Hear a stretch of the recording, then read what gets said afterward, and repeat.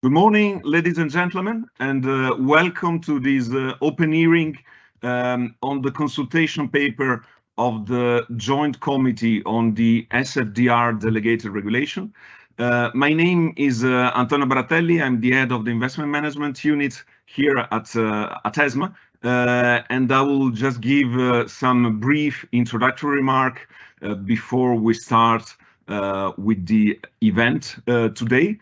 So I would like, first of all, to thank all of you who join us today. We have above 1,200 registered participants for the event, which shows the great interest that there is on this topic, on sustainability-related topics, and on the work being done jointly by the three European Supervisory Authorities in this area. So as you may know, last year we received a mandate from the European Commission to review the regulatory technical standards that were adopted last year to broaden the disclosure framework and address some of the issues that have emerged since the SFDR was agreed. And so we prepared this consultation paper, which was published last July, and which covers a number of aspects, in particular in relation to sustainability indicators, in relation to principal adverse impacts, and also proposing a number of amendments to the pre-contractual and periodic documents for financial products. So the consultation paper was published last April, and the consultation will go on until July. The aim of today's session is to gather feedback from you, from stakeholders on these proposals. We have organized the day through three main sessions. So there will be first an overview of the consultation paper, and then we will move on with the first session on principal adverse impact indicators and principal adverse impact framework. Then in the afternoon, there will be two further sessions. On the first one on simplification of the template and multiple option product changes, and the third one on DNSH changes and greenhouse gas emissions reduction target disclosure. So covering the main aspects of the consultation paper. So now, before we move into the substance, just a few practical aspects that I wanted to flag. So the first one is something that those who attended our past hearing should be already aware of, but still, this is a live event, and you have the opportunity to send us questions through the chat. We receive and read all the questions, and then the colleagues throughout the day will try to answer many of them. Given the number of participants and the number of questions that we usually receive, it won't be possible to give a reply to all of them during this hearing, but be assured that all the comments and questions will be recorded, and we will carefully consider them after today's event. You won't be able to take the floor and intervene, so the only channel to communicate will be the chat function. Preferably, please raise comments and questions that are related to the specific session. So hold on before asking a question or a comment on a specific topic up until you get to the relevant session. But of course, you are free to raise your comments whenever you want in the chat session. Still, on the practicality, I just wanted to specify that the session will be recorded, and we'll make available the recording of these events on our websites, the website of the three ESAs. And with that, I think we are ready to start with the first overview of the consultation paper. And for that, I will give the floor to Pedro Duarte Neves from the Bank of Portugal. Pedro is the chair of the Joint Committee Subcommittee on Consumer Protection and Financial Innovation, which is the body who was in the driving seat in developing the consultation paper, and also will take on for the post-consultation finalization of the technical standards. So without further ado, thank you very much. And Pedro, the floor is yours. Yeah, thank you very much, Antonio, and good morning to everyone. And thanks very much for attending this meeting. We are very much looking forward for having your comments, suggestions, remarks, all of that. It is really, for me, a privilege to briefly overview this joint ESAs consultation paper on the Sustainable Finance Disclosure Regulation.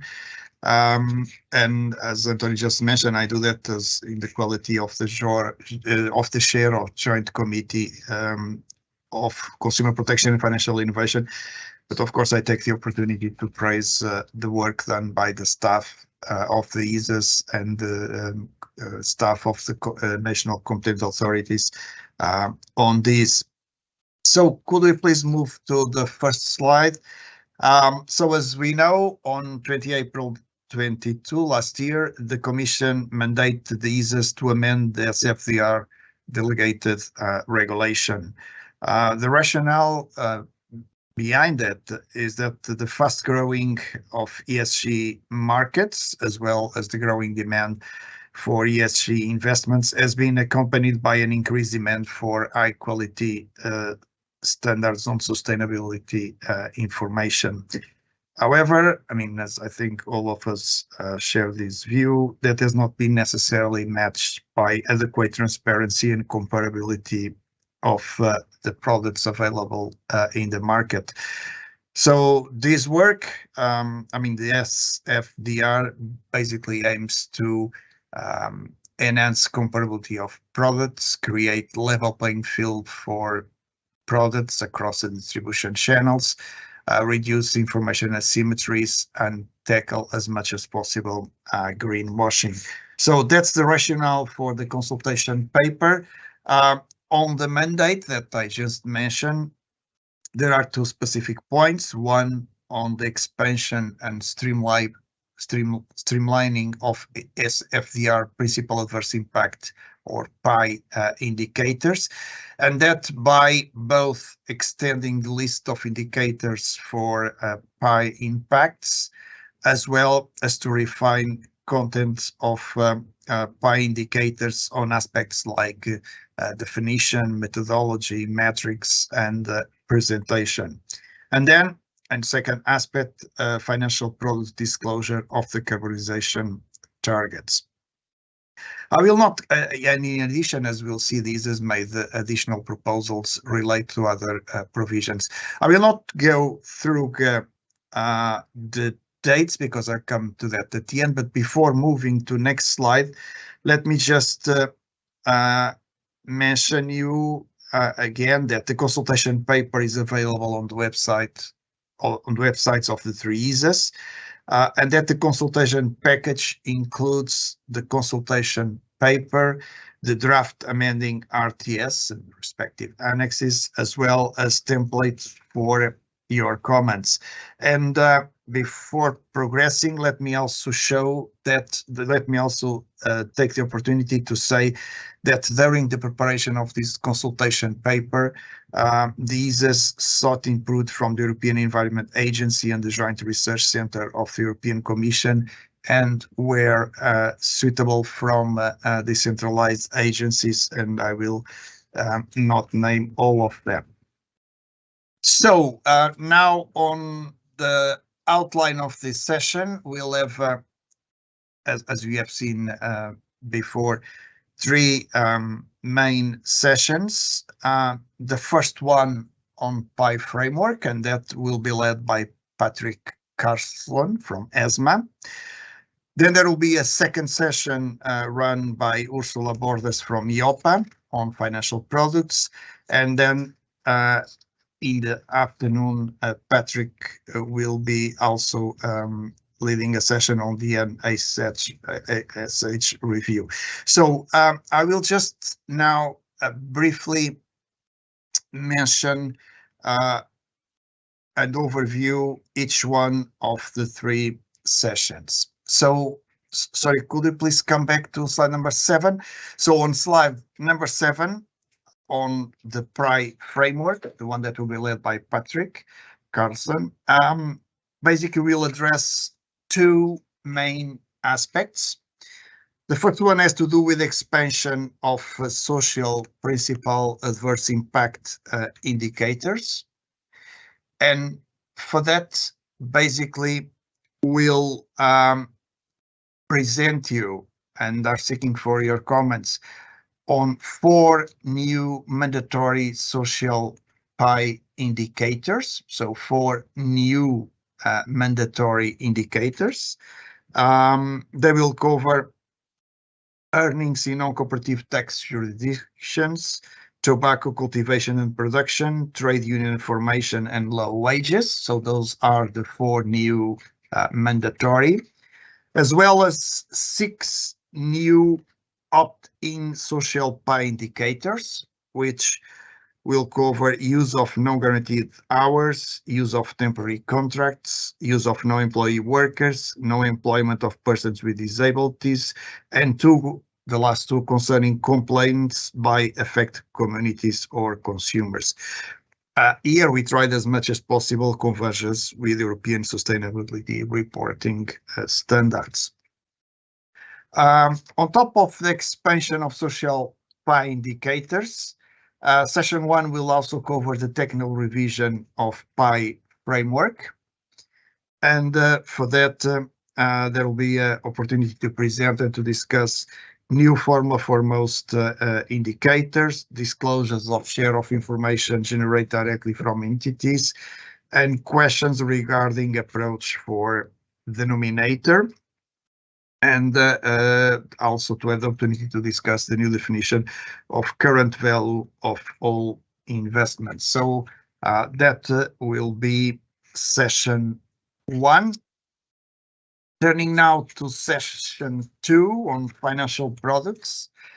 The title also covers templates and disclosures on products with underlying investment options. Here, basically, we'll address 2 main aspects: the simplification of financial product templates, and with that we'll present a dashboard approach with key information replacing the current tick box, and we tried as much as possible to develop or to use a simplified language, trying to replace as much as possible complex terms.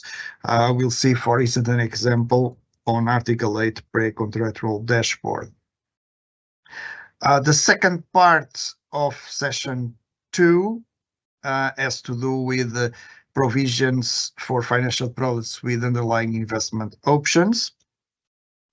And here we'll present you and seek your views on aspects like the new website disclosure regime, list of options and summary information. That will be also covering investment options that are not financial products, and as well periodic disclosure cross-referencing now allowed. Previously that was only pre-contractual. So that will be say the objective of Session 2, and now we'll move to Session 3 and the final one. So as I mentioned, Session 2 will be led by Ursula Bordas from EIOPA. Session 3 will be led by Patrick Carlson from ESMA. And on this last session, we'll cover 2 aspects: the DNSH review, and on that we'll seek an enhanced disclosure of the DNSH for sustainable investments. But here we'll like to have your views, as there is specific question on 3 possible alternatives, which are the status quo, the optional safe harbor for environmental DNSH disclosures, or longer-term considerations regarding viability of 2 DNSH concepts. So here, as in the rest of public consultation, we really want to have your views on this. The second part of Session 3 deals with the GHG emissions reduction target disclosures. And we'll see that at 3 levels, pre-contractual and periodic template dashboards, pre-contractual and periodic templates, and website disclosures with a significant detail. And here we'll see examples of dashboard disclosure and templates disclosure, so we have the opportunity to see that during this event. Turning now to the very final slide on next steps. So basically, I would like to mention the following. 12th of April, the public joint consultation paper was released. Today is the public hearing. Consultation ends on 4th July this year, of course. And I mean, your comments will be very helpful. And here I take the opportunity just to remember the usual aspects that we like to, or now we would like those comments to be covered. Please indicate specific comment to which your comment relates. Please explain the rationale of the comment in a way that is as clear as possible. Bring evidence to support the views expressed. That is very important. And describe explaining the rationale of any regulatory choices alternative that ESAs should consider. Of course, there is a period of discussion to obtain the final report, which is estimated to be delivered to the Commission by the end of October. Just to mention, that is important, that in parallel, ESAs will be conducting specific consumer testing exercise of financial product templates in some member states. The consumer testing will form an important piece of feedback from the ESAs in considering changes or adaptations to the final documentation. That's really the overview that I wanted to do. Thank you very much for your attention, and you'll have the opportunity to address questions on the general framework and on any other aspect to ESA's colleagues. I mentioned them already, Patrick and Ursula, during the dedicated session. So with that, and having in mind that I, Antonio, managed to save 9 minutes, which will be very useful for you having more time for your questions. I hand it over to Patrick to launch session 1. Thank you very much, and Patrick, the floor is yours.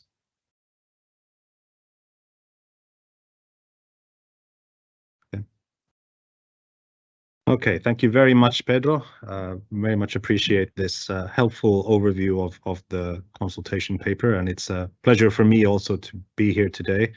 It's now the 3rd one that we have done of these public hearings on our consultation papers for the SFDR Delegated Regulation, the SFDR RTSs. So we are hopefully getting a little bit better at this. You're always very good at posing important questions to us, which this is a good opportunity for us to answer and provide clarity and feedback. The idea is obviously that we not only understand your concerns and questions, or particularly where you need clarification, but that we also help you calibrate your responses to the consultation paper to target as many of the key areas as you want, and to make the most impactful responses that we can then consider during the next stage, the final report stage. So we now have about 2 hours ahead of us on the PAI framework. We've learned, I speak on behalf of myself and Ursula and all the other ESA colleagues who work on this and the previous public hearings, that there are always far more questions on the PAI framework and indicators than there are other topics that we've devoted a specifically long time for this area today. and hopefully we will be able to respond to as many questions as possible. I've seen some good ones already. So just as a reminder for everyone how it works, it's that you obviously can only see the question you post to yourself, the questions that you posed.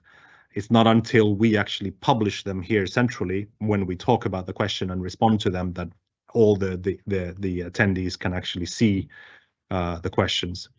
But as Antonio very correctly pointed out at the beginning, we of course record all the questions. We take note of all the concerns and areas that you want to discuss and raise with us. And indeed, in the past, we have sometimes used your questions here in the hearings to develop Q&As later on. So fear not, we certainly take close note of all the things that you ask. So even though I'm extremely eager to start answering questions already, I do want to take the time here to present a little bit the actual framework. I realize that some people may not actually join the hearing until 10 a.m. because they are so keen on the PAI framework and indicators, but I think Pedro indeed has been efficient and given you a very helpful overview in a decent amount of time. So I think we can start with the presentation already. So if we go to the first slide then. So as indeed mentioned, one of the key parts of the mandate from the Commission to us was to expand the social part of the PAI framework, was to expand the social indicators for principal adverse impact. And indeed, the second part was streamlining the framework, which we'll certainly get to in greater detail later. But if we start with the PAI framework and the social indicators, here we have conducted a relatively thorough investigation into how to define social adverse impacts, and in particular principal adverse impacts. As a reminder to everyone who may not be familiar with this, but the SFDR Delegated Regulation distinguishes between adverse impacts and principal adverse impacts, while specifically about the indicators for adverse impacts and indicators for principal adverse impacts. Put it simply, basically, where the ESAs have considered that an adverse impact is principal, those indicators are always so-called mandatory. There are 18 in the current delegated regulation, and the expectation is that, well, not just expectation, the obligation now that it's law in level 2, is that these indicators are always disclosed by financial market participants making the entity level disclosures under Article 4, Chapter 2 and Annex 1 of the delegated regulation. So what have we done here on social indicators? We've conferred with our colleagues at EFRAG, who were working on the ESRS during our consideration of potential new indicators, and we developed these indeed in close consultation with them and in consideration of how this should be done in a way that captures the social impacts of investments a bit more comprehensively than in the original delegated regulation.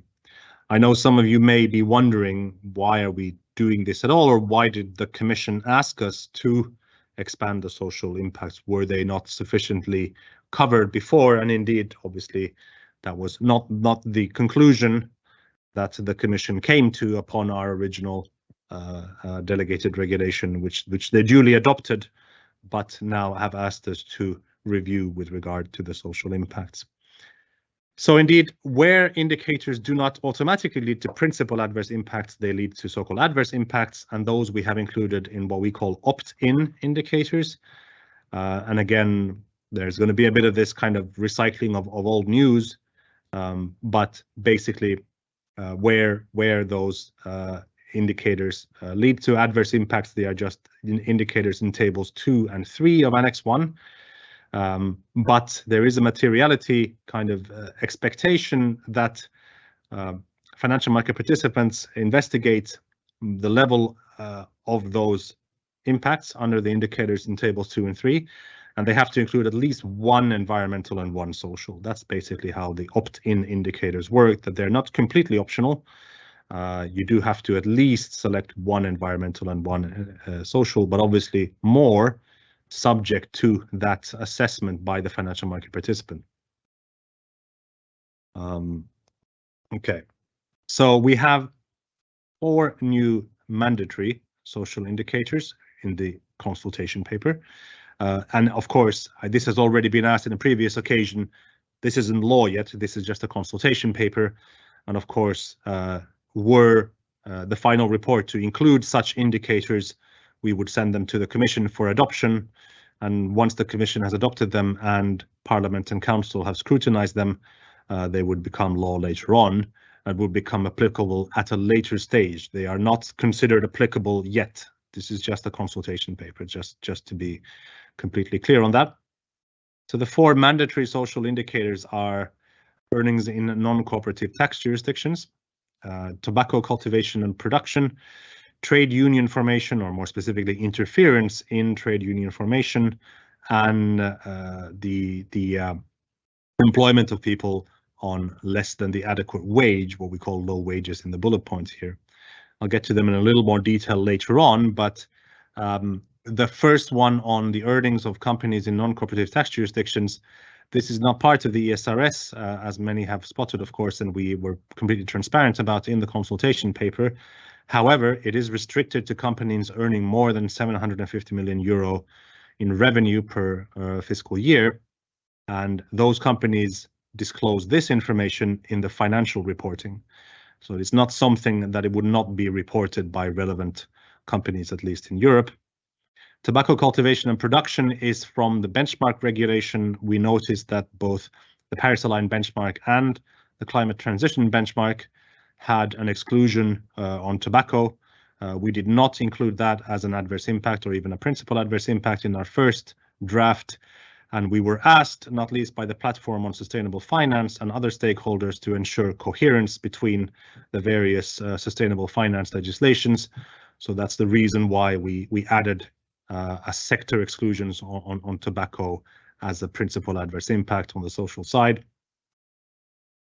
Trade union formation, interference in trade union formation, and the employment of people on below adequate wages are to some extent in the ESRS at least. Then on the opt-in side, we have 6 new indicators.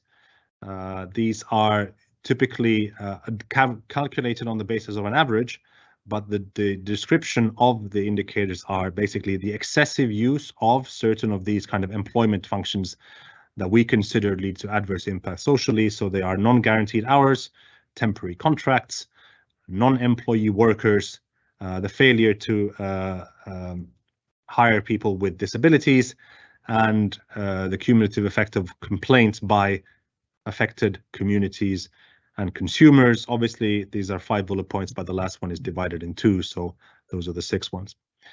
The next slide indeed shows the new indicators, the mandatory ones in table 1. So table 1, of course, as everyone remembers, are the indicators that need to always be disclosed. And here you can see the description and the indicators themselves. Okay, next slide. So moving on to the technical revision of the framework.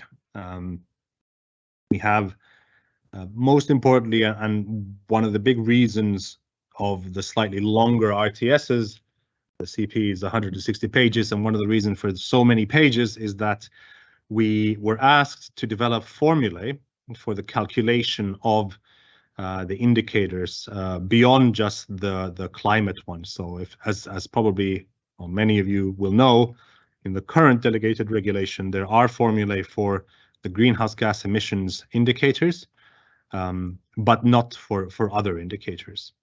And we were asked if we could provide that for others, and we have duly delivered in this consultation paper. Obviously, stakeholders preparing the disclosures might even find this useful in the current rules, because they might see what the formula could look like for even the current indicators.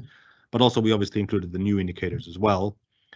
Please do look at the formulae carefully, and if you find problems or discrepancies, then we are very pleased to have feedback about that in the next stage. We have included a definition of all investments. So we actually developed a Q&A as the ESAs. It's in the now consolidated Q&A document with a kind of list of particular types of investments that should always be included in the concept of all investments. So we translated that Q&A into legal text as a definition at the beginning of Annex 1. So just again, as a reminder, the way Annex 1 works is that it has a list of definitions and then formulae before the actual tables with the indicators. And those definitions and formulae apply to the tables. That's important to remember. And in that, we've now included a definition about all investments with what we consider to be all investments indeed for the different types of financial market participants that are covered by the scope of SFDR. We've made minor changes to the formulation and the metrics, sometimes on the basis of feedback from the ESRS, where we noticed that some concepts were a bit clearer, specifically when they referred back to our indicators. So we've learned from that and taken on board some of their suggestions. We also noticed that having provided the formulae, the old metric column, the one I showed you in the previous slide, is no longer actually a metric. It's more of a description. So we have changed the title of the column to description, whereas the actual metric, in other words, how to calculate the indicator, is now in the formula for the specific indicator. Another thing we have suggested here is that financial market participants, when they make the disclosure, should disclose where they receive the information for the indicator. So either directly from the investee entities or through other means, either third-party data, estimates, proxies, or even reasonable assumptions. That should now be disclosed. This was also another consequence of some of the Q&As we adopted back in November. At the time, we said it would be best practice to do that. So I hope some of you preparing your June statements now would include that already, just as best practice. But in this CP, we are proposing to make it obligatory to show the breakdown of the information. Then we ask a very important question, a pretty fundamental question actually, to the calculation of the impacts under the various indicators. How should the denominator be calculated? Currently, the way the delegated regulation works, it should include all investments of the financial market participants. That obviously has a particular consequence for the impacts under the various indicators.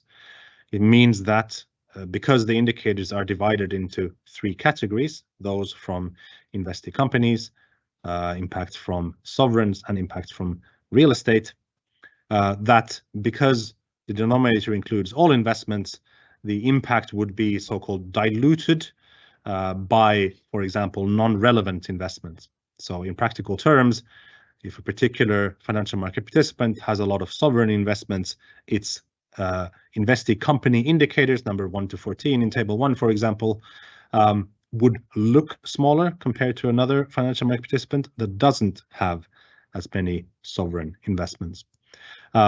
So that's the current way that we had interpreted the level 1 text, which didn't seem to differentiate between different types of investments. But we recognize that this could indeed lead to potentially strange outcomes where the impacts would not look entirely comparable either, because different levels of investments exist between different financial market participants. So we are asking a question here to you, to stakeholders, about whether the calculation of the denominator should be for so-called applicable investments. So in other words, the denominator for an investee company indicators, number 1 to 14, would only be other investments in investee companies, not, for example, sovereign investments or real estate investments. That also has pros and cons. We've set out some of the pros and cons in the consultation paper, and we certainly hope for feedback from you on this.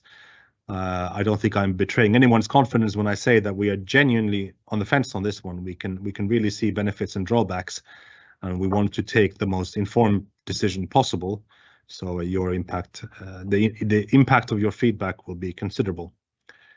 We have also proposed that the value chain of investee companies should be included where those investee companies included under the ESRS.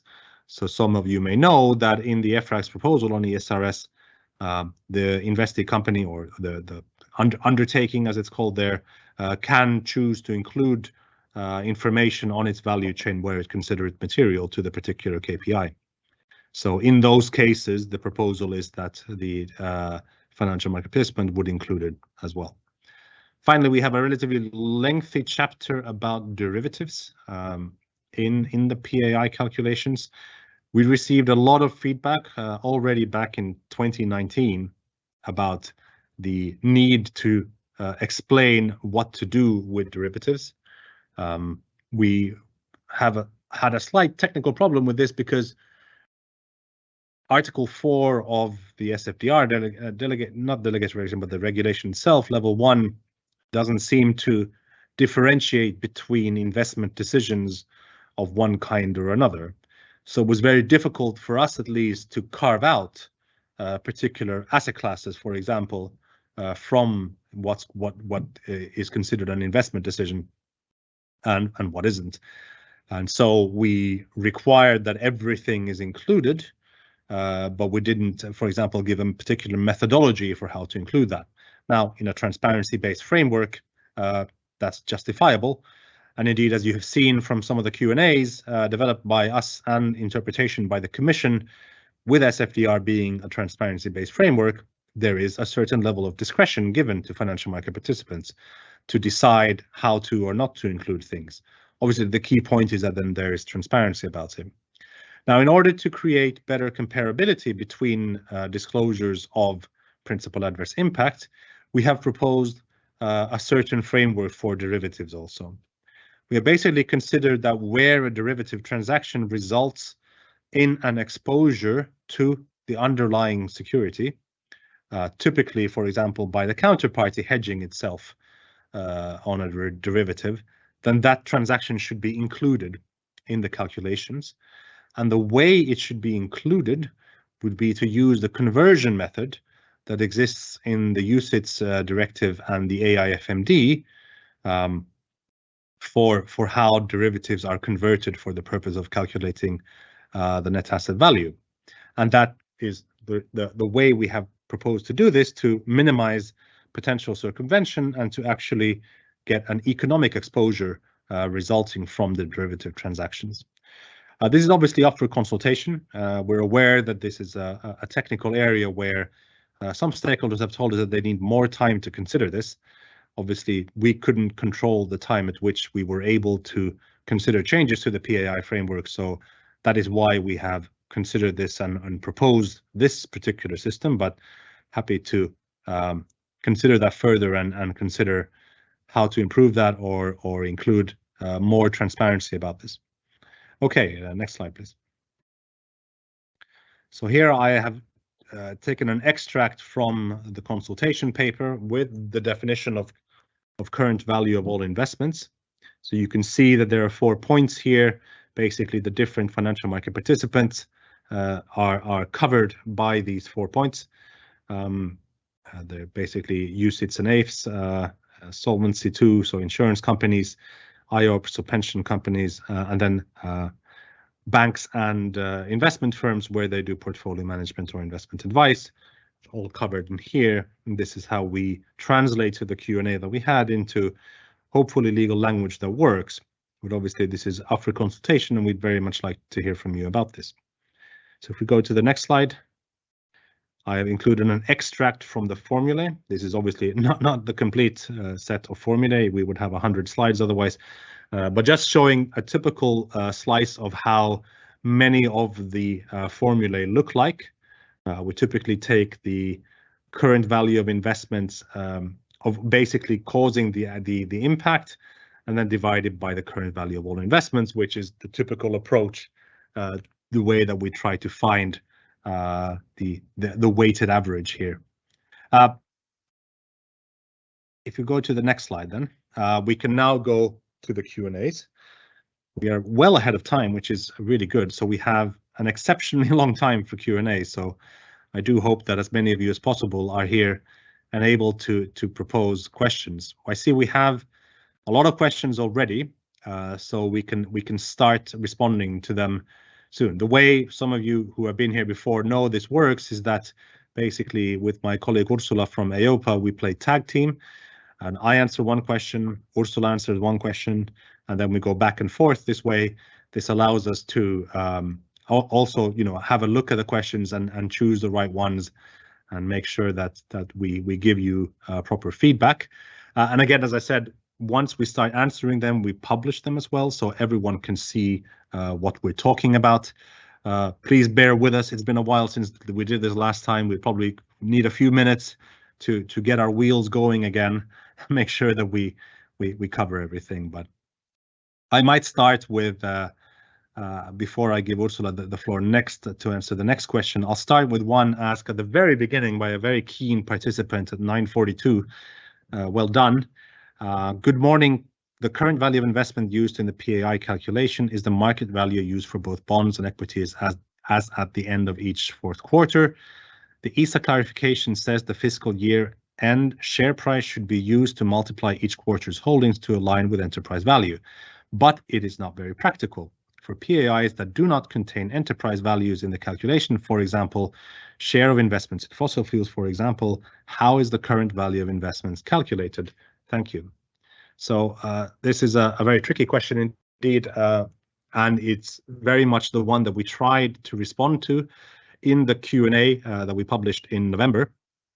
We there essentially presented a way in which you could take the calculations throughout a reference period and take the data that you have. To put it in relatively, I won't need to repeat the Q&A for you. I'll try to respond to your kind of supplementary questions there. But the basic principle is this, is that we presented a slightly simplified way of doing this, that the only kind of information when you look back at the reference period that you change is your holdings at each calculation point. So, as you know, the minimum is 4 at the end of each quarter, but you can do more. Of course, you're allowed to do more. But if you take those 4 end of quarter calculations, the only thing that changes at the point that you prepare your statement is the quarterly holdings, basically, your investments. Everything else you use the most recent data for. Now, obviously, that does create a potential for slight errors. For example, the enterprise value of the company was perhaps different at the time of the quarter when the calculation was made and at the point at which you prepare the statement. But in order to simplify the process for stakeholders, we felt that it is allowable and perfectly possible that at the point at which you create the calculation, so let's say May of this year, a couple of weeks ago, you did your calculations for your annual statement that you're going to publish before the 30th of June.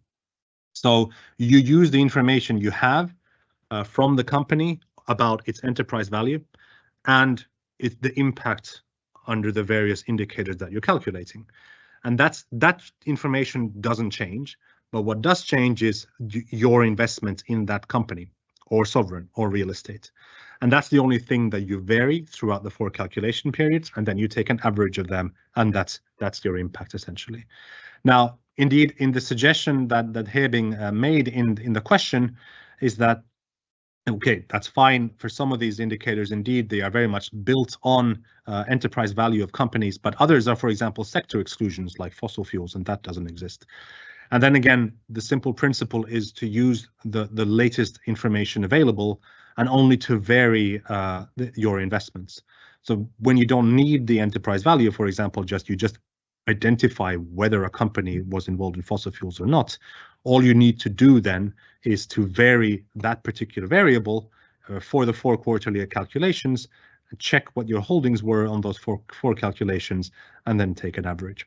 Now that may sound simple, but I know that it isn't, and that's why we have a relatively technical question in the CP itself, where you are invited to provide more information and feedback on this. For example, I can reveal that I've heard that, in fact, it's not practical to do this. Some would prefer to use the accurate, for example, enterprise value at the time of the calculation rather than at the time of the preparation. I think it's perfectly allowable as well. You don't have to use the Q&A method. That's a recommendation. You can be more accurate and be more prescriptive. Obviously, it would be helpful if in the various fields that are provided in Annex 1 in the template, basically in Table 1 of Annex 1, you then also explain your methodology so that it's clear to the reader how you have prepared them. But obviously, we thought that the Q&A would provide a more simplified approach to how to calculate those. And then just, I will hand over the floor to Ursula in a second, but just as a reminder, indeed, that you're allowed to ask questions about the current rules, and I started one with the current rules. But obviously, we'd really like to hear questions about the CP, obviously. And I know that there are many waiting for us, and we will get to them in a second. But you are also perfectly allowed to ask questions about how to do the current disclosures, for example, and what to do about them. Don't hesitate. Everything will be recorded. We might select more questions about the current CP rather than the existing ones, but that's simply because we want to give you help also in preparing your consultation responses. So with that, I'm going to hand over to Ursula for the next question. Good morning, everyone. It has been indeed already some time since the last public hearing. It's great to again have this opportunity to answer your questions. As Patrick said, it's always very useful also for us to see issues that you find relevant, and it will help us finalizing the consultation or the draft RTS.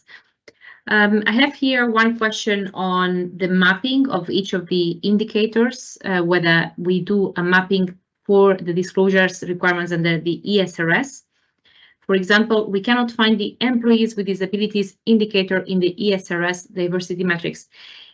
Yes, we have definitely already included a mapping to the draft ESRS as proposed by EFRAG. Of course, we are now waiting for the Commission to publish for consultation the Delegated Act on the ESRS, and therefore the numbers might change. At the moment, this one on the diversity metrics, so the specific one on disability indicator, is the disclosure requirement S112, covered by the draft ESRS as developed by EFRAG, as published in November 2022. As said, we expect the Commission to publish the ESRS, the draft still for consultation, possibly in June, in the June package, and therefore the numbering might change if that's the case. And of course, we will adapt this accordingly. And yes, very important to give this mapping because these data points that come from the ESRS should be easy to identify from the standards.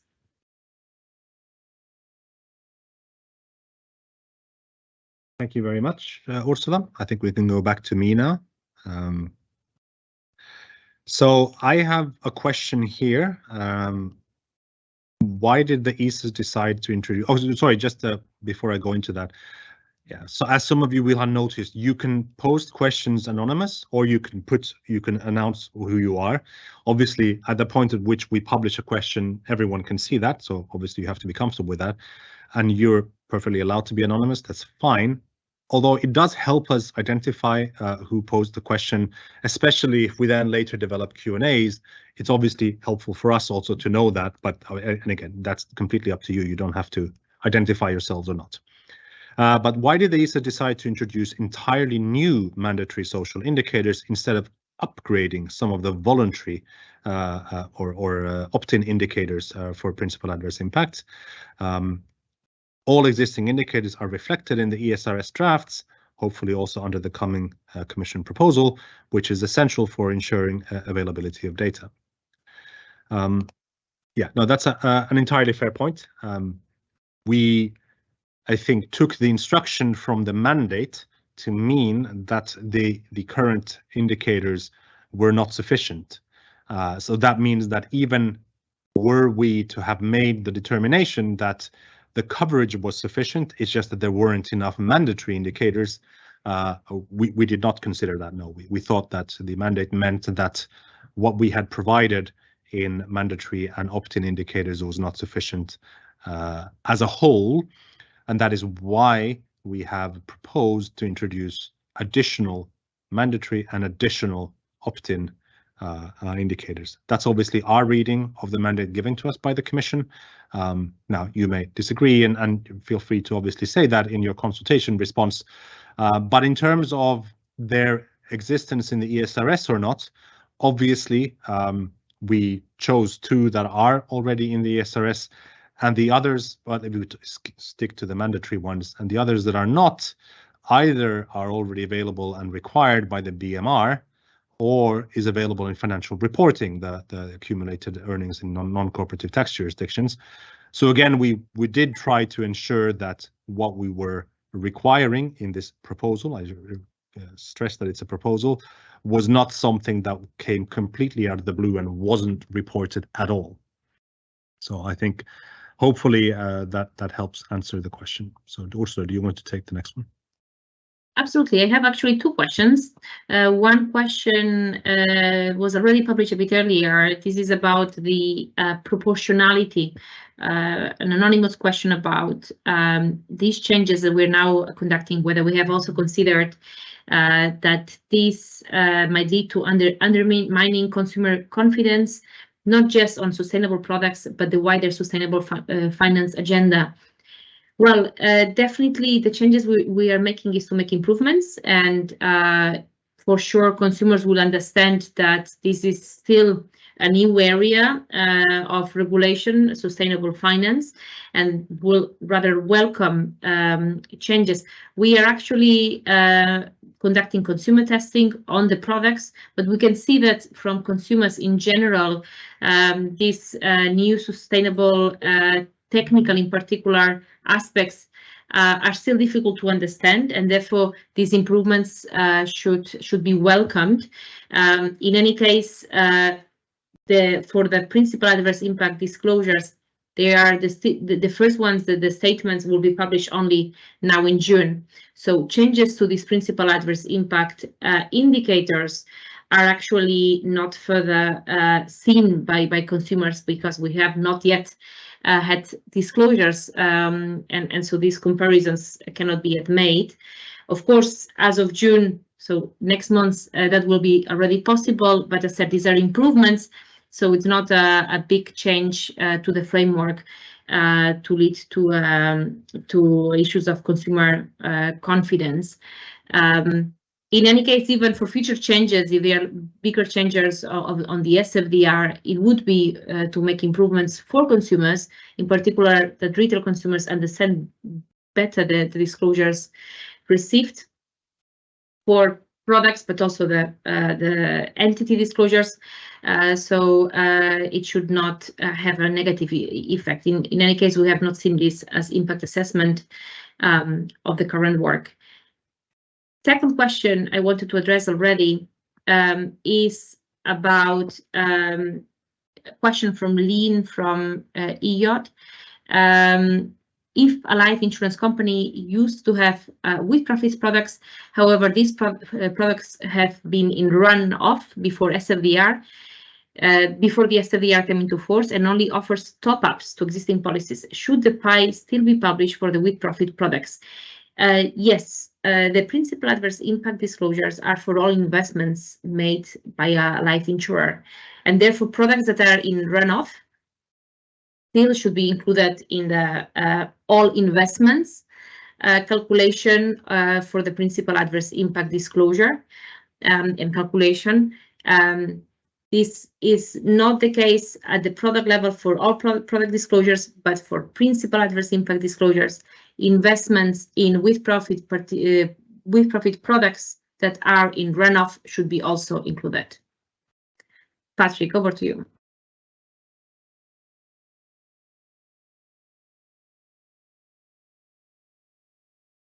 Thank you very much, Ursula. We're getting used to it again, and Ursula took two at the same time. That's really good. Very efficient. We're getting better at this. And we also realized that there's a small delay when we switch the live feed from one to another, so we need to give our producer a bit of warning, Ursula. that we're switching from one to another. But we're definitely making a lot of progress, and great to see so many questions. And of course, intimidating too, because we will never get through all of them. We will try. We'll try to get through many of them. So there are a bunch of questions here which really reflect the questions about the current rules. And again, very happy to clarify these things, obviously, especially as some of you may be in the final stages of preparing your PAI statements. But we do have an hour and a half still, so I will get to some of the later comments. But there's one pretty general question here about, are there any important changes relevant to financial advisors? No, we didn't include any specific changes to the financial advisor sections of the delegated regulation. No, that wasn't part of our mandate, and we didn't include that as part of our consultation paper.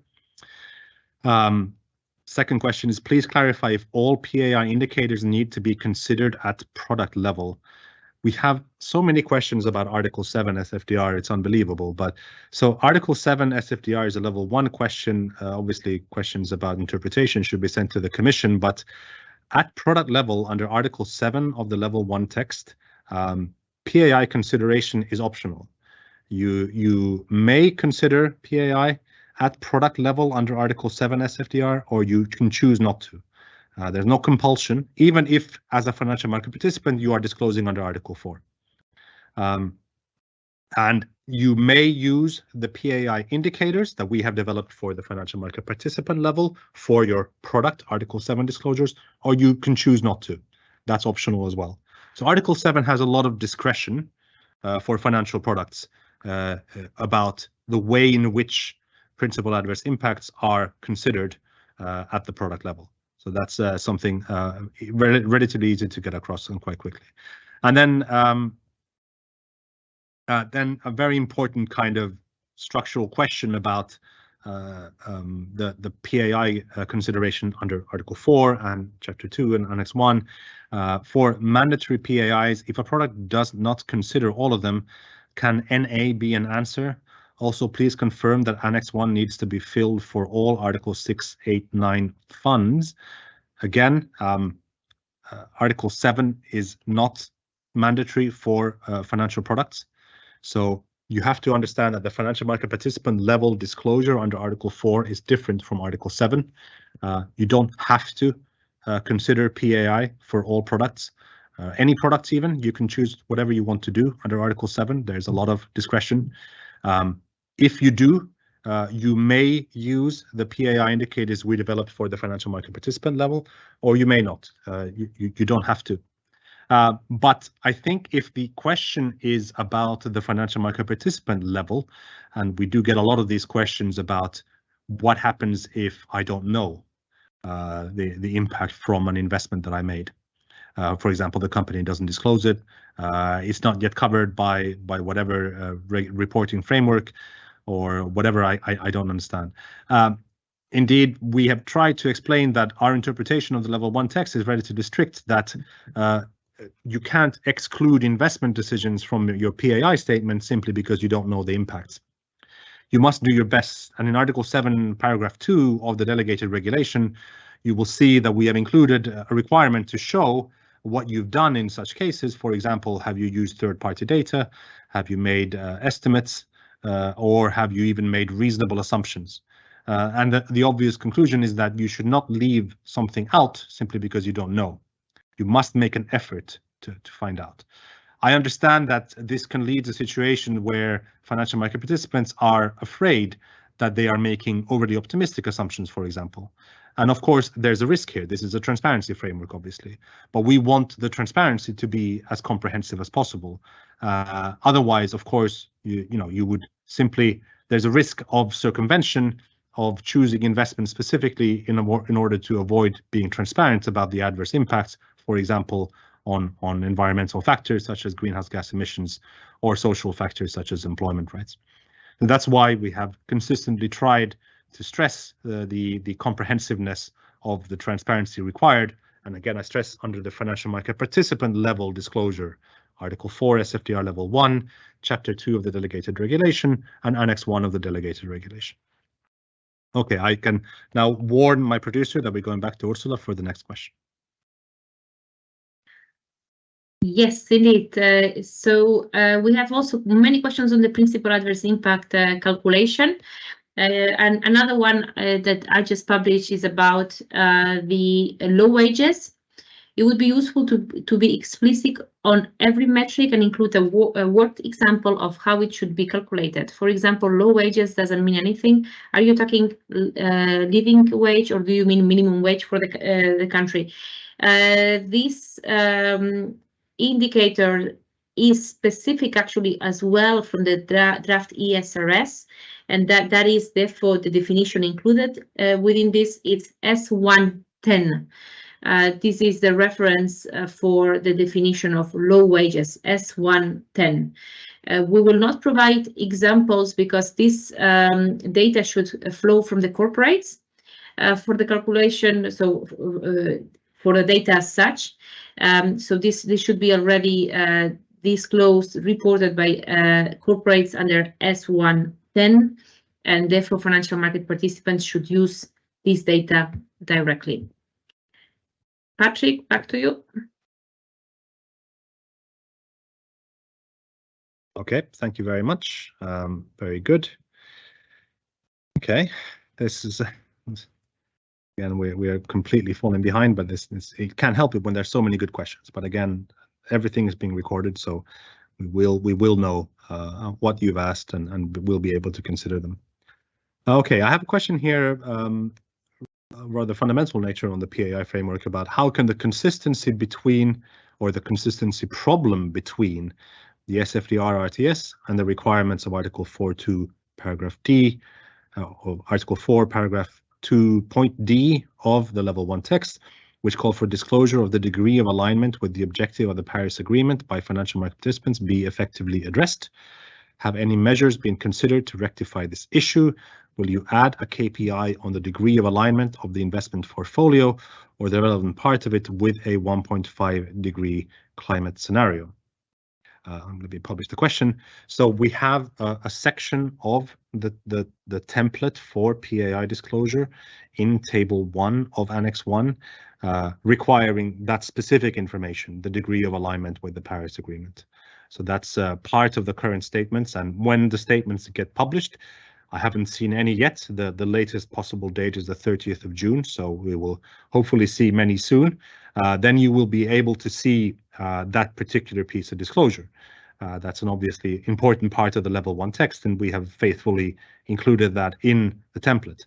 Now, obviously, that's not an indicator of adverse impact as such, so it's not one of the 64 indicators for principal adverse impact. It's additional disclosure required under a separate field in the template in Table 1.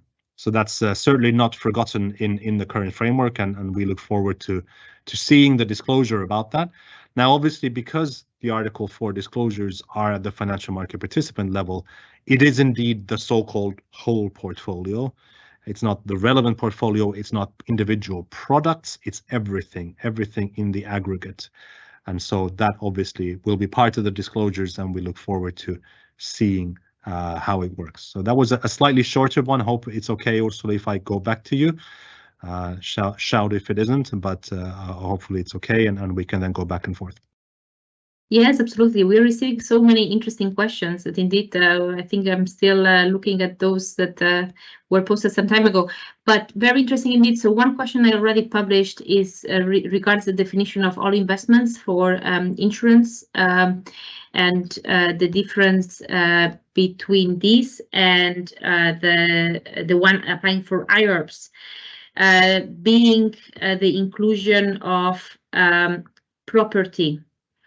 Indeed, under Solvency II, the current value of all investments, so it's item R0080, does not include property. And for IRPs, we actually have different rules in place. One is the reporting under the European Central Bank, where this is also missing.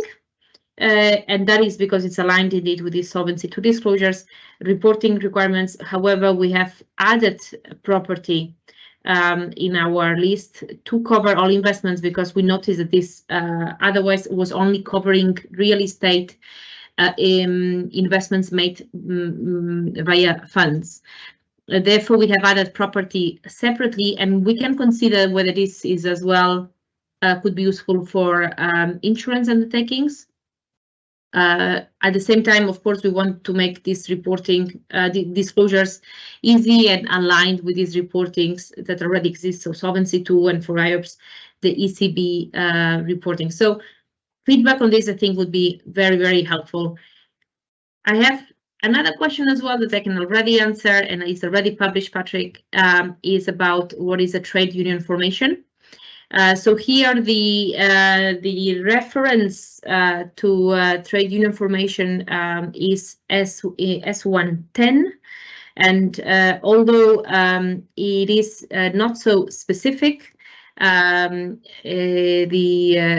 indication under the ESRS does not really define the term, but it does define workers' representatives, which includes trade unions. So this is we can make these further adjustments to the text, but that was meant to cover these worker representatives, which are therefore trade union representatives, and that would be the link for definition of trade union. We have this standard is actually referring to the reference that we have in the CP on to the ESRS S1 as set, so S110. Nonetheless, this under ESRS is an example of a policy that could be disclosed. So the non-interference in trade union formation is an example. So just to note as well that this is not a mandatory ESRS disclosure, and therefore, perhaps for this reason, it's not fully defined the trade union underneath, but we will make sure that, yeah, we can clarify this in the final draft RTS.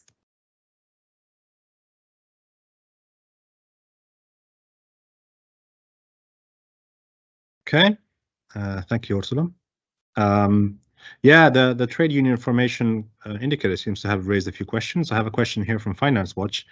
ESMA proposes to, well, the ESAs, not just ESMA, proposes to include the social PAI indicator on interference with the formation of trade unions or election of worker representatives. However, could we not consider it as already covered by the OECD guidelines for multinational enterprises? Would it not create redundancy amongst the PAIs? Yeah, no, that's a fair question, and indeed something we considered. Frankly, however, part of the reason that we were asked to provide more social indicators was that the OECD M&E guidelines were not considered granular enough to identify specific principal adverse impacts. It's it's either or. Either you're in violation of the guidelines or you're not, and that wasn't considered sufficiently granular to identify principal adverse impacts on social factors. There's a lot of very individual social factors that we felt the need to also cover. We were asked to cover by the European Commission in the mandate, and that's essentially the reason for this. This brings me to another question, which was, what was the main motivation, empirical evidence to propose new mandatory / opt-in social PAI indicators at this stage? Yeah, no, indeed, because we were asked to do that by the Commission primarily. I understand that the European Parliament had indicated to the Commission in particular that they wish to see more social adverse impacts covered by the SFDR framework. So I think that may explain the political background to why the mandate asked us to do this. Obviously, we are a very faithful agency to the European Commission, so when they ask us to do something, we tend to do it. That was the main motivation behind it. Empirical evidence, indeed, as I tried to explain, we try to scan the ESRS for clues about additional social indicators, and many of them are therefore taken directly from KPIs provided by the ESRS, so the company reporting basically.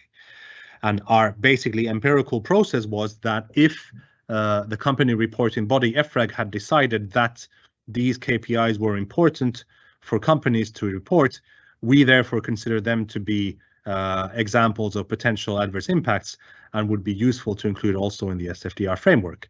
That was the key empirical process with which we approached this issue. And then on perhaps the one outlier, which is really this accumulated earnings in non-cooperative tax jurisdictions, we felt that there should be an expression of the adverse impact on tax compliance. As you know, we have one for sovereigns as an opt-in indicator currently in Table 3 of the Delegated Regulation. We do not consider this to be sufficient to capture the adverse impacts resulting from bad tax compliance, essentially. And that's why we developed this company-specific indicator on tax compliance, and we derive that from financial reporting, which already requires showing earnings from non-cooperative tax jurisdictions. That was our empirical process there. Okay, I'm going to hand back to Ursula now for more questions from her side.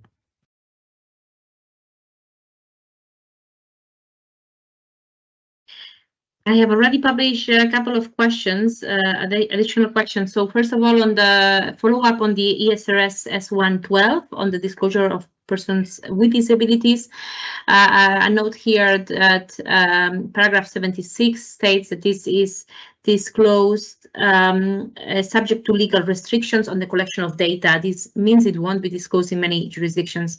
Is it sensible to offer an indicator that may not be legally disclosed in some jurisdictions, even of the EU? Yes, there is this legal restriction that may apply in some countries. Nonetheless, this is a very important social indicator, and therefore we have decided to include that in the list. And we hope that this is not actually the restriction, from what I understand, is not covering most of the EU. So it's rather a minor issue. It should not lead to big underreporting in larger areas of the EU. So important issue, and should be still seen as one of the key social aspects we should cover in these due diligence statements. Second question as well on already published on the disclosure of share of information generated directly from entities. What about Bloomberg data? Is it raw data? Does it come from an issuer or a provider? I think here, Patrick, we treat Bloomberg as a third-party provider, right? So data from such providers as Bloomberg, Reuters, and other providers of data are not raw data to be treated. Correct me, Patrick, if that's not the case, but I think that this is how we have already interpreted as well from the beginning when drafting the delegated regulation.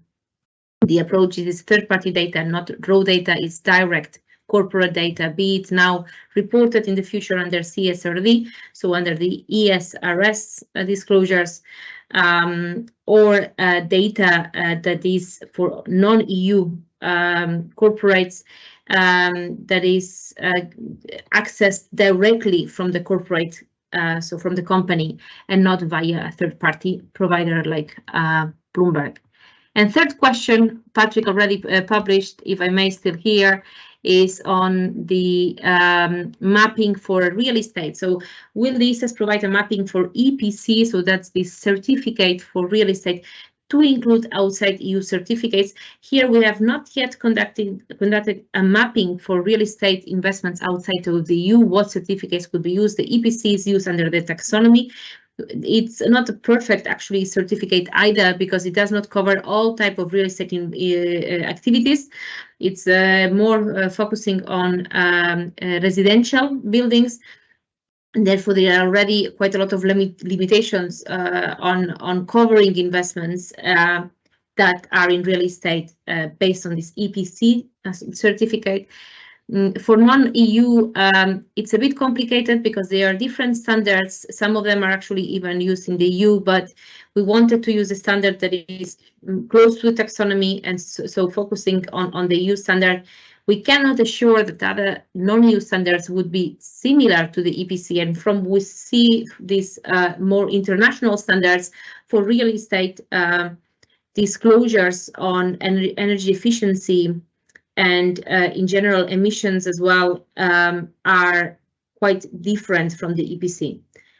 Having said that, any suggestions on this are very much welcome now during the consultation, so please do provide comments about this and any recommendations for certificates outside of the EU, and also with indications on how aligned they are with the EPC or comparable. Okay, thank you very much, Ursula. I'll take over once we've switched the camera. Very good.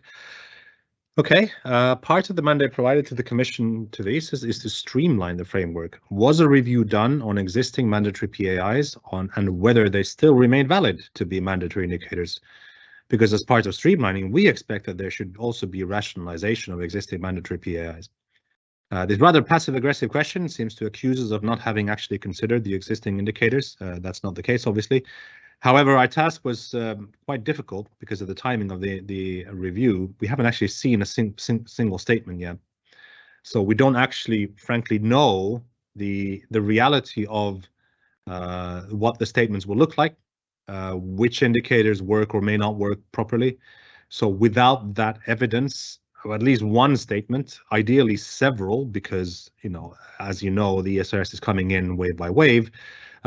Without at least several statements of the kind of evolving picture of the adverse impact disclosures, it's much harder for us to make empirical decisions about which indicators are useful and which are not.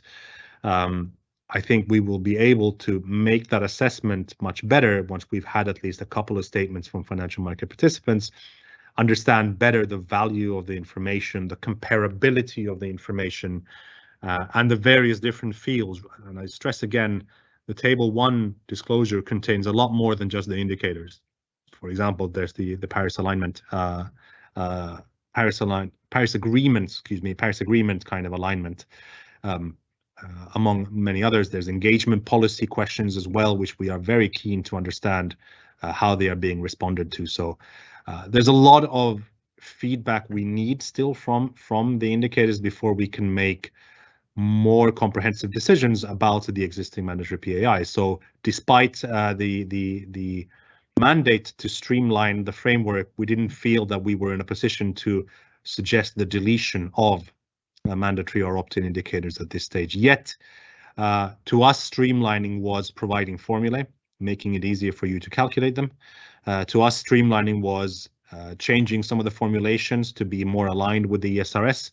So basically tinkering with the text and the formulations and the wording to make sure they are easier to use rather than making more fundamental decisions about what to include or not.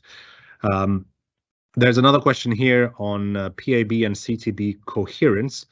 For some, for example, fossil fuels, the threshold level doesn't line up with the PAB and CTB. So PAI says any exposure to fossil fuels, whereas PAB allows small amounts of exposure. Is there any emphasis to align further across the two? Yeah, no, we obviously considered that. We from the very beginning, from the first proposal of RTS, had noted the choice made by the Commission on PAB and CTB exclusions. And this basically, for those who don't know, the exclusion criteria for PABs, CTBs don't have them obviously, but for PABs and fossil fuels are revenue based. So any company deriving more than a certain percentage of revenue from fossil fuel activities should be excluded.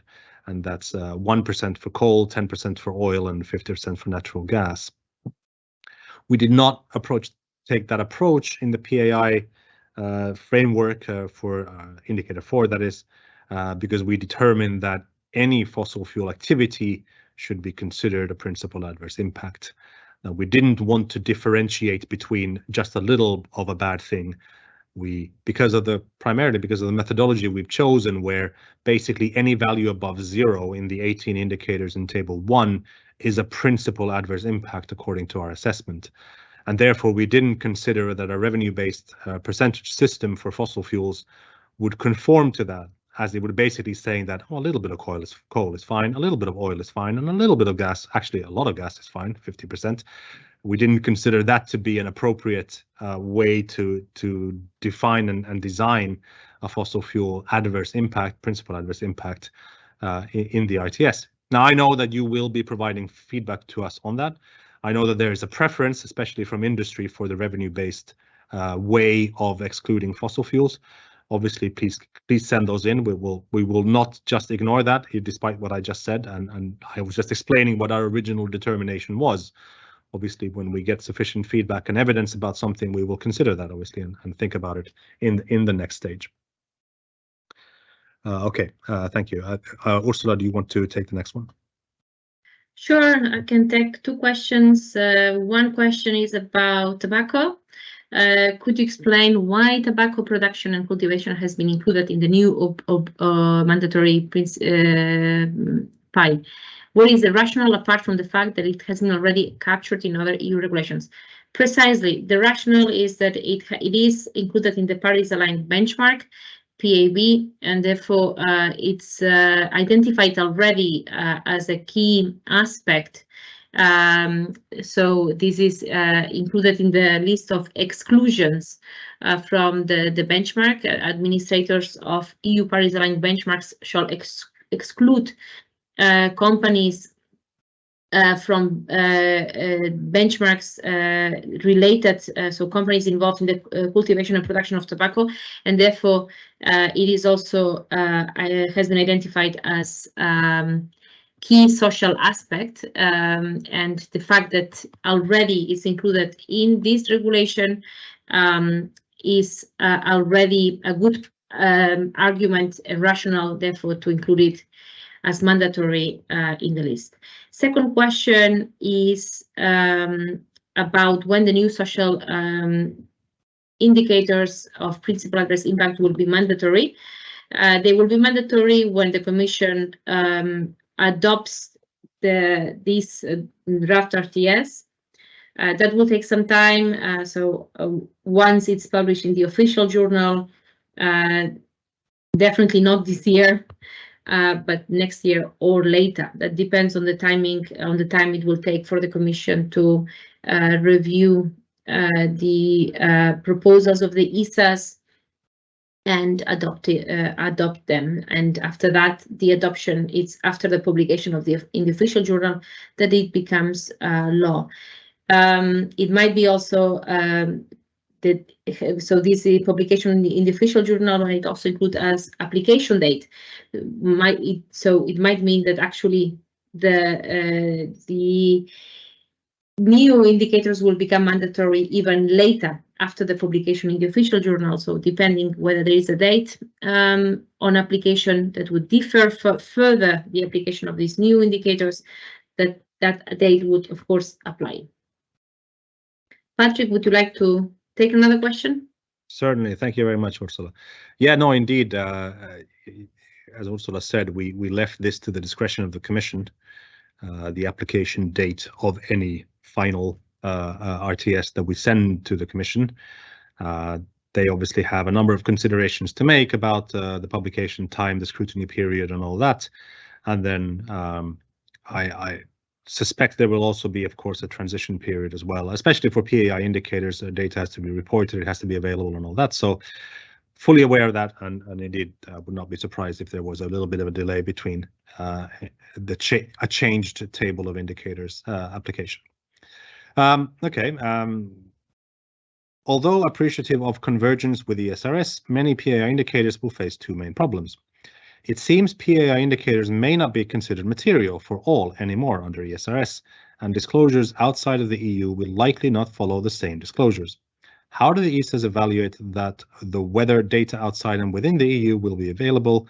It is highly undesirable to make PAI indicators mandatory when corporate disclosures are voluntary. Well, yeah, I mean, the availability of data is obviously important, but let me pose a question to you. Does an adverse impact happen if the company doesn't disclose it?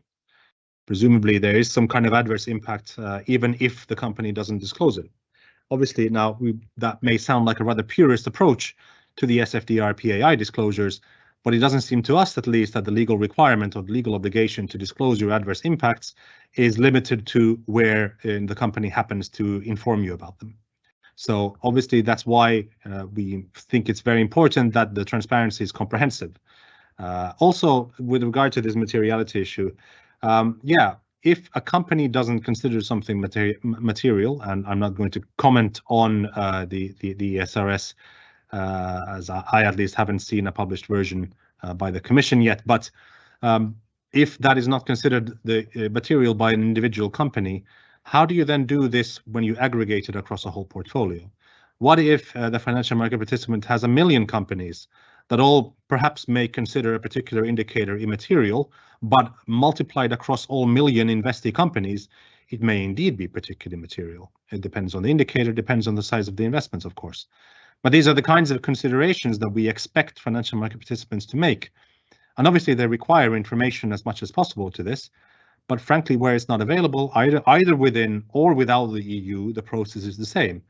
It's defined in Article 7, paragraph 2, that you have to, either get data directly or indirectly from the company, or use third-party information, make estimates, or even reasonable assumptions.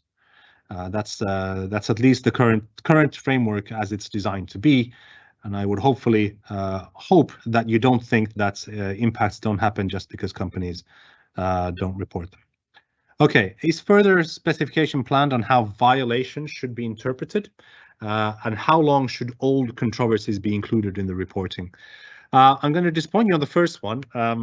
Yeah, the concept of violation, we provided a little bit of guidance in the Q&As. You can obviously read that for help, but it's not particularly definitive. There is a bit of discretion there. Use it cautiously, obviously.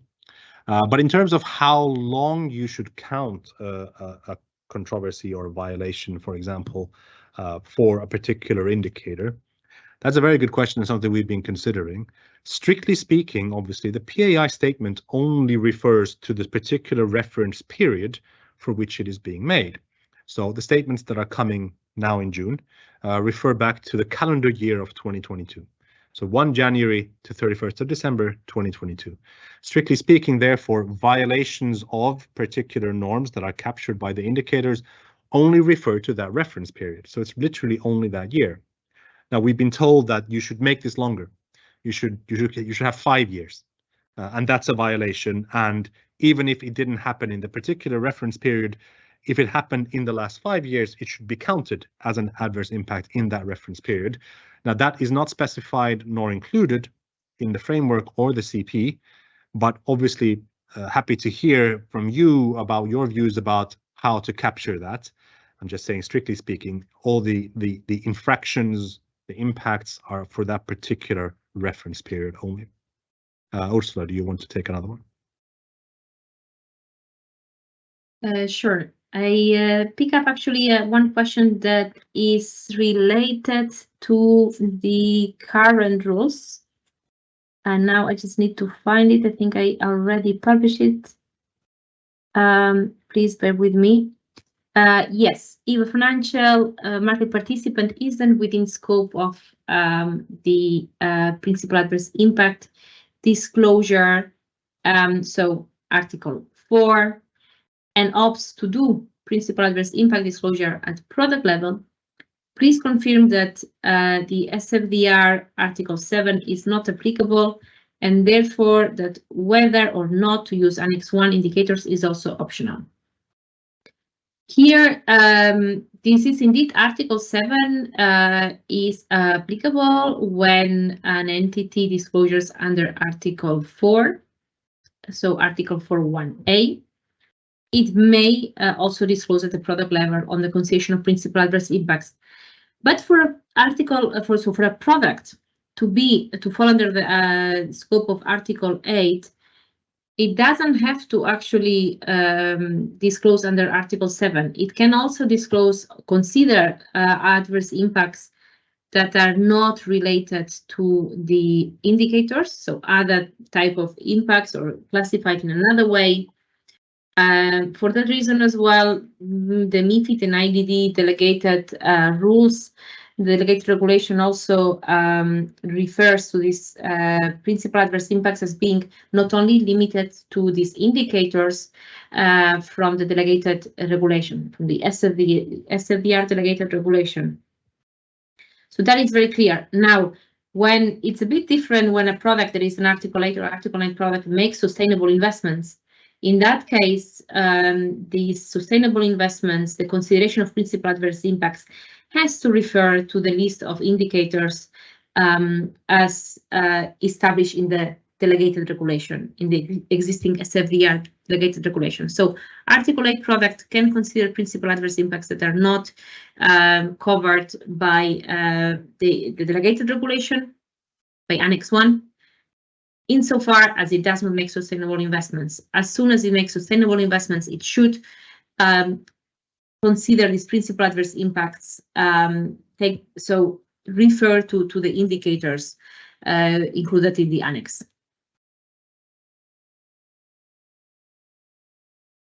Thank you very much, Ursula. I had a question here about the net asset value.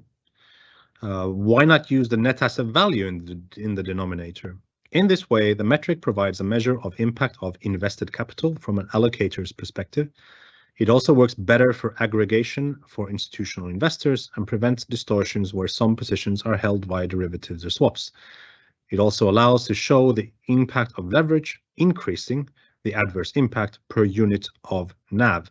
I think that might be a viable way to move forward for asset managers who have NAVs, calculate them according to the UCITS and AIFMD. How would that work for insurers under Solvency II or pension funds under IORPS? I don't think they have NAVs.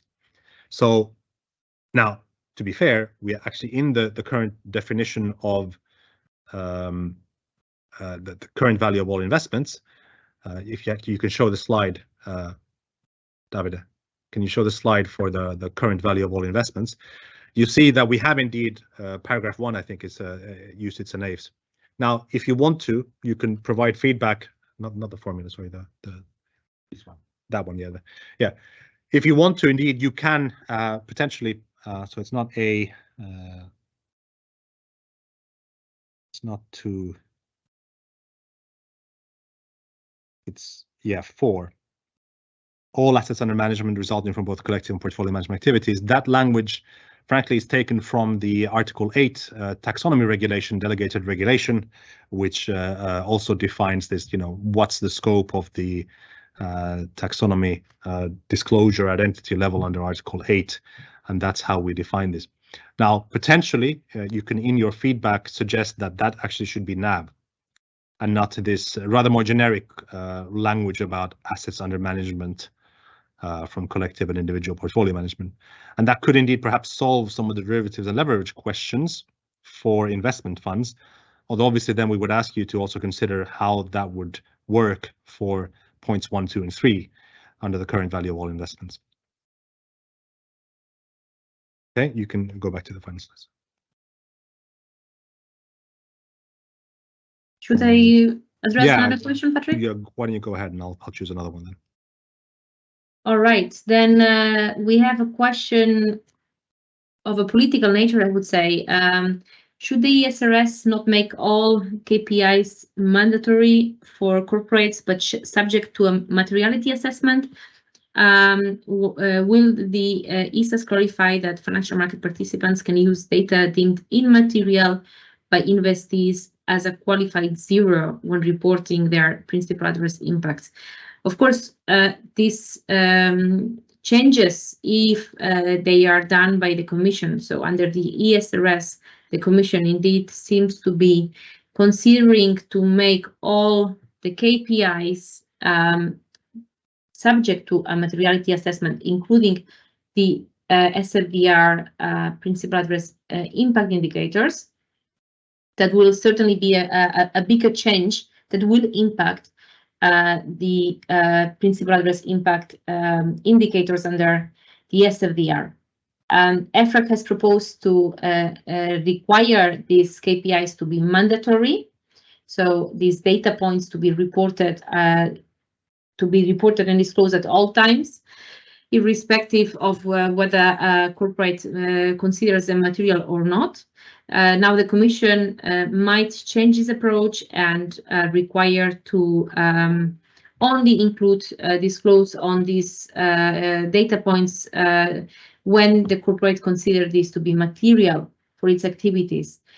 This will certainly reduce the data availability for financial market participants, and therefore there will be less data to report. That's for sure. We will first of all see where this how this process looks actually in June, because the Commission should publish this consultation as well on the delegated acts on that. So just as any other stakeholder, we will wait until the publication of this document, and we will then discuss internally how to approach that and whether we could already have a view on that in the consultation. So in the in the draft RTS. I think that at the time being, we will not comment on this because, as any other stakeholder, we are just on the receiving end of the news. But in the question was suggested that a financial market participant would then declare this data to be qualified zero. So when this is deemed immaterial, yes, that would make indeed, I think, sense. But as said, this is still to be discussed internally, and I think that the Commission probably will only finalize this delegated act after we have delivered the draft RTS. So it might be that this type of clarifications, we will need to address them in a question and answer on principal adverse impacts, and not actually in the draft RTS. So yes, this is the beauty of the framework that we are shaping at the moment. There are many points being moving at the same time, and it's difficult to address issues now where the Commission is actually making changes. Sorry for that.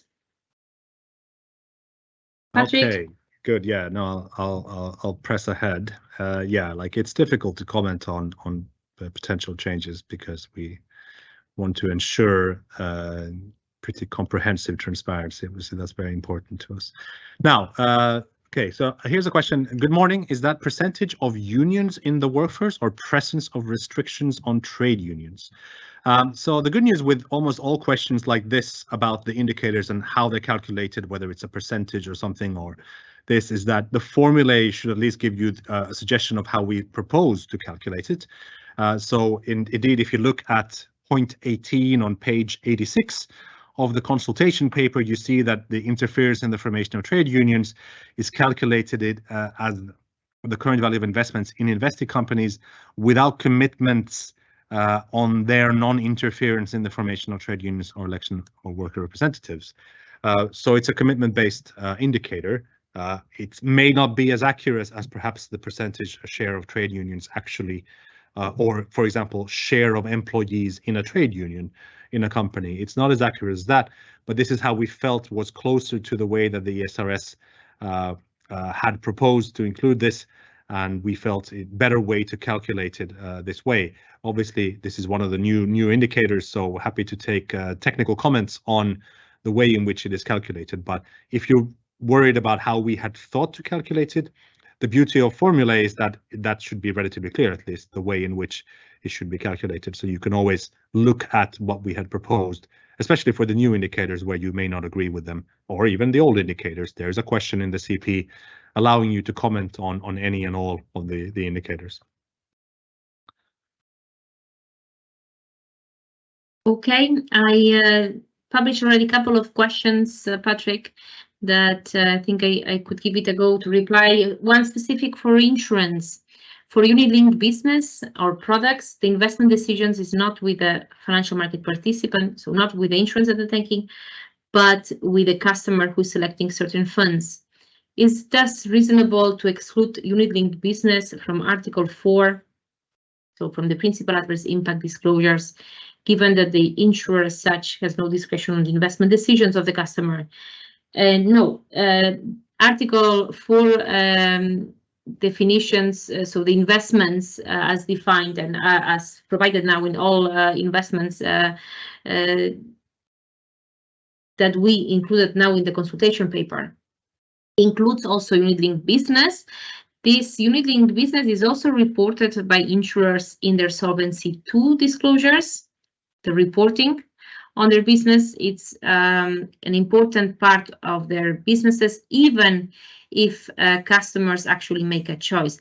Actually, for profit participation products, customers also make a choice, and in some countries, these products are actually hybrids with both components, and once invested, it's the investments are rather long-term commitments for the products, so are also maintained by the insurance business, and therefore they are to be reported under Article 4.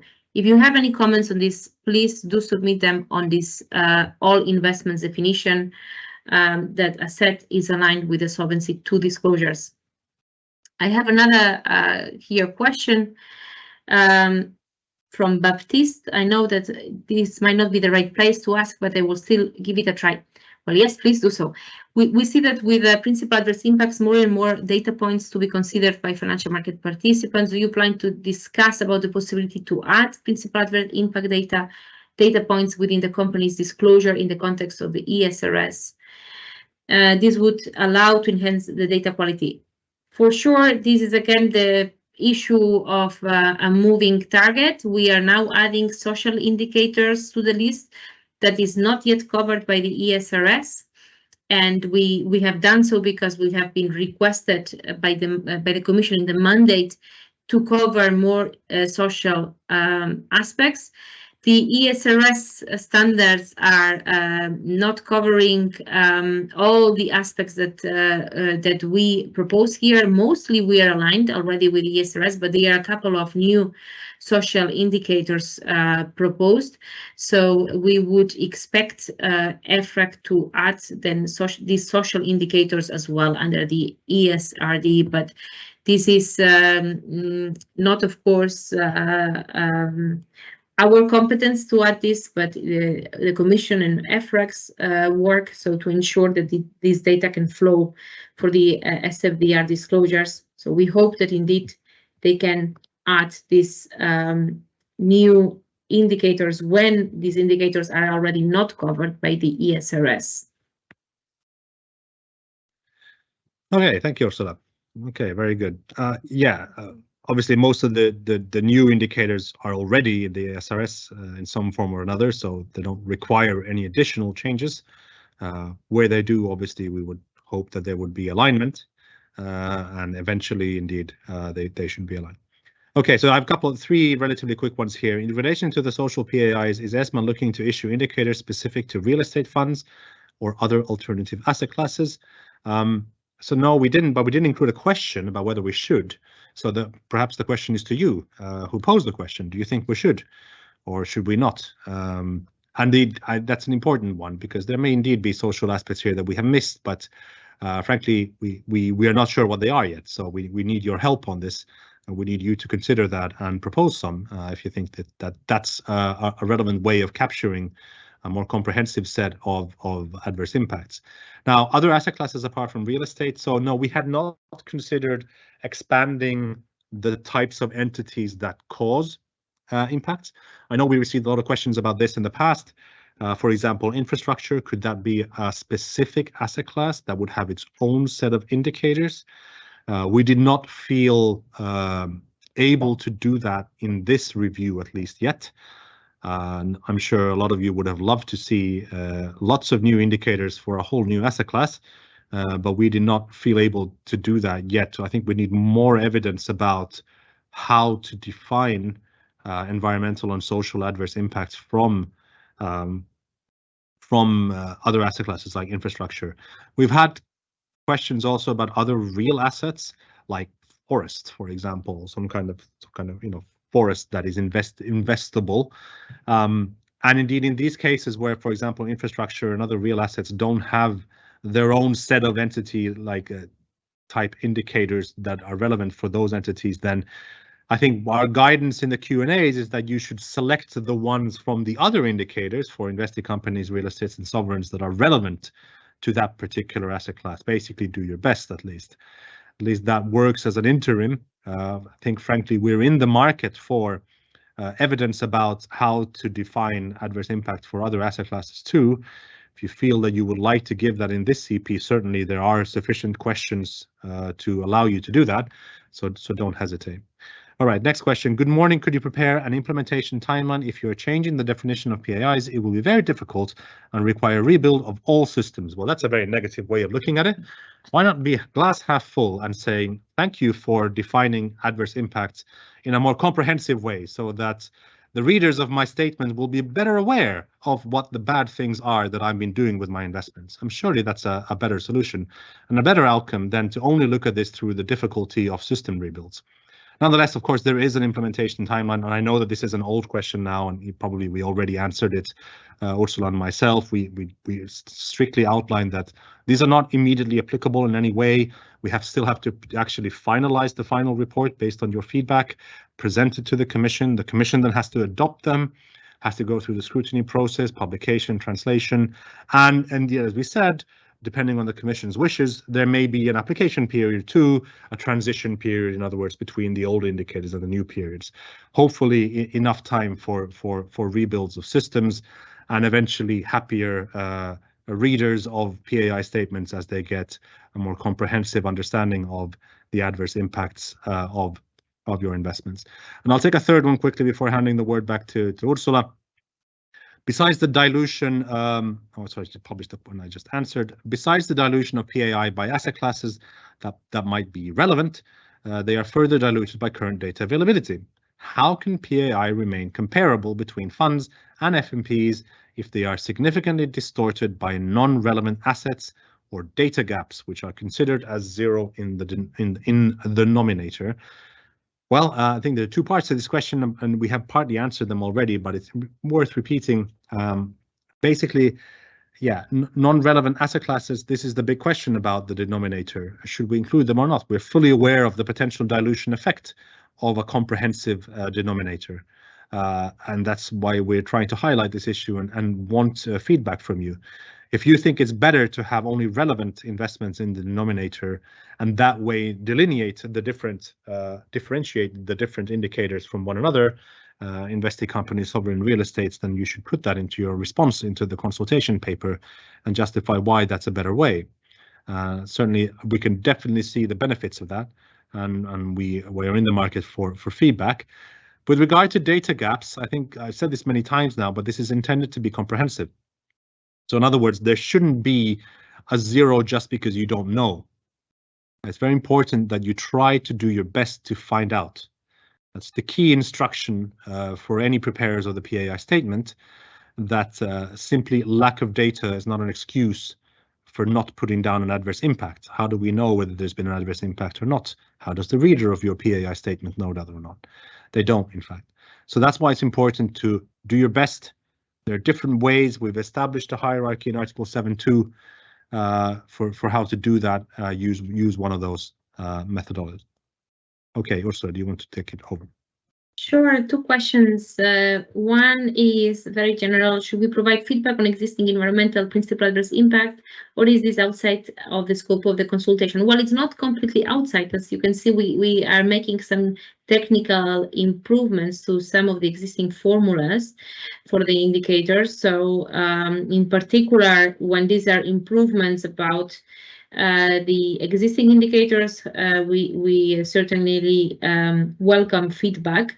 Maybe not a general feedback on, this is completely an indicator that is for some reason in some country not applicable. This type of feedback is not the feedback we're seeking, but on improvements, technical improvements for the indicators, certainly.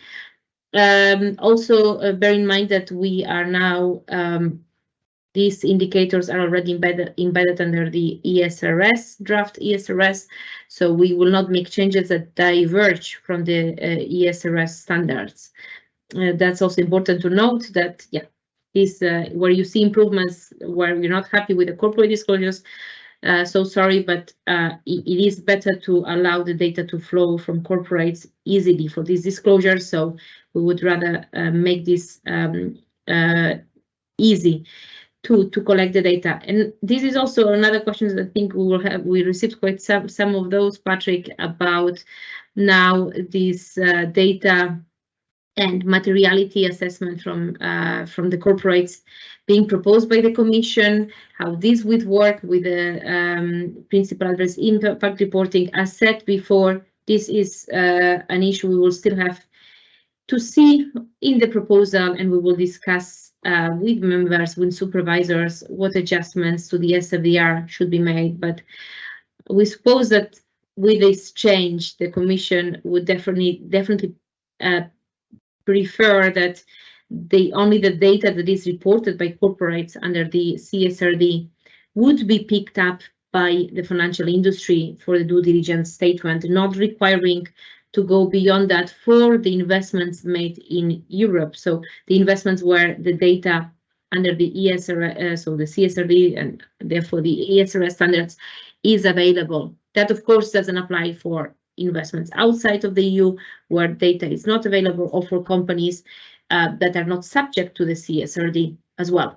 But for companies subject to the CSRD, we can expect that we would align with data that is available and reported under CSRD is data to be reported under the SFDR. But as said, this is too early to discuss this and to provide our views on that. We will wait, and in due course we will provide clarifications on this very important matter. Last question I can hear already published at 11:15, Patrick, is about unit-linked business still and the relation with asset management companies. Or would you like to comment on this materiality assessment issue, Patrick? Well, yeah, I think it's far too early to tell about any SFDR changes should the SRS materiality rumors be confirmed. I think we need to assess that later and consider our options. We've always prized comprehensiveness of the transparency of the PAI statements, and it would indeed be a shame should the relevant information, at least for the mandatory indicators, not be always available. I think that I'll leave it at that.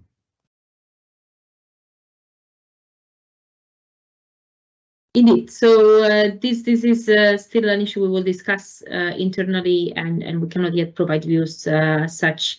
And hopefully we have all the data for all the mandatory indicators. So the following question is about the data. It's now here published at 11:15, indicated as 11:15. How should unit-linked be included if no requirement exists for asset managers to provide data on their funds to asset owners? Well, asset managers should disclose on unit-linked, so on the funds as well, right, on their due diligence statement. And we just as for the product disclosures, expect that data between asset managers and institutional investors will flow, and there will be a cooperation between the service providers, so asset managers, and asset owners.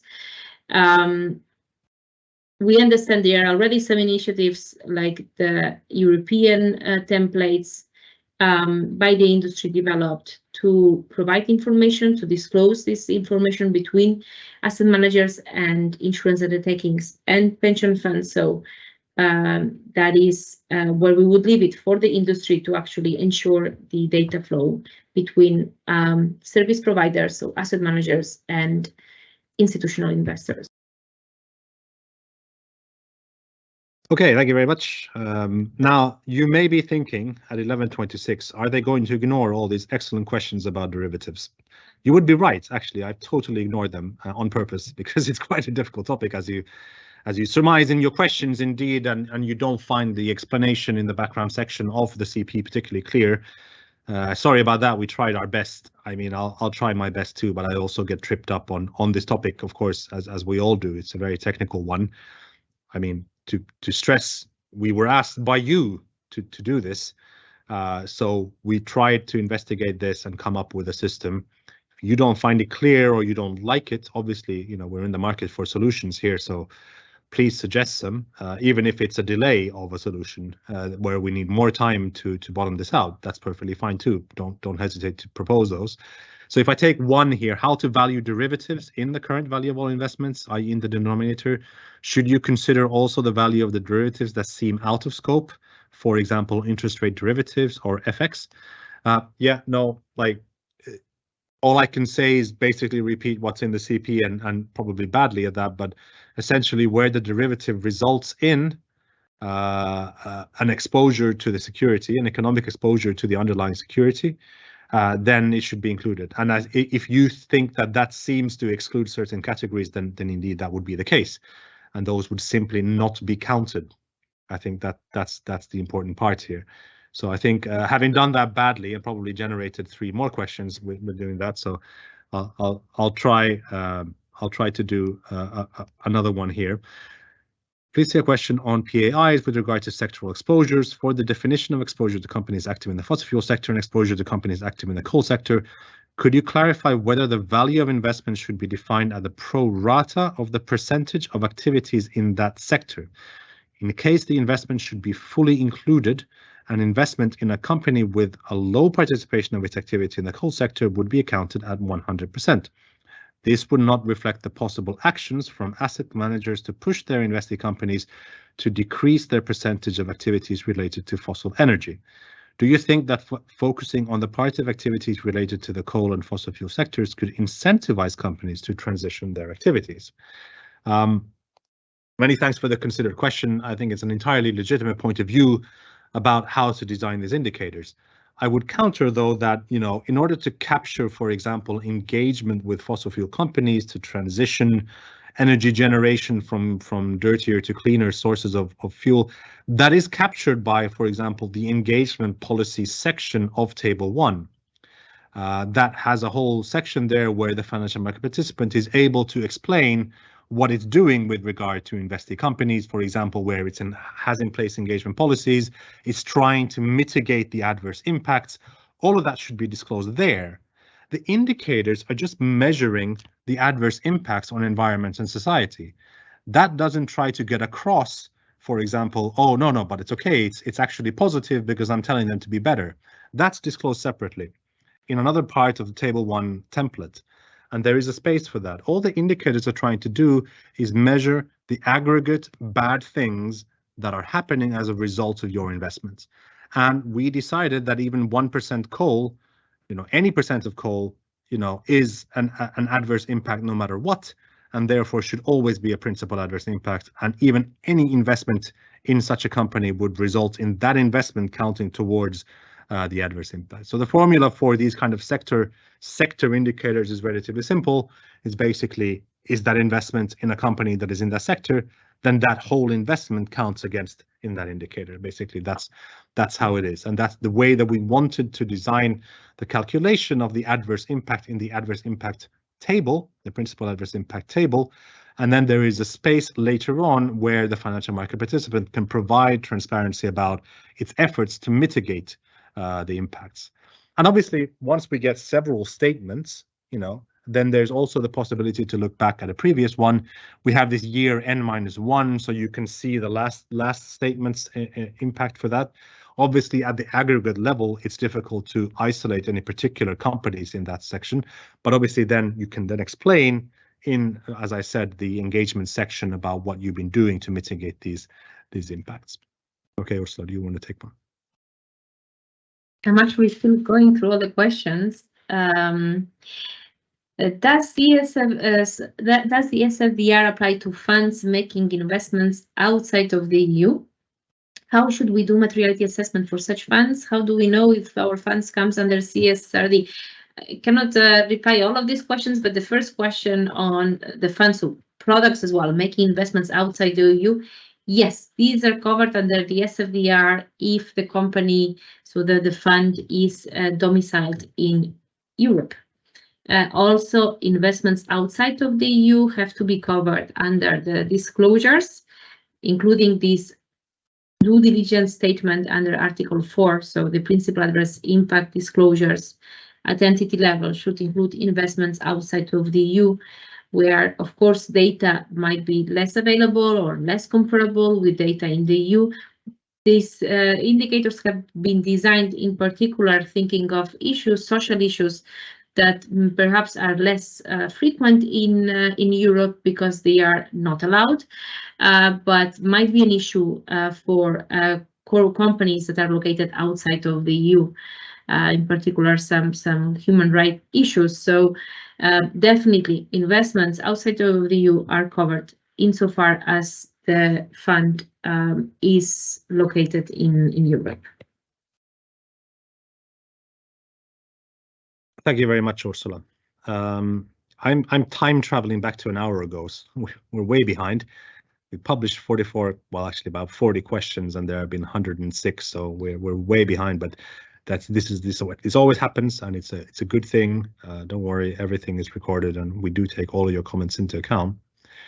Okay, so you're probably reacting now, indeed, traveling back in time to when I said something originally. I see reactions in the questions, which is again good. So does it mean that a financial market participant may consider some of the PAI for a product, Article 8 or 9, but not all that are required at entity level? And is it still allowed to say yes on PAI consideration?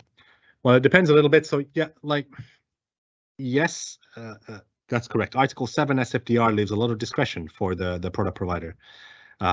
It can choose to consider PAI or not.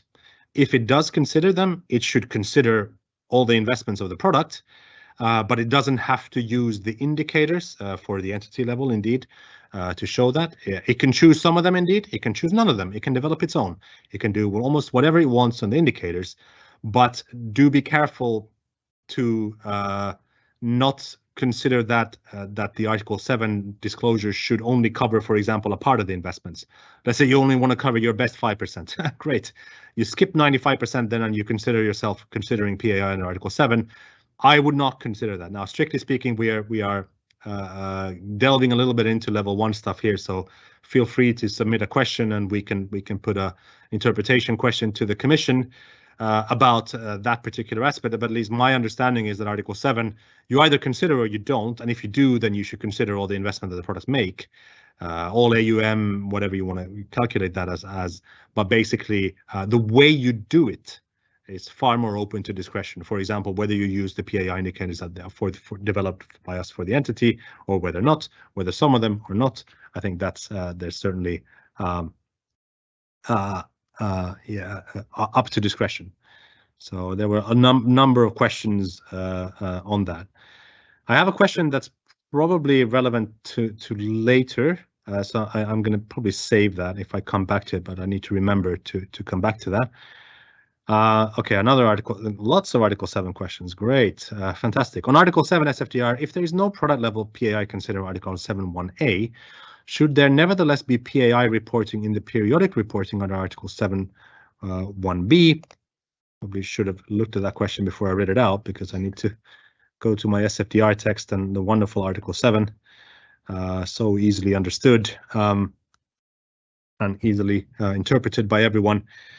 Yeah, no, obviously 7.1 and 7.2 are the two big differentiators, either for the product, you do 7.1 or you do 7.2. So if you do 7.1, in other words, for a financial product, you are, for example, at the financial market participant level, you are applying 4.1 or 4.3 and 4.4. In other words, you're making the FMP level statement. Then you do have to show in Article 6.3, so the pre-contractual documents for all your products. You either have to explain whether you take PAI into consideration, or under the other option, you say no, you don't. Now, whether then 7.1b applies or not, I think is the key question of this particular interpretation question. So do you have to provide a statement on information on PAI in 11.2? Well, you have to include a statement in the pre-contractual documents that the 11.2 statement is there. And indeed, this can be considered relatively confirmed that indeed that 11.2 statement does have to be there too. So you do have to provide that periodic disclosure under the document in 11.2 if you're applying 11.7, so Article 7.1. It's not entirely clear from the text, because it says that you just have to produce a statement that information is available in 11.2, but that should be read as also requiring an 11.2 statement, so the periodic statement as well. Okay, Article 7. Can we choose to disclose PAI indicators either at financial product level or choose the FMP level? So Article 7, you can make that choice for your products. Indeed, as I've said many times, it says a clear and reasoned explanation of whether and if so how. And now whether obviously means you can say yes or no. So you can choose to make that statement, obviously, for the product. At the financial market participant level, this is guided by Article 4.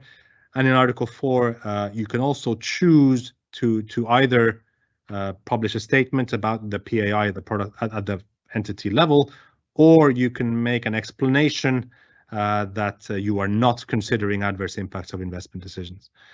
There's an exception to that for very large financial market participants, those with more than 500 employees or parent entities of group entities with 500 employees. They have to make the statement. They cannot choose to explain that they do not consider adverse impacts. So that's the kind of Article 4 and Article 7, how they work and how they interact. So Ursula, do you want to take the next one? Yes. Very general, I think, more clarification, seeking clarification on point 57 of the consultation document that has been posted by Simone Ippolito. The main view proposal of the ESAs is that the concept of sustainable investment under the SFDR must be repealed, and so would remain valid the only concept of sustainable investment under taxonomy. Is this the correct interpretation? The issues we see with the current requirement to take into account these principal adverse impacts for sustainable investments is that for taxonomy investments, there is a duplication of these requirements because they do not significant harm. So the technical screening criteria already from the taxonomy include a threshold of do not significant harm. And in addition, they also, financial market participants have to take into account principal adverse impacts to consider whether sustainable investments do not cause significant harm. This duplication is not necessary and is too problematic to screen such investments. So taxonomy aligned investments and investments that, are not taxonomy aligned and report on both. And therefore, in the long term, we were considering indeed in the consultation paper and seeking your views on whether changes would be welcomed so that sustainable investments that are environmental and taxonomy investments should actually have the same do not significant harm framework, not to have separate rules, or in particular taxonomy investments not to have double rules. So the technical screening criteria, and in addition to that, still having to consider principal adverse impacts. It would be useful to hear views on that matter, in particular for taxonomy investments, but also more in general, whether in the future it would make sense not to have separate as well frameworks and just having one framework for do not significant harm assessment. And therefore, the taxonomy is already existing, is much more specific. So the options could be all environmental investments would need to be, sustainable investments will need to be taxonomy aligned. Is this feasible? We know that, of course, at the moment, it's limited the amount of taxonomy aligned investments in the market, and therefore such a requirement would definitely change the amount of environmentally sustainable investments. So there are some negative implications of doing such, of making such a change. On the other hand, at the moment, this consideration of principal adverse impacts is leaves a lot of discretion, and so also reduces the comparability between financial products. There might be financial products where these adverse impacts indicators are taken into account in a more stringent way than others, and even therefore we can have a risk of greenwashing. So these are the questions that we are currently having with regards how to change this framework, but that is more of an issue for the long term, I would say, long-term thinking of the ESAs, not for this draft RTS. We would not make these proposals now this year to the Commission, but just in the long term, we see that this is just not working very well to have this taxonomy disclosures with their own technical screening criteria, and then separately some other investments that are also sustainable environmentally, but have a different set of rules on how to define whether they cause significant harm or not. So that would be the answer to this more general question on the direction of travel of the ESAs. Thank you, Ursula. Very helpful. Okay, there were a couple of questions about DNSH. Fully understandable. The PAI indicators are used for DNSH. Indeed, any changes or streamlining has potentially an impact also for the DNSH consideration. But we will get to that later this afternoon. We will have a dedicated session to DNSH and the various changes and discussion items that we raise on that. So please perhaps save your questions for those. But again, I fully understand why you're asking them, because the way the PAI indicators are designed will obviously have an impact on the way the DNSH is done. So that's very, very strongly linked, and but we will get to that. So there were some good questions in the text. I'll either try to go back to them, but if you have the patience, perhaps ask them again when we're in that session so that they're fresh in our Q&A feed here so that we can then deal with them. Now I have a great fan of our work. It's good to also read criticism. We don't shy away from that. So currently 0 companies report using ESRS. We are expecting scaling back of European reporting requirements and do not know how this will impact available data from companies in scope of CSRD. We are years away from knowing. Additionally, the vast majority of global companies will not be reporting under ESRS. Their requirements rely on different definitions, for example, employee, wage, etc., making data inconsistent and incomparable for the purposes of aggregating the data in a PAI statement. Is there a reason why the ESAs believe this aggregated information would be useful for an investor in a financial product? I can sense we have a fan of our work here. It's always good to see. I suspect, though, that this criticism is from the heart, and you don't believe that any of this is worth it. Then you need to ask the co-legislators why they included this disclosure in the SFDR level 1. What was their purpose of doing it? Do you think that they were perhaps worried about the bad things that potentially happened from investments? I think that we have to separate the kind of purpose of doing this from the way we're doing it. Now, I can definitely take criticism about the way we're doing it, the weaknesses of trying to capture global investments when there isn't a globally agreed, for example, definitions of particular concepts, definitions of even adverse impact indicators. This is something that we've developed here in the EU. Why would we require it from your worldwide investments? Well, because it's important. And if we wait for a global standard, then we will wait until we're dead, or the planet is heated up to the point that we can't live on it anymore. So look, we do have to remember here that there's a purpose for what we're doing here. It's not just for our own pleasure or for the technical reasons of developing a PAI framework that satisfies our professional, knowledge or curiosity. It's for the purposes of providing information as comprehensive as possible and as transparent as possible about the negative impacts of investments that financial market participants make. Now, let's try to get that right and try to make it meaningful as well. But omitting information simply because there isn't a global standard or global definition or perfect information from investing companies, to us at least, isn't the right way to go to achieve the goals that the co-legislators had when they passed this law in 2019. So I think that's my attempt to try to address some of this, but there's plenty of this criticism, but keep it coming. Of course, we have thick skin, not to worry about it. Ursula. Okay, another question on these technical aspects of how to disclose data that is not perfect or that is difficult to merge. How to merge PAI disclosure on unit-linked business and general account of the insurer, given that the PAI fund data stemming from the asset managers might be provided on a very different calculation and data gathering basis. Should unit-linked business be disclosed in a separate PAI table?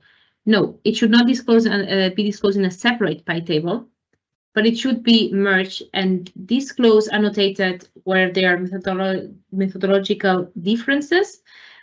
Also, identifying what type of amount of the investments comes from this unit-linked business and which is from the general account, and what are the differences in the calculations.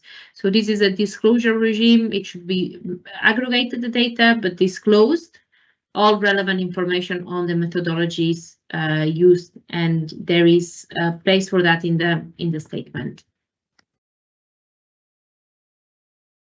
Thank you, Ursula.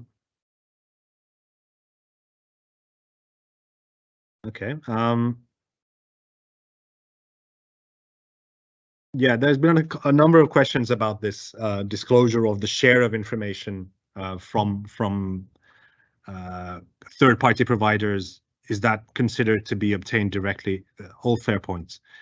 We may not have got the way that we divide the two categories right. Maybe we need to have more subcategories, obviously, keep in mind the reporting burden here, but we were definitely interested in hearing feedback from you about what you consider to be meaningful breakdown of the way the impact is calculated. So we thought we went quite directly with this kind of information obtained directly. So that would be, for example, public reporting in an ESRS statement, for example, when that's applicable. That's what we consider, for example, directly obtained from the company, and everything else will then be indirectly obtained, so either from third-party providers. But I think many people have pointed out, for example, here that, yeah, okay, but the third-party provider gave me the public reporting and the information, so it's not as clear-cut as we may have theoretically imagined it in the CP. But obviously this is a proposal, and very happy to take feedback on what would be a meaningful way to break that down.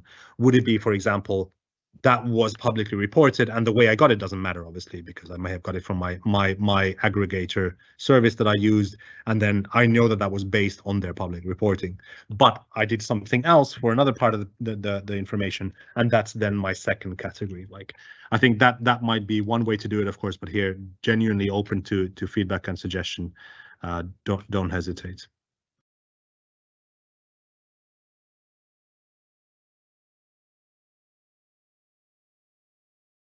You want to take one, Ursula? Thank you. I have not picked one specifically. We have now 10 minutes left, and maybe just a general comment that we can see the interest of the comments being on derivatives, certainly on also questions that we still have from the existing framework, I would say. I think you answered already, Patrick, this question, but I see that's being repeated a few times, so perhaps it's good to repeat it again, on whether it's for sustainable investments, all principal adverse impacts have to be taken into account for the do not significant harm purposes assessment, or whether this is just a selection of indicators. I see that this is coming back, but I think that you already answered this question, isn't it? Could you repeat that, perhaps? Could you repeat it, Patrick? Because I see that this is still being asked a few times. So can you just repeat the exact question, and I'll take it? Yes, so the exact question is whether, for the purpose of do not significant harm, all mandatory principal adverse impact indicators have to be taken into account or not. Sure. Sorry. Yeah. We'll definitely get to that in great detail in the afternoon session. There is plenty of discretion given in the DNSH disclosures currently for how the PAI indicators are taken into account in order to show that the sustainable investment complied with the DNSH principle. We have proposed some changes there in the DNSH section, but we'll get to that. And we want to hear from you what you think about the additional disclosure that we required, and indeed some longer-term consideration about DNSH in general, the difference between the SFDR DNSH and the taxonomy technical screening criteria for DNSH. Okay, I have a question here on why is power generation not included in the list of fossil fuels under PAI 4? That's because we have a separate indicator for power generation, which I will scroll down my document to tell you about. Clearly, I know the indicators by heart. I just want to make sure I don't make a mistake, because that would be a shame. Yeah. Yeah, so we have indicator 5 is divided into two. It's a share of non-renewable energy consumption and the share of non-renewable energy production.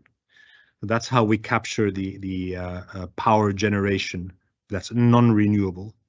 And we had provided legal definitions of that from other EU laws as well to help you identify that. So we did include that. We considered that fossil fuel as an economic activity that companies engage in would be a separate indicator under 4, basically. That's how we designed the indicator 4, basically on the fossil fuels, which I've talked about a little bit earlier in the session.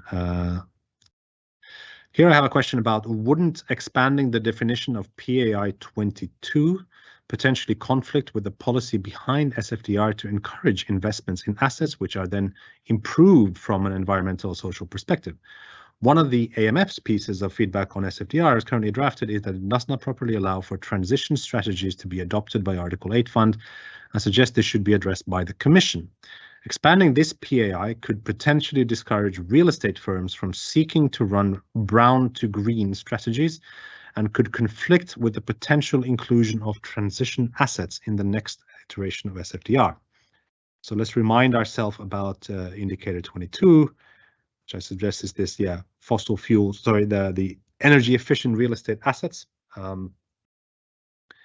think you are not approaching the PAI disclosures from the correct angle here.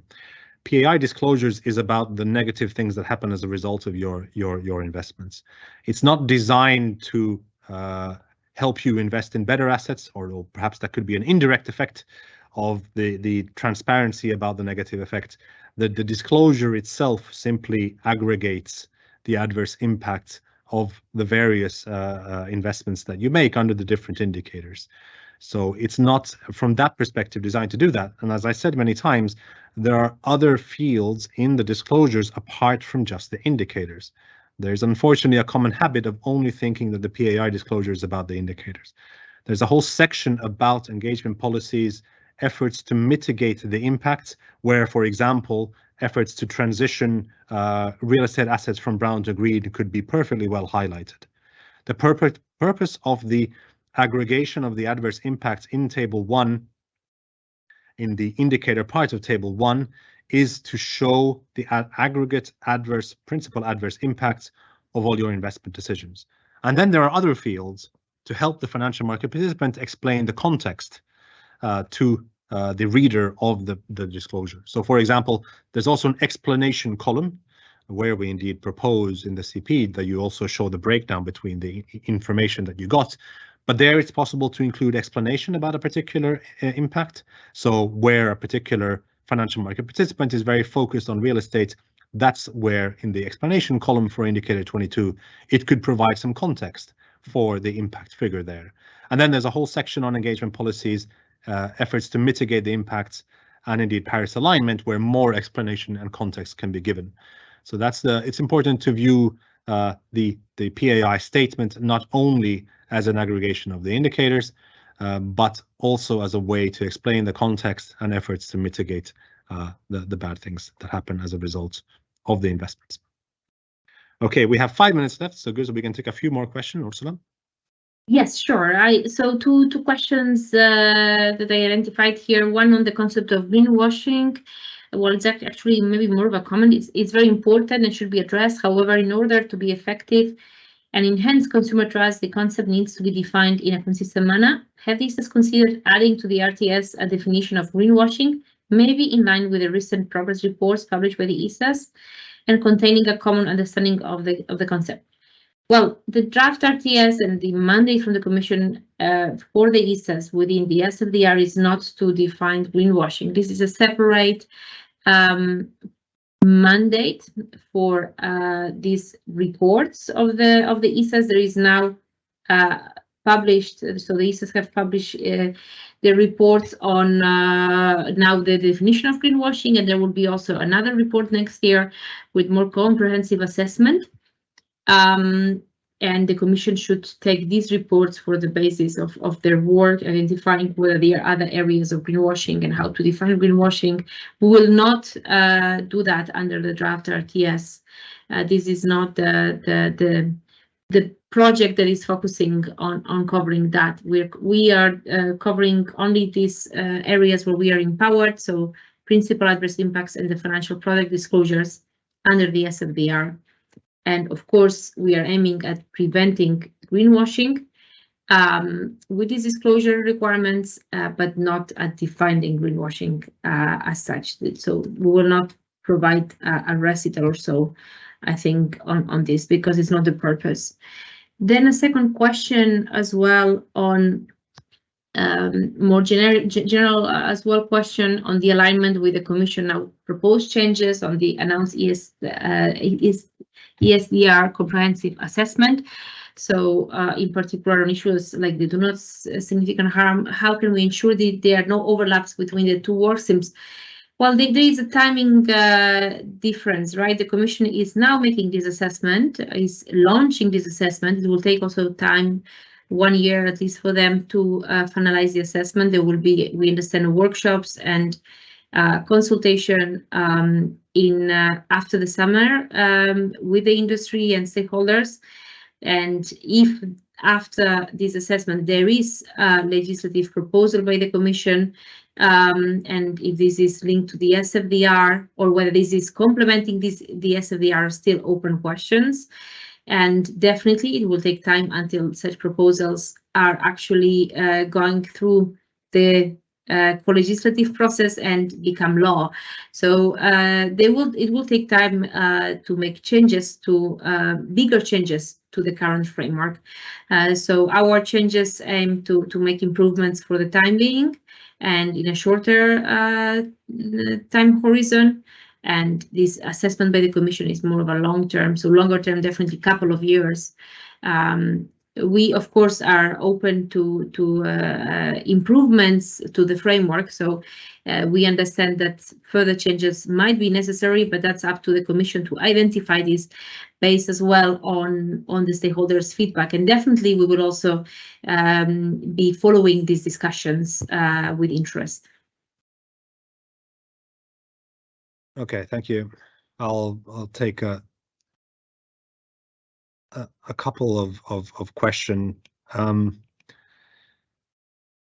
There's been a couple of questions here on financial market participants that are not in the EU but offer financial products in the EU, and whether we can provide guidance on SFDR and how it's supposed to be implemented. I mean, we can't provide specific product guidance in a public hearing. No, obviously the obligations of SFDR apply regardless. I think the Commission's Q&As on this have provided sufficient guidance on the fact that they apply. Obviously, it's more difficult to translate some of the requirements, for example, on financial market participants' PAI disclosures to the non-EU context. But as we've tried to say, we've certainly tried to make it applicable outside the EU. And we've indeed chosen some adverse impacts that are particularly targeted towards situations where, for example, something may be prohibited in the EU, but is not elsewhere and could result in a principal adverse impact. So, I mean, that's an important context. I have a question here about the use of alternative metrics for PAI indicators to determine significant harm for sustainable investments. For example, using a metric measuring toxicity of emissions to water rather than the volume of emissions to water. Well, you could potentially use that in your product PAI consideration, because you don't have to use the PAI indicators provided in Annex 1 of the Delegated Regulation for your product disclosures of PAI consideration, but you cannot use an alternative measurement for the PAI statement under Article 4 of the Level 1, Chapter 2 and Annex 1 of the Delegated Regulation. You do have to use the indicators that we provided. Obviously, that is to provide maximum comparability and transparency, not just transparency, but also comparability of the disclosures between different financial market participants. And that means that you cannot use alternatives. You have to use the ones that we have provided so that they are transparent and comparable to all. Okay, I think we can draw a line under the PAI session. We answered about only half of your questions, so that's about par for the course. That's typically what we get up to, especially on PAI. There's always so many questions on this. Thank you for everyone who posed them to us. We appreciate it. We're going to take a break now for lunch. And anyone who knows me knows that I'm all about the early lunch, so that's why we scheduled it at 12 rather than some continental 1 o'clock type. So we are indeed going to be back at 1 o'clock. So if you had planned to have lunch then you will miss a fantastic session led by Ursula on the templates and the multi-option product article changes. So don't do that. Do be back by 1 o'clock, and then keep the questions coming, and we will be back then. But for now, goodbye, and we will start again at 1 p.m. Okay, then good afternoon, everyone. I hope you had a good lunch break, and that you are looking forward to this session on the mock changes and the simplification of the templates. If we go to the first slide, here you can see an overview of what we are proposing. On one hand, we have simplification of financial product templates proposals.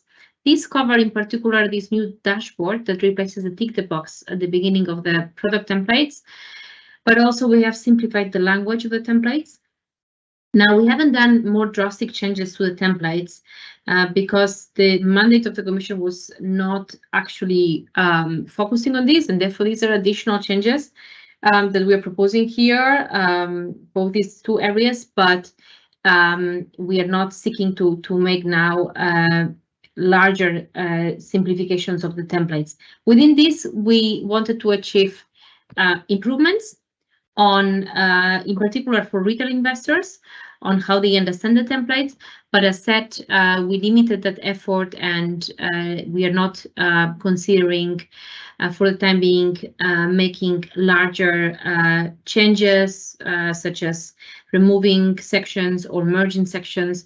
We're aware there are some repetitions when the templates are filled in, but this is nonetheless not really the objective of the current draft RTS.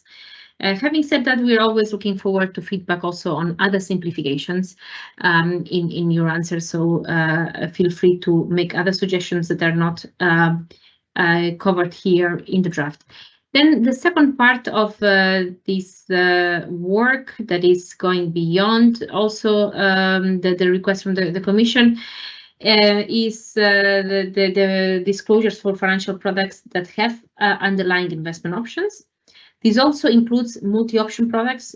Multi-option products are specific type of insurance products, of insurance-based investment products, so IBIPs, that provide different options. They are quite popular in specific countries such as France, Sweden, also in Germany, and they might have an insurance component and also unit-linked component, so fund or not. So they might have a hybrid nature, or they might just offer, for example, UCITS.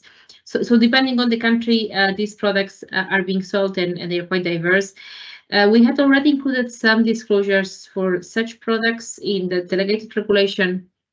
So in the existing rules, they are already covered, and now we were making improvements to also add website disclosures for such products, also to allow the templates, or require actually the templates to be used for any investment option that brings the product within the scope of Article 8 or Article 9. So that results in a promotion by the product. And then finally, also, we made some changes for the periodic disclosures where cross-referencing is now allowed. Now, to add here that this is not only covering MOP, so as it's here written, it's including multi-option products, but we would like also to apply this for such products as pan-European personal pensions or any other type of financial product which has underlying investment options that could apply these provisions. Next slide, please. Now on the simplification, a few further details here. So as said, we have this dashboard on the first page. The dashboard, the idea of it is to provide the key information. So it's really the information at a glance that should be seen as the most relevant information for retail, in particular consumers, to read. We are aware that the template, when it's filled in, it's around 10 pages, in particular now that we are adding as well the decarbonization disclosures, on which we will discuss later on in the last session. It's a long document which is often annexed to already a long document such as a prospectus, and therefore to help identifying the key information, this dashboard precisely serves that purpose, to provide the key figures, key facts that later on are reflected in the template. We have also here therefore suggested to change and not have any longer the tick the box that is currently required in the templates, which already had a bit the same purpose, to provide the disclosure on the amount of sustainable investments and identification what type of investments these are, taxonomy aligned, social or environmental. Now we still have this. Only difference, we're not identifying social investments in this dashboard.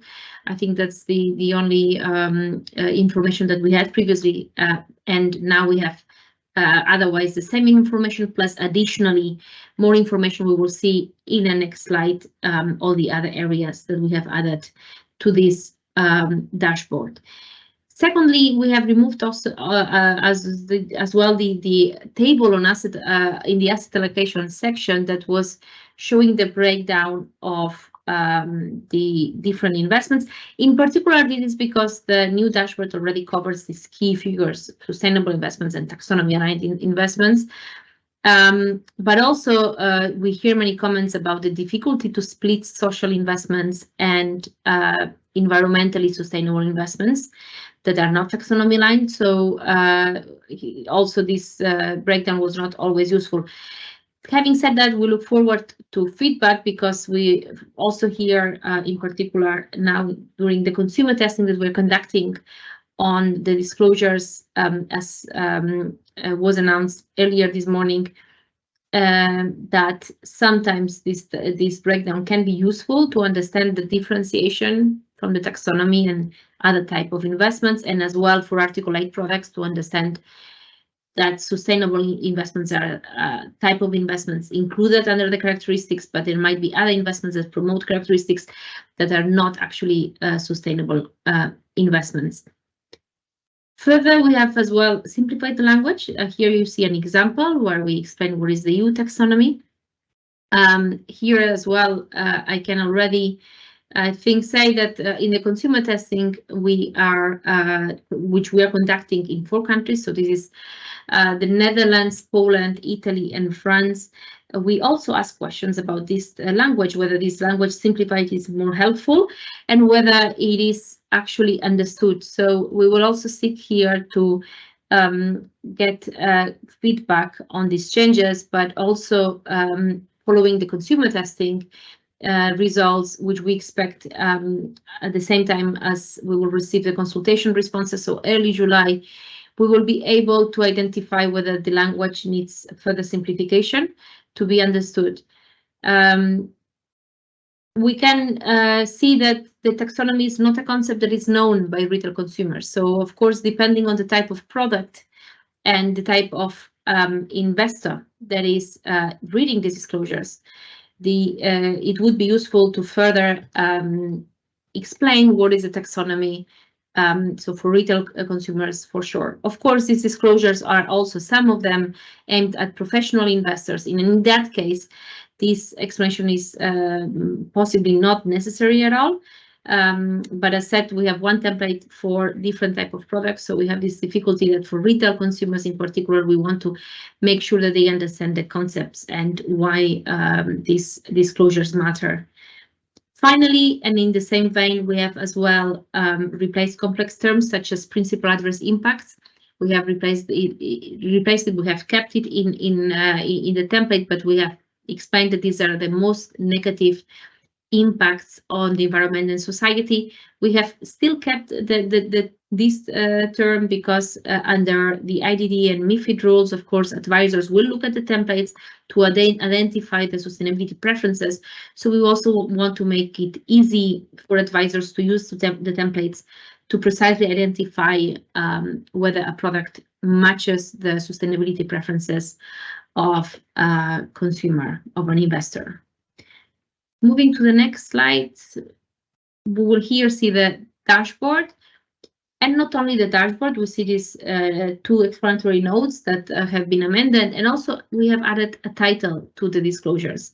Now this title for the time being is in green for Article 8, Article 9 products. That's something also we are testing with whether this coloring is helpful for Article 8 products or whether it's misleading, as of course Article 8 products have different diverse ambition on their level actually of greenness or their investment strategy. So we will also still consider the coloring and also are interested in hearing your feedback on that as well, in terms of whether this can lead to greenwashing or is actually helpful to have the coloring. Now with regards to the elements, I mean, you can see them here. First, we have still a disclaimer, slightly amended to make it more understandable for retail consumers. We also have a description here to be filled in red text on the characteristics of the product, and further a disclosure on the sustainable investments made, which are identified, and taxonomy investments. And here also we have these icons that repeat the same information, but just in an icon to visually catch the attention of the reader to understand and show the amount actually of sustainable investments and of taxonomy investments included in the financial product. We have also disclosure on the principal adverse impacts, if the product considers such impacts. And finally, also the high-level disclosure on the decarbonization. Here we have also proposed a new icon for that. Otherwise, all the other icons refer to the sections, and that is as well because this dashboard is the key information, but more information should be found for those interested in the remaining parts of the template, so that it's easy to identify where to look for this information, the specific different boxes. Moving to the next slide. For the other changes to the template, here we have, first of all, specified that when the disclosures are delivered electronically, we would recommend to, where it's possible, because it might not be possible for all products, allow for layering.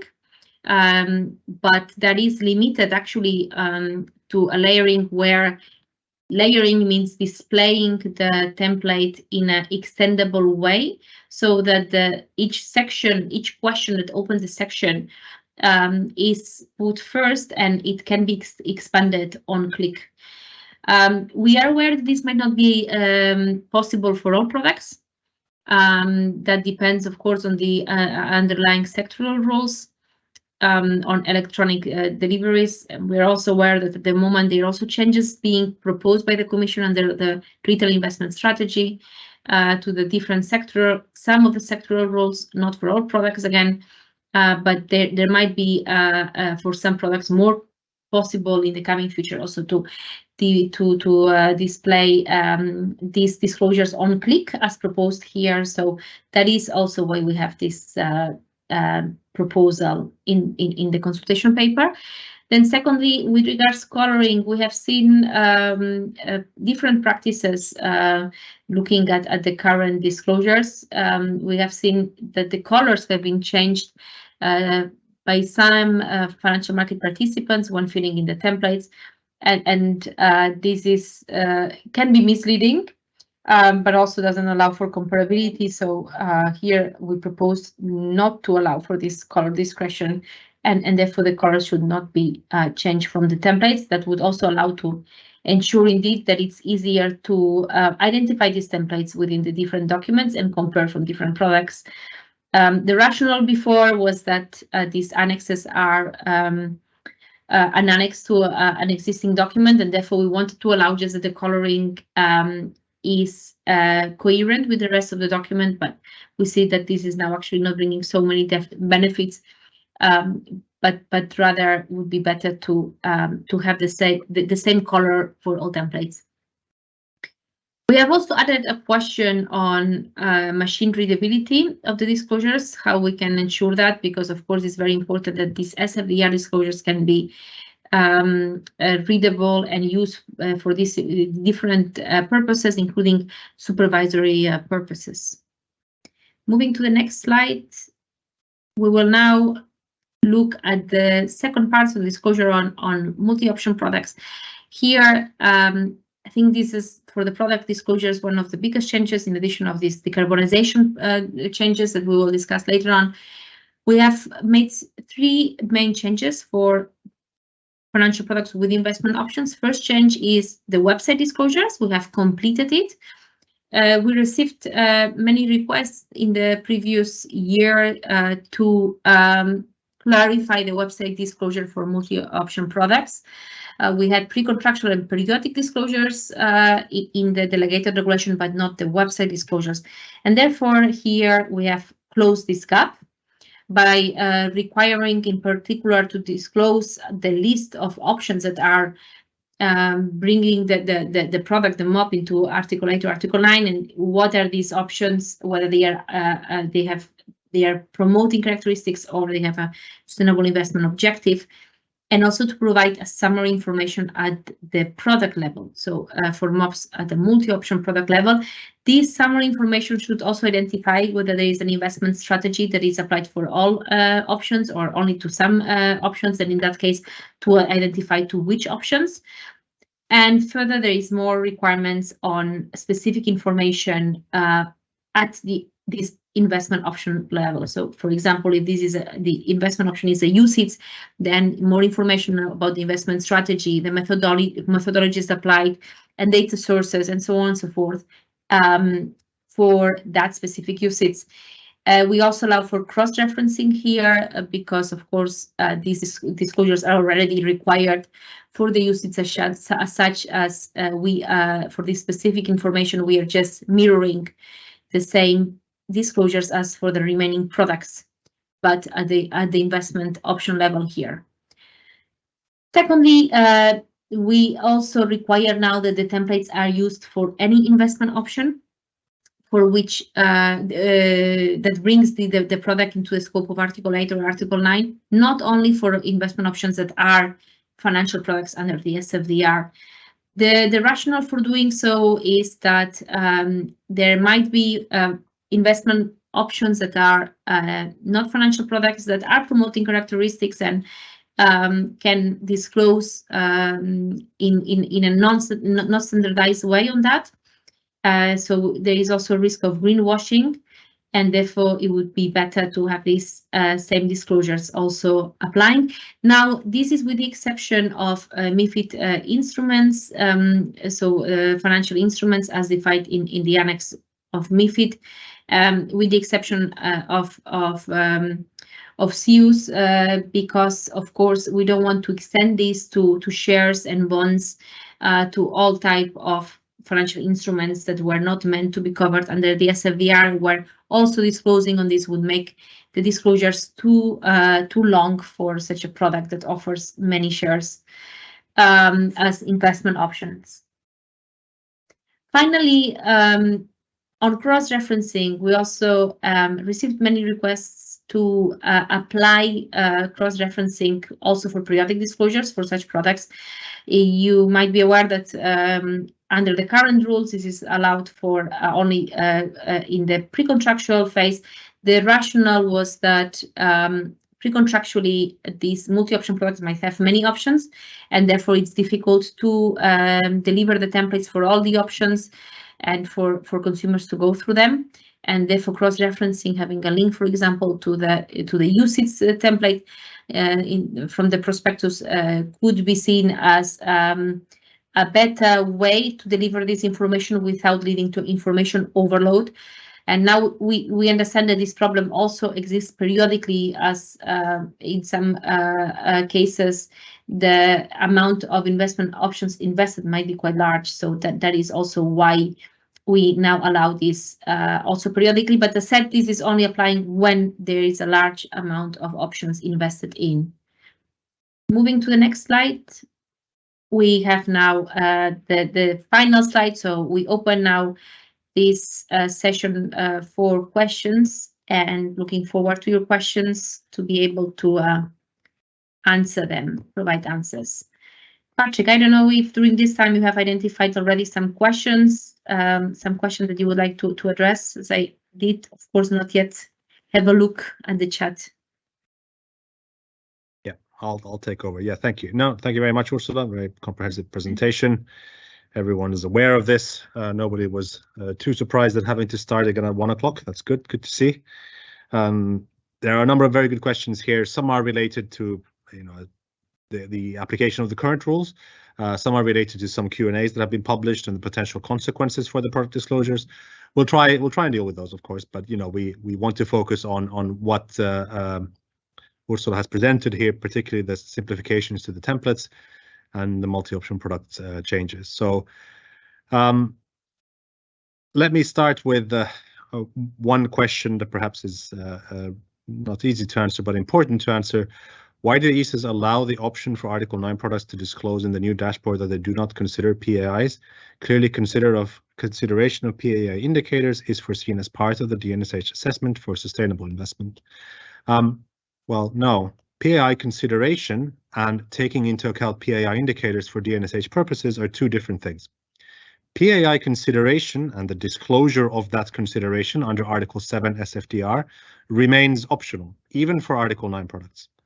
However, sustainable investments have a DNSH component to them, and financial products that make sustainable investments, and clearly Article 9 are expected to make only sustainable investments apart from hedging and liquidity, obviously have to disclose how they've taken into account the PAI indicators in order to prove that their sustainable investments do not significantly harm any environmental or social objectives. The two are different. So you can not consider PAI under Article 7, but you can and have to take into account the PAI indicators for the purpose of DNSH. Now, I know many of you have, and this has come up in past hearings and past rounds of questions, many of you have grave concerns about my explanation. You think it's exactly the same. Honestly, what is the difference between consideration and taken into account? Well, indeed, in practice, they may not be that different in practical terms about how it's done, but I stress PAI consideration under Article 7 remains optional even for Article 9 products, although of course they have to show how the PAI indicators have been taken into account for the purposes of DNSH. So that's an important one to get across right from the start. Okay, thank you, Patrick. Two questions that I would like to answer now. First, the question is about the new templates, when they will be applied and what is the timeline for implementation. As mentioned in the first session, we are not proposing an application date in the draft RTS. So this application will depend on the Commission when they will review this draft RTS and the final publication in the official journal. And of course, the Commission can propose an application date when adopting this RTS. So that is left open. One comment from Magdalena Cooper. We are concerned about the proposed visual elements or minimum commitments for sustainable and taxonomy-aligned investments and their interrelation on the right-hand side of the dashboard. So these two icons, green icons. Taxonomy-aligned investments must not be presented as a direct subset of the percentage of sustainable investments, given that the market does not calculate both figures with regards to the same reference base. Sustainable investments are mostly calculated based on the NAV of the fund, whereas calculation of the taxonomy-aligned proportion is required to be performed in relation to the market value of all investments, which is generally understood as the gross asset value. This means that both commitments cannot be properly interrelated. Did the ESAs consider this problem? Yes, we considered this problem already by the time of drafting the previous RTS. And that's why previously in the asset allocation table, we did not disclose the percentages. And also in the tick the box previously, we did not propose to disclose the taxonomy alignment, but only sustainable investments, because we were aware that these two methodologies are different for the calculation of sustainable investments and of taxonomy. Now, we are also aware that taxonomy investments are also at the same time environmentally sustainable investments under the SFDR, generally speaking, and therefore for sustainable investments, they also cover these taxonomy investments. So at the current proposal, we changed the approach, proposing to disclose on SFDR investments that are sustainable, but also on taxonomy investments in the dashboard, to ensure that these figures are disclosed. And we also were considering having some explanation about this interrelation between the two type of investments. We look forward to feedback on that, and also from the consumer testing, whether this is understood. And there are also different views among NCAs about this issue. This is a particularly, I think, controversial issue on whether to disclose in the dashboard these two figures or not, benefits, and whether the benefits outweigh these problems of having different methodologies. This is something that we have still to consider based on the feedback we will receive to the consultation. So please do provide views on that in your answers. Okay, thank you. Over to me. Very good. We had a question earlier, which I actually asked for a bit of private clarification from the person who asked it. Its question goes: when the periodic report shows taxonomy alignment, irrespective of a pre-contractual commitment, the latest Q&A seems to require changing the pre-contractual template accordingly. Does this mean you are forced to include a commitment and change your investment strategy? And two, in that case, in pre-contractual information, do you have to reflect taxonomy-aligned investments in fossil fuels? Again, dealing with current framework. Yeah, so the Commission's Q&A from May last year, so 2022, clarified that the Article 5 and 6 disclosures, especially Article 6, is relevant to this because they may not make any commitments to taxonomy-aligned investments, have to always show the actual levels of taxonomy-aligned investments. It doesn't matter whether the product committed to or not in the pre-contractual disclosure to any kind of levels of taxonomy-aligned investments. They have to disclose it in order to comply with Article 6 of the taxonomy regulation. And indeed, this raises some practical questions. First of all, I would draw your attention to question 9 of section 6 of our Q&A document. That's where also the Commission's clarification can be found. Yeah, section 7, sorry. Question number 9, so 7.9 as we call it, we use Roman numbers to denote the section and Latin numbers for the number of the question. So question 7.9, we tried to illustrate some practical consequences for what happens with this commitment and when you have to disclose the taxonomy alignment or not.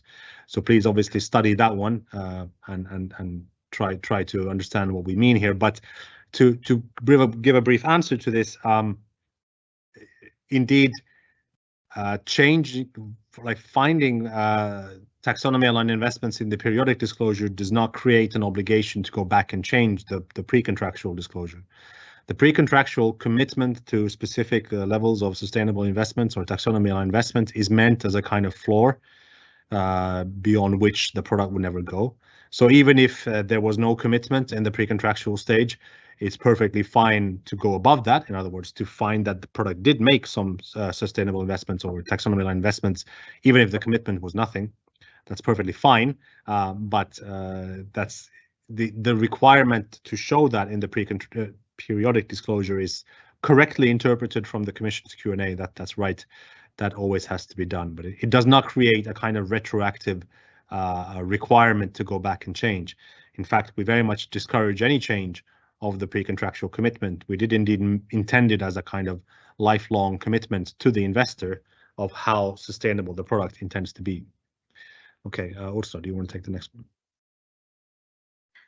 one? Sure. Two questions about here. So one on Magdalena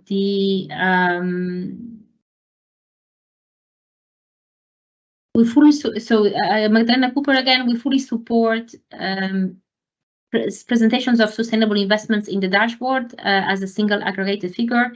This could be, however, also reflected in the corresponding sections on the template that still imply the necessity of splitting up the minimum commitment onto social and environmental investments.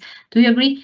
This is one issue that we will definitely consider in the finalization of the draft rules, and we definitely look forward to feedback on this. So we understand and hear that for many investments, it's difficult to make a split on social and environmental objectives. They might pursue both, and therefore that this having a figure on sustainable investments as a whole and without having a split, and also more split disclosures on environmental investments that are not taxonomy aligned and social investments might not be necessary and actually not possible for some products. So these are type of changes that we definitely will consider, and feedback on that will be welcomed. Another question on multi-option products. It is possible to have a MOP categorized under Article 6 because the product itself does not promote any characteristics and has no sustainable investment objective, although among the investment options proposed, some are categorized under Article 8 or 9 SFDR. No, this is not possible. If investment options are categorized as Article 8 or 9 funds, for example, UCITS, then automatically the multi-option product falls under the scope of Article 8. If it's a mix of Article 8 and Article 9 products, or only Article 8 products that are offered, and under the scope of Article 9, if all the options have a sustainable investment objective. That's rather unlikely to be a common case, but yeah, under Article 8, definitely just having one option that is Article 8 as a UCITS, for instance, but also an option that is not a financial product and promotes characteristics, be it for example, insurance profit participation account, would bring them up into the scope of Article 8, and then would require to publish the list of such options and then also provide the templates. And the templates should be, by the way, adjusted so that the wording should reflect that this is an investment option in that case, when it's not a product. Back to you, Patrick. Okay. Will the use of the dashboard and other proposals of simplification, such as to allow the display of the disclosures in an extendable manner electronically, be mandatory? Or can advisors immediately use the templates with the simplified language now? We agree on the removal of the asset allocation as proposed, and we agree that consumer testing is done, including a cost-benefit analysis proving the value added for retail investors. Well, good news there. We are indeed conducting consumer testing on this in the 4 member states that Ursula mentioned in her presentation. It's the proposal on extendability is a proposal, obviously, so we want feedback on that. I wouldn't have envisaged it to be mandatory, and indeed, as Ursula mentioned, in some of the pre-contractual documents, which are listed in Article 6.3 of SFDR Level 1, it's simply not possible to provide an electronic format. It has to be in paper format. So we're still exploring how that would work in practice. Obviously, it's more difficult in certain underlying documents than others, so that's something to bear in mind. On the more broader question about using the more simplified language now, that's not possible. These are just proposals. And remember, this is a proposal for a consultation paper with draft ITS and new draft templates.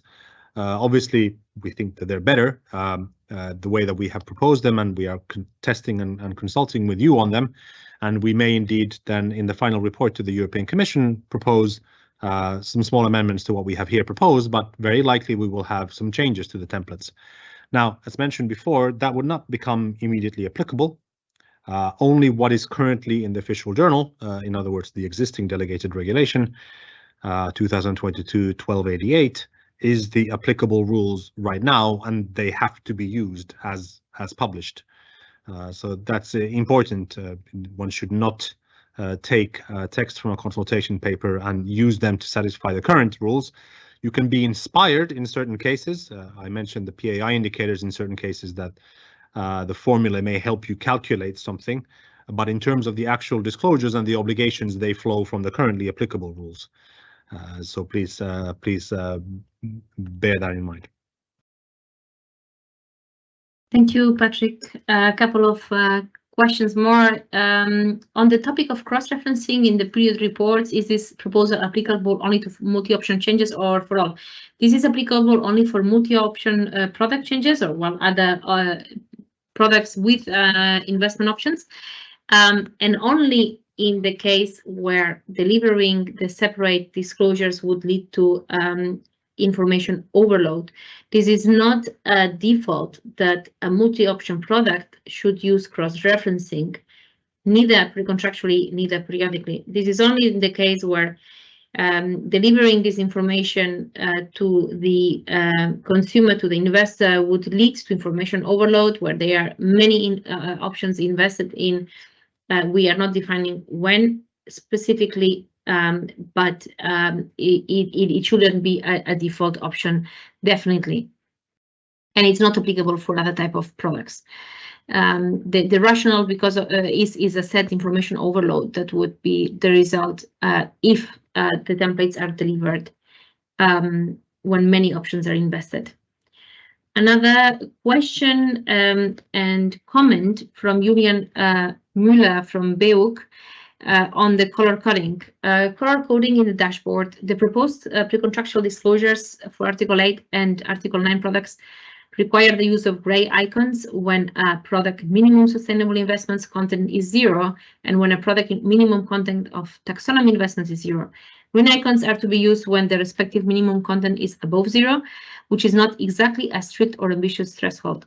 Wouldn't the consequence be that the gray icons will hardly ever be used, which means that the color coding will not carry useful information for retail investors when they compare products? Shouldn't a product have to work a little harder to earn the green icon by using a higher threshold, perhaps 20%? Very useful comment. Indeed, for the icons, in particular for Article 8 products, these icons and the green coloring in general might actually give an impression that this is quite a sustainable product. And for consumers not reading the specific information or finding it hard to navigate, this is already quite an information that they can rely on.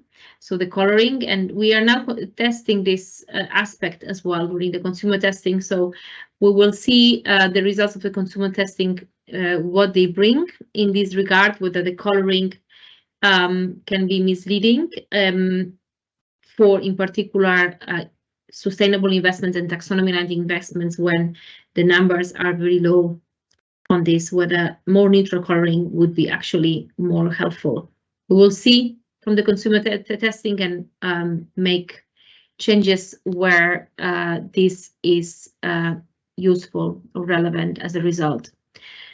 Third question, Magdalena Cooper asking whether the ESAs recommend using the new SFDR dashboard also for the purpose of the ESG disclosures in the PRIPS kit in order to ensure consistency and enable retail investors to identify the key ESG features of investment products.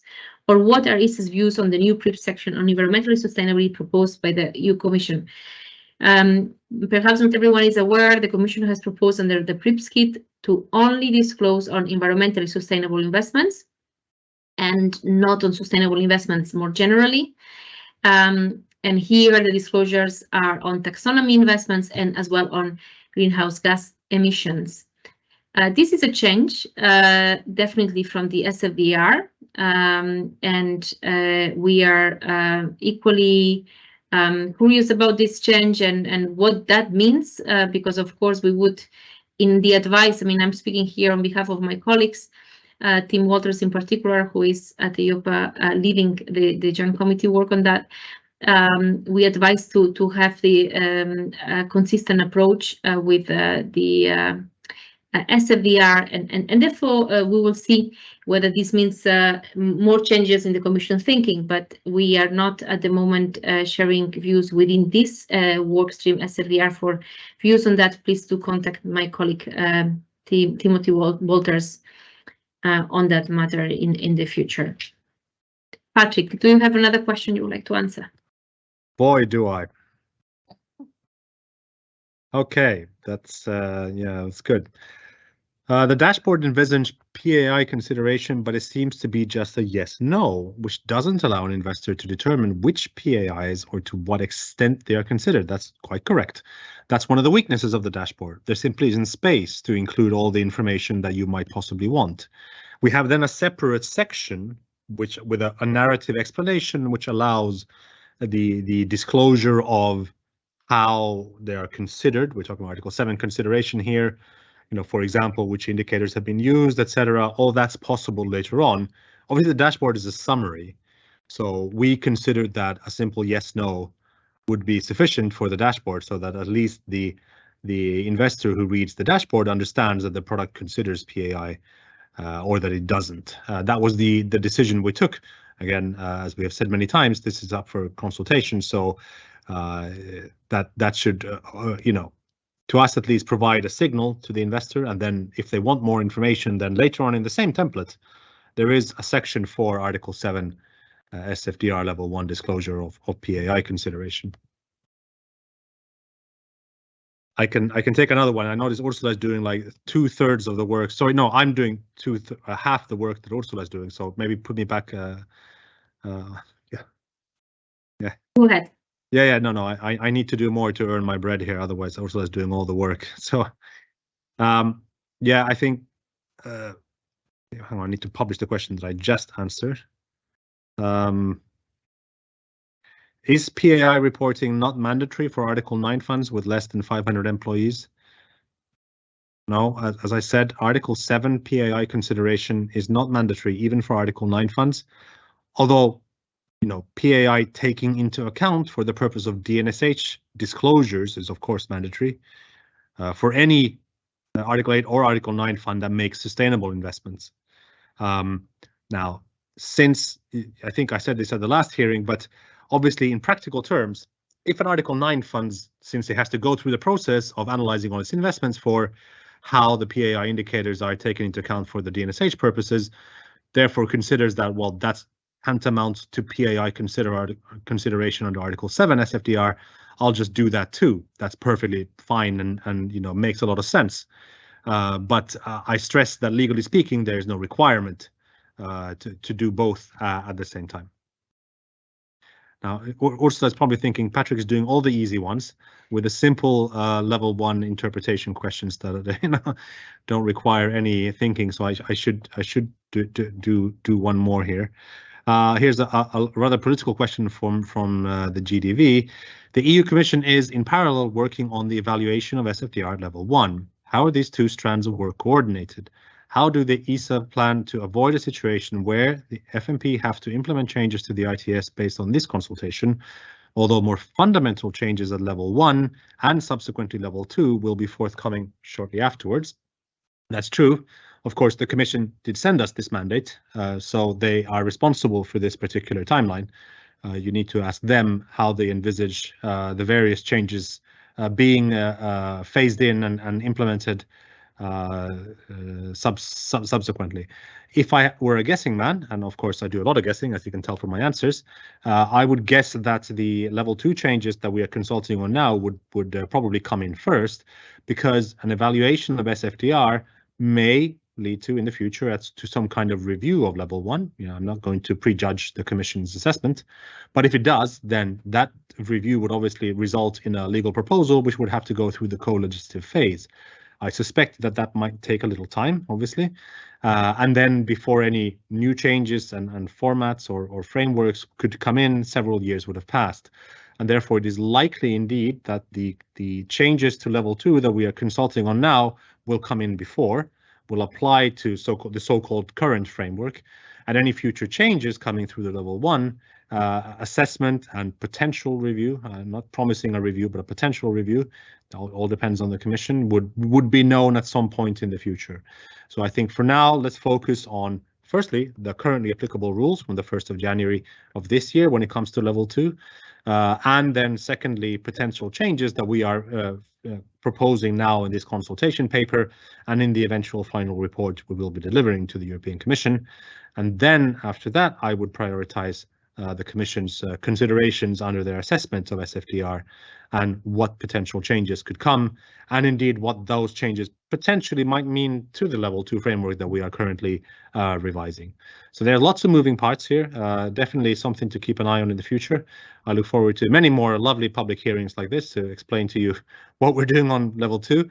I'm sure the Commission will explain to you what they're doing on level 1 eventually when we get to that stage. Okay, I have here many comments about the access to the templates as such. We have comments on whether we consider the need to provide the color codes and raw images of the icons, if this is to be standardized. In general, providing editable files for templates would be highly appreciated. The same comment repeated a few times on having this access to the icons as well, and also to the templates as such, with also icons in high resolution. Here, we are trying actually to put these templates, those already, not the new ones that we are now developing, but those that are now applicable on our websites already for some time. Maybe Patrick would like to let us tell more about that, but on his side, on our side, we think that will be possible. And the issues we are having are that there are different types of now templates at the moment. We have the templates that are in the EU official journal. Then there was a corrigendum in December. And now we have the new templates that include also these gas and nuclear disclosures, but we understand that for some versions, language versions, these are yet including some language issues on translation in particular, or formatting. So we would not like to publish these templates for all languages. At the moment, it's only the English that is published on our websites, before we can have a version that is already in the official journal, also corrected for the other versions. As said, there are still some issues with these versions that are at the moment the latest ones, so with gas and nuclear, but in the non-English version. Patrick, would you like to add something on this, on the publication? Sure. Yeah, no, thank you. Yeah, no, we fully acknowledge that it's a suboptimal situation to be in, where we can't publish editable or specific type of formats of the templates. The problem here is that this is applicable level 2 law. They are published in the form of a delegated regulation by the Commission in the official journal. We cannot publish versions that are not absolutely identical, because, as you know, only the version in the official journal is actually applicable law. If we did that, we would be committing legal errors and potentially getting ourselves into all sorts of trouble, which is unfortunately the reason that's holding up this. Now, we are investigating with the Commission about whether there's possible to find a way to publish also editable versions in all languages. But so far we have not been able to be perfectly frank with everyone. So you, unfortunately, for the non-English versions, you must rely on the official journal version. Well, in any case, you can only legally ever rely on the official journal version. But we did manage at least to publish an English language version Word file on our websites. So you can use that. Obviously, it's not ideal for the non-English language versions, but it is the best that we can do. So I have a question here about, did you consider that it is possible to have a product that has a proportion of taxonomy aligned investments and no sustainable investments, when, for instance, the underlying company has a portion of aligned activity, but also does do significant harm with other parts of its business? Very good question. I promise it wasn't a plant, but we have indeed considered this a lot in the subgroup in the joint committee, and we have considered it alongside the European Commission. We almost asked an interpretative question to the Commission last September about this particular scenario, but we didn't in the end because we wanted more time to think about it ourselves. The problem here, as many of you might know, is Article 18, Paragraph 2 of the Taxonomy Regulation, which says that in order to satisfy the minimum safeguards, the undertaking has to ensure that the DNSH from SFDR 217 is complied with. Now, obviously, if an undertaking does significant harm to any environmental or social objective under 217 and SFDR, that could seem to be a problem with under Article 18.2. So I know that the European Commission has been doing some interpretative thinking about this, and we may be seeing some clarification about this particular scenario and that particular impediment in Article 18.2. But pending that, we did not provide clarification on it, although you have to take my word for it that we have indeed been doing a lot of thinking about this particular scenario.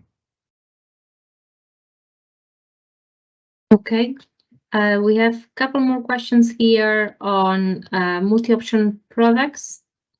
With respect to the disclosure on the MOP, here is a long comment, but whether this changes that the insurer has to change the templates in the templates, the wording from product to investment option, whether we consider this more specifically because this would be burdensome. Yeah, this obligation will not be on the investment manager, but on the insurer to be carried out. Yes, we consider this first of all in the places where cross-referencing would be applicable. Of course, this is not a change that has to be introduced, but the usage still or other investment option template can be delivered by cross-referencing, but to the specific template, again, not to a general website disclosure. And where that's not the case, then this change, it's not a very burdensome change, just to change in the wording of the template financial product for investment options. These are editable disclosures. We have designed them in Word, actually, and that's how as well the English version is on our websites. So it's really easy to replace financial product with investment options. We do not consider that this is too burdensome specifically. We have also a comment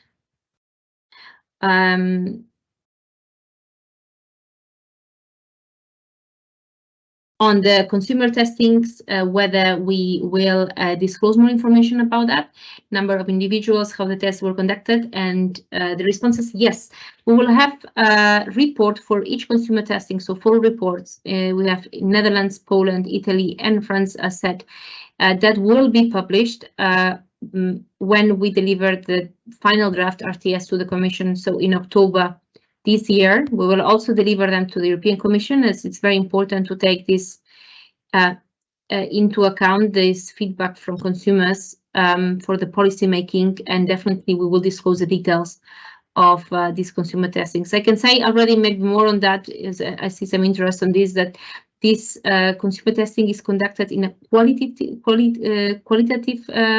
approach. So we are conducting in-depth interviews, and in one country also focus groups. It's not a quantitative approach as previously used, but qualitative. Interviews with consumers to specifically these new elements of the templates, analyze their feedback, but we are not covering the remaining parts of the templates that are not unchanged by the current proposals. There is also one question published at 142. Could you elaborate on the connection between level 1 SFDR and the intention to allow for electronic distribution of pre-contractual and periodic disclosures? For providers of pension products, level 1 says that periodic info has to be in the annual report or similar. Then how do you make it electronically and particularly layered? Well, the SFDR Article 10 requires to include the annual report as periodic disclosure on the website, and also the pre-contractual disclosures. For pre-contractual disclosures for pension products or schemes, so for IRFs in particular, sorry, so for pension schemes, there is possibility not to apply these disclosures electronically. So that's where there is a differentiation for under the IRF 2. It might be electronically or in paper, so there is no requirement to do it to disclose these documents in paper version and electronically. So the level 1 already has provides the proportionality here for this specific case. But when the products do have the electronic disclosures, that's where this layering is possible. It is not required, it is possible. And as said, for pension schemes, there is proportionality and it's not required to be electronically and on paper. So that's level 1 that applies in that case. There was also one question published, so asked and published 142 on a Belgium product, whether investment options of a multi-option product that is not a financial product within the meaning of the SFDR regulations. So where investment options are internal insurance funds that do invest in UCITS, for example, what type of disclosures should be here provided for such investment options? So this is the case of so-called profit participation funds, right? So the annual account, general account of the insurer is used to provide an option, a profit participation option that might invest in UCITS and also in other type of assets or products. This is absolutely possible, and that's the case covered by these new requirements where we would require such options to disclose the pre-contractual and the periodic templates, and changing the wording instead of using product, using the word of investment option. But if these options promote characteristics, they should use these templates. Of course, if they do not promote characteristics, if they don't cause that the MOP as such has one option that is promoting or having an investment objective, this is then not required. So that's only required when this account of the fund, of the general account of the insurer makes sustainable investments or promotes characteristics, and this is promoted in the information on this account on the internal fund. General account or internal fund, there are different terminology used depending on the country, but refers to this insurance investments made by the insurer for such type of products. Okay, thank you. I'll take over.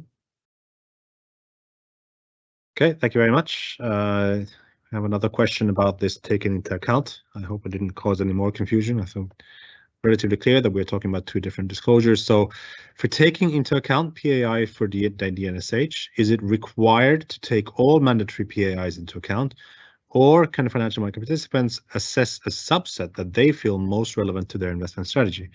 So no, on the taking into account side, there's less discretion than on the PAI consideration at product level. The disclosures currently say you have to show how at least all the mandatory PAI indicators have been taken into account. It says at least all the mandatory ones and any relevant opt-in indicators, so indicators from tables 2 and 3.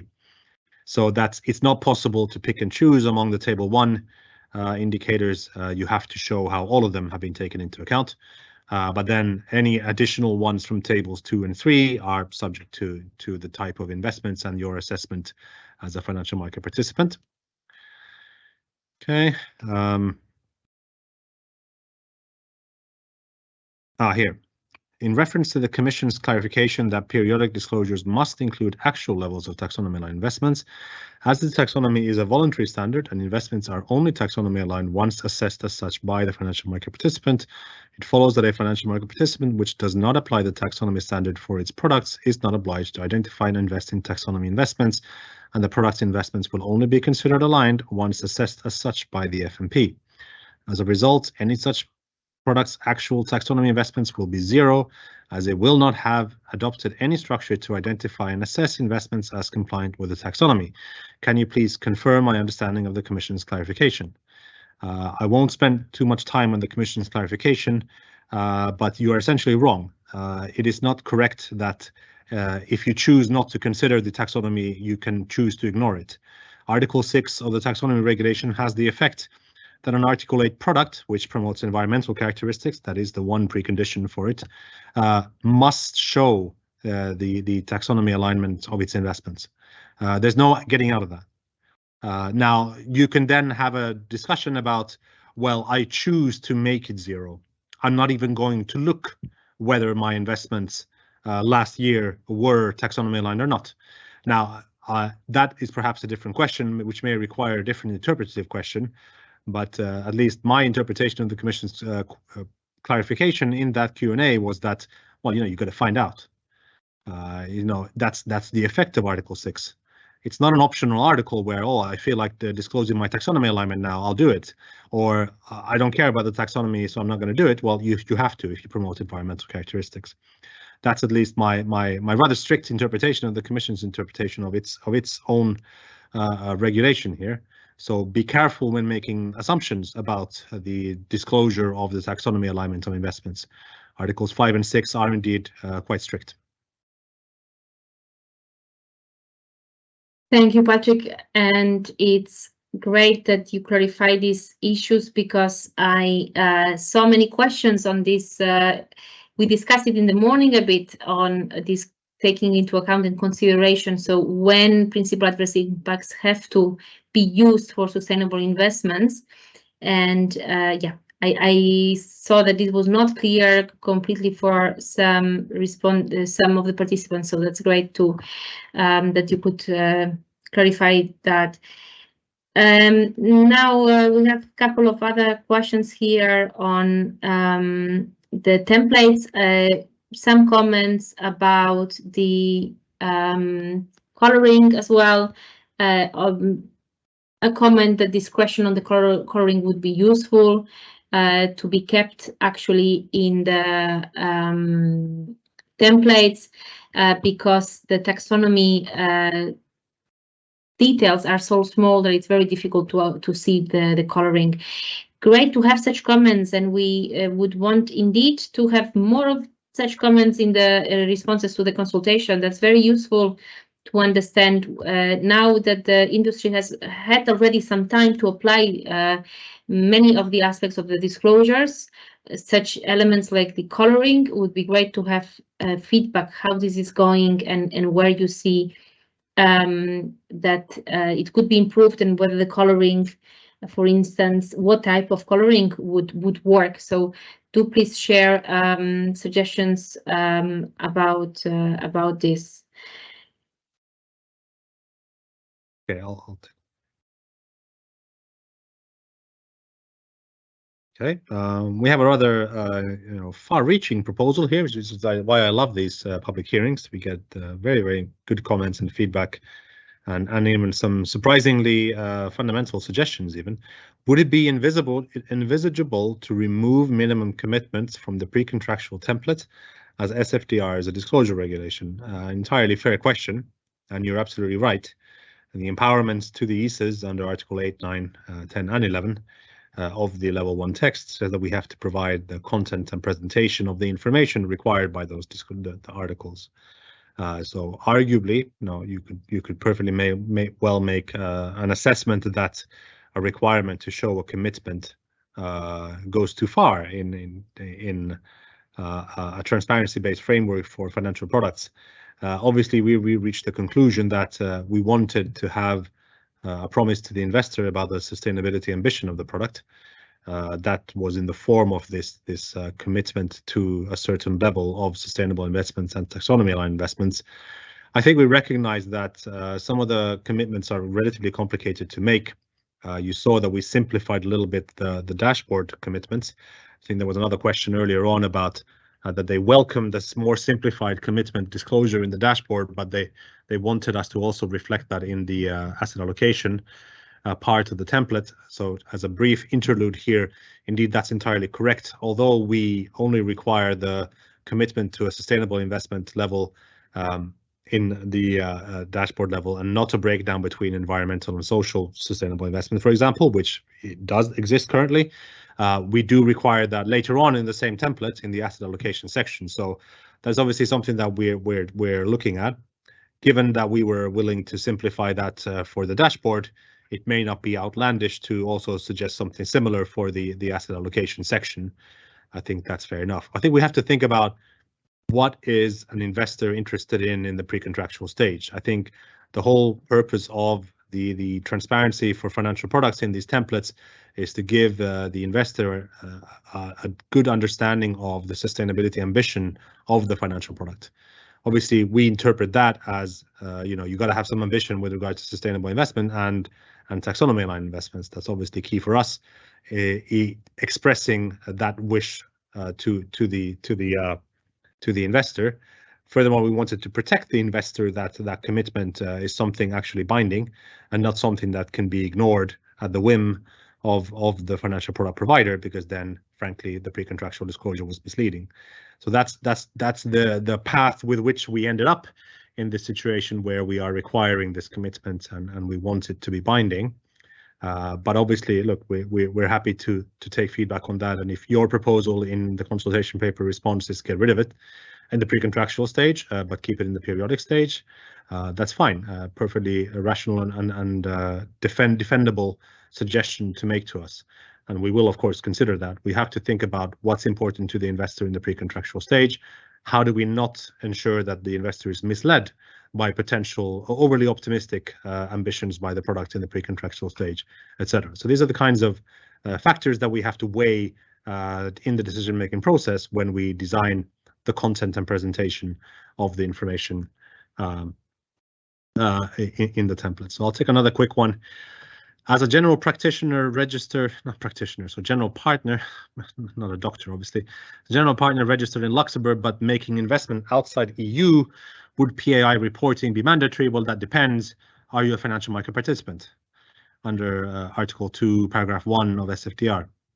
So presumably, if you're an AIFM, potentially you are. And indeed, the Commission has confirmed in Q&As from July 2021 that even sub-threshold AIFMs have to disclose. Now, obviously, since you're a single person, I don't know how many staff you have, but I doubt you have 500 staff. You could potentially explain that you do not consider PAI under Article 4 at the financial market participant level if you are offering a product. If that product is a financial product under Article 2.12 of SFDR, then obviously you can choose whether to apply Article 7 PAI reporting or not. Yeah, you can definitely make that choice. Okay, Ursula. Okay, couple of questions that I published already. At 2, a question for MOPS, who is responsible for a MOP, who is responsible for the investment option information provided to the customer, the MOP manufacturer or the investment option manufacturer? That's more of a supervisory question.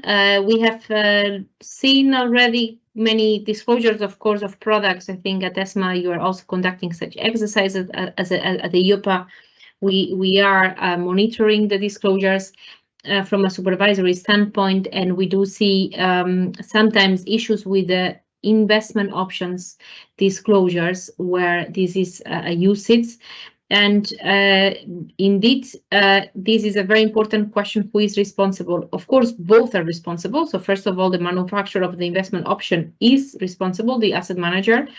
And also, when this product is being sold in a multi-option product, then the insurer is also responsible for this disclosure. So if the manufacturer sees an information that is not correct or not complete, it should challenge the information to the investment option manufacturer. Definitely, it's its responsibility to ensure that the rules are followed, that these SFDR disclosures are complied with as required by the law, but also that the information more generally is not misleading for its customers.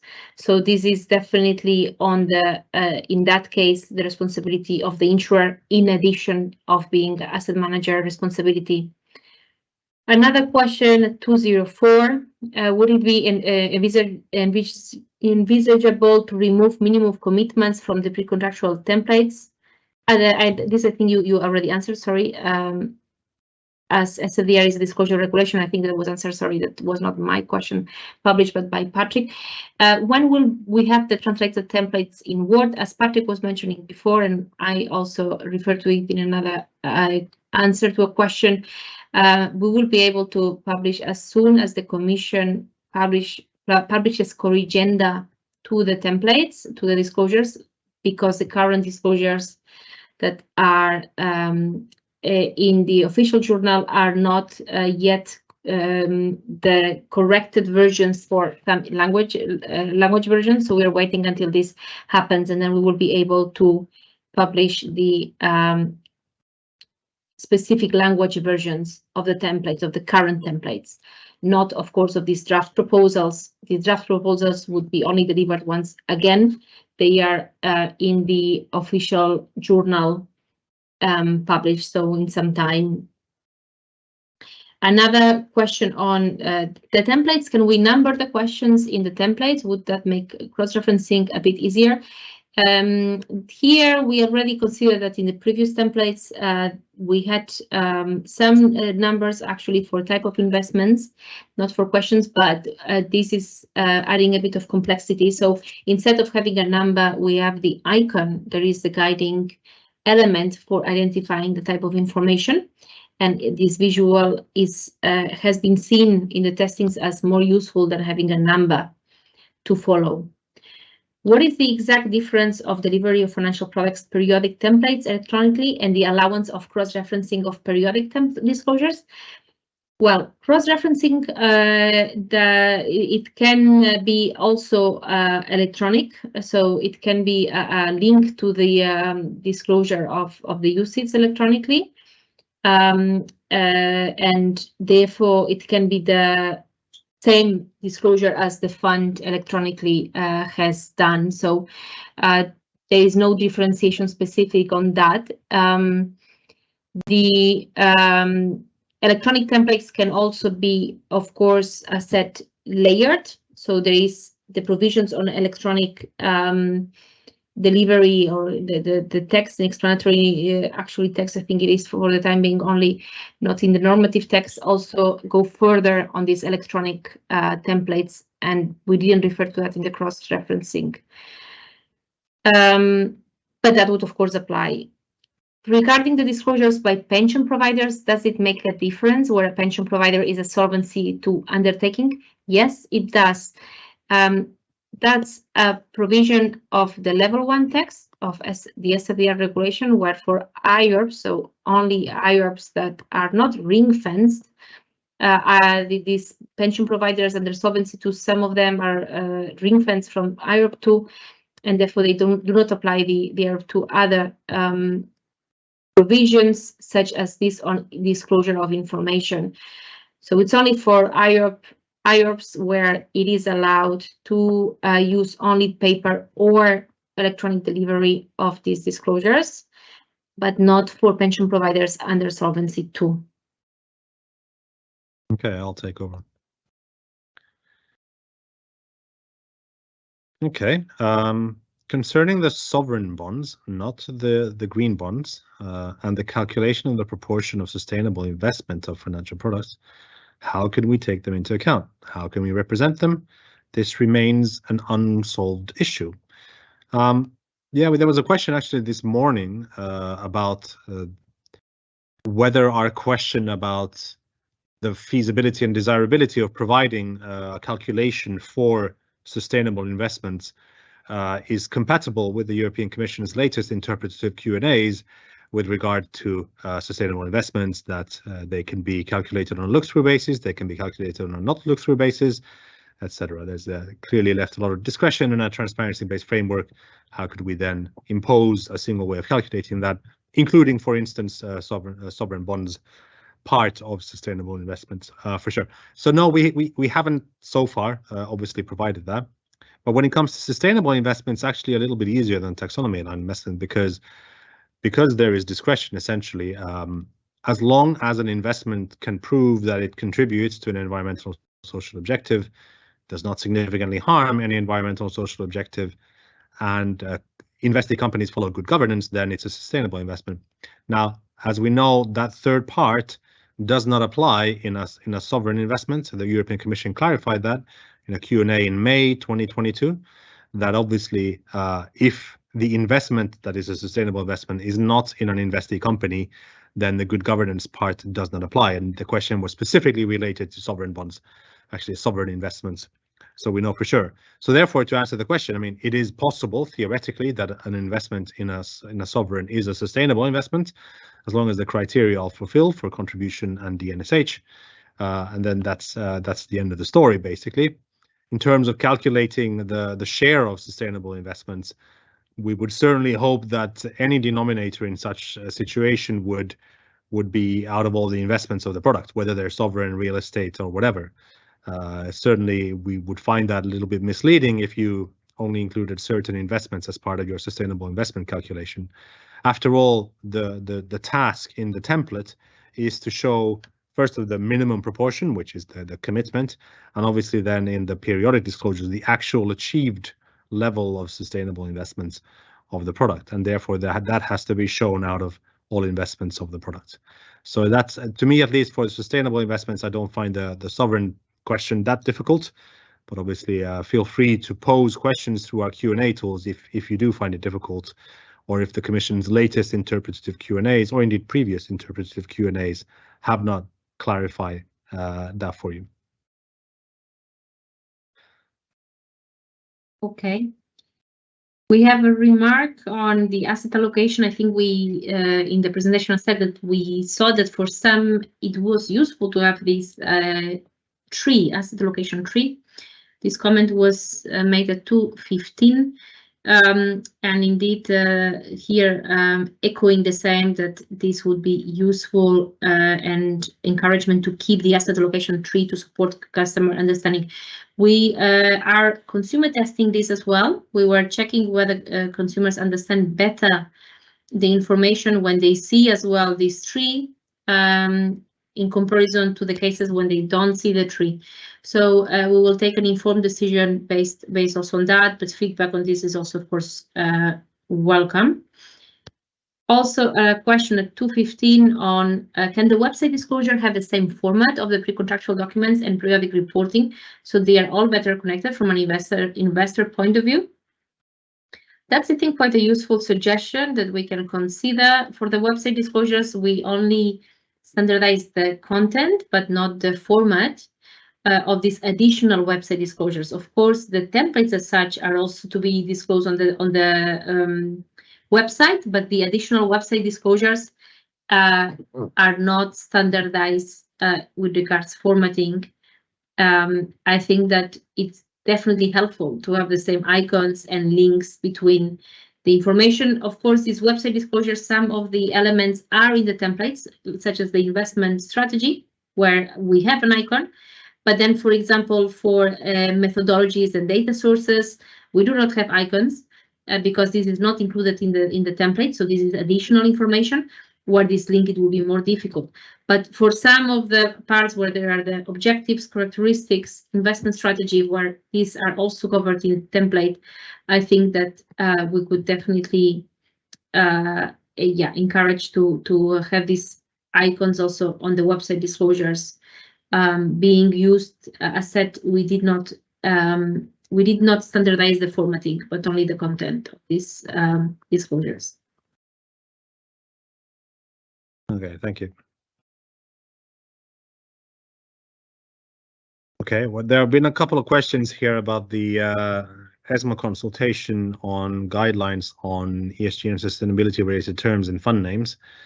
it would be wrong to hijack this public hearing on our SFDR CP on another proposal. But obviously, as ESMA has proposed this, it behooves me to say something about this. I mean, we are digesting feedback on that separately, and we'll be providing something separately on that in terms of next steps. It is not intended as an offshoot of SFDR. It is intended as an investor protection measure for fund investors. So I think whatever decision is made there should not impact the SFDR disclosures. Obviously, some SFDR disclosures may be useful information in order to determine the level at which the investor protection measures are applied for investment funds, IFs and UCITS, basically. Okay.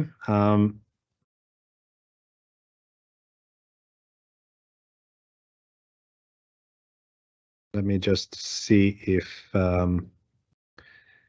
will you also test the comprehensibility of the whole of the templates with consumers? The length of the documents are clearly a concern to everybody, seeing we are currently discussing the usefulness of a dashboard amongst others.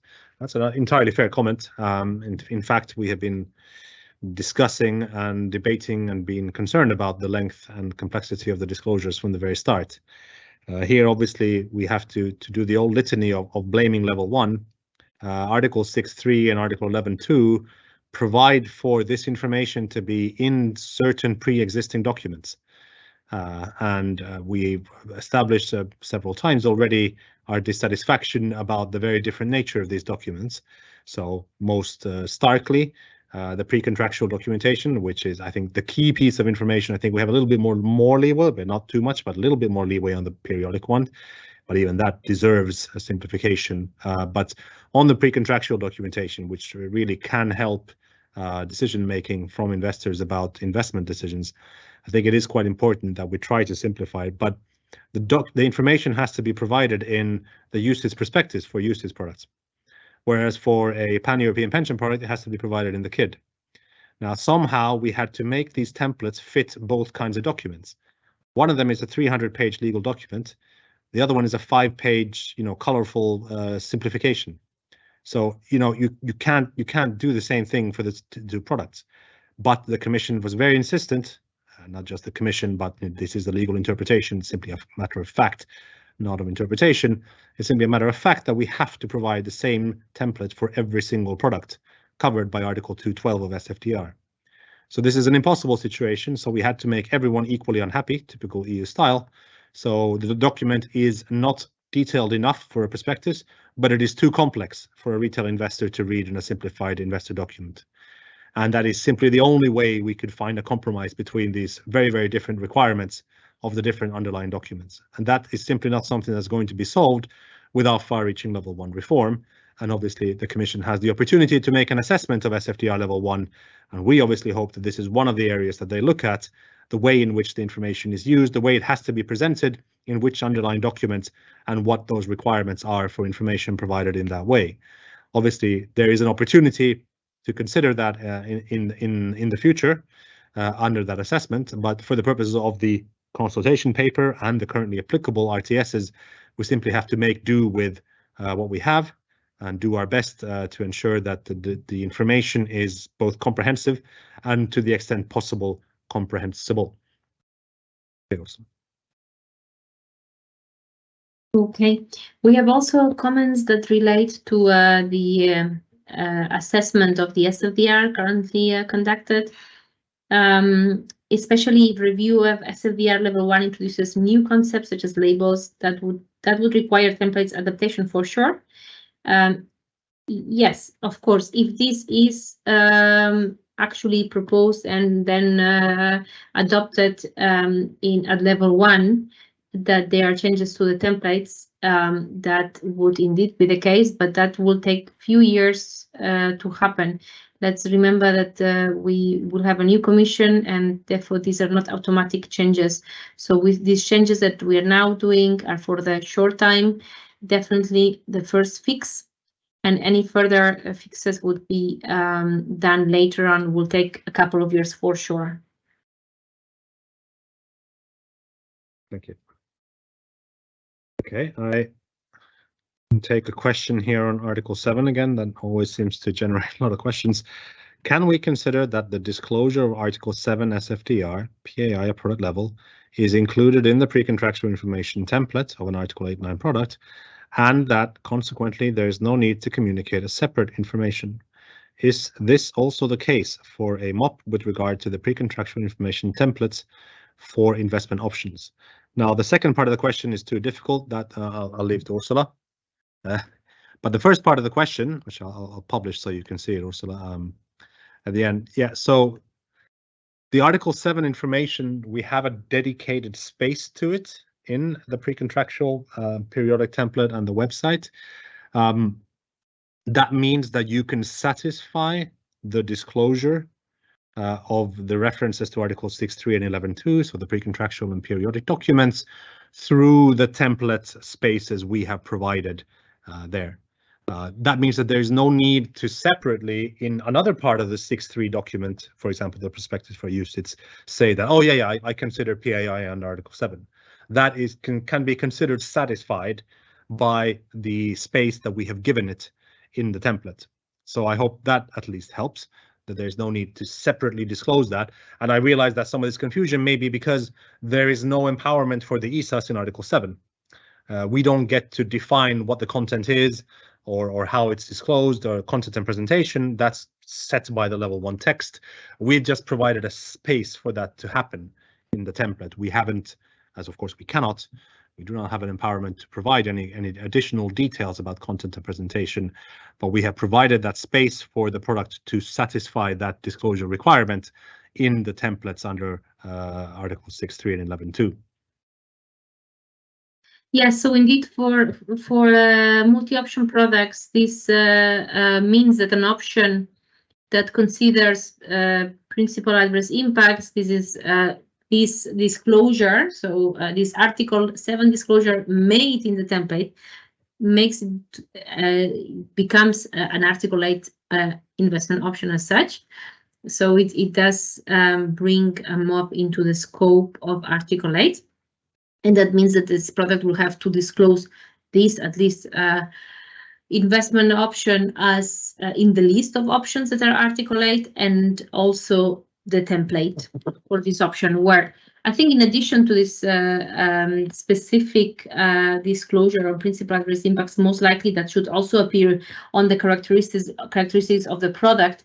So that should also be echoed in other parts of the disclosure as well, but just as for the product as such, underlying if it's a product, the UCITS, or if it's not a product, the investment option as well, that would happen.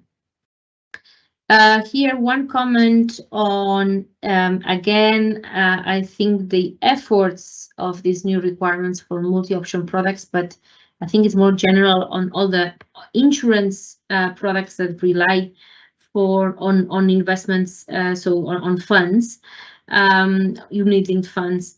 Given that insurers rely on the data that are provided by investment asset managers, have you taken into account the fact that insurers with a MOP structure will be required to deploy a quite substantial effort in terms of drafting, producing the annexes? In addition, given the limited amount of time and data on the market, are you foreseeing a delay for the insurance sector?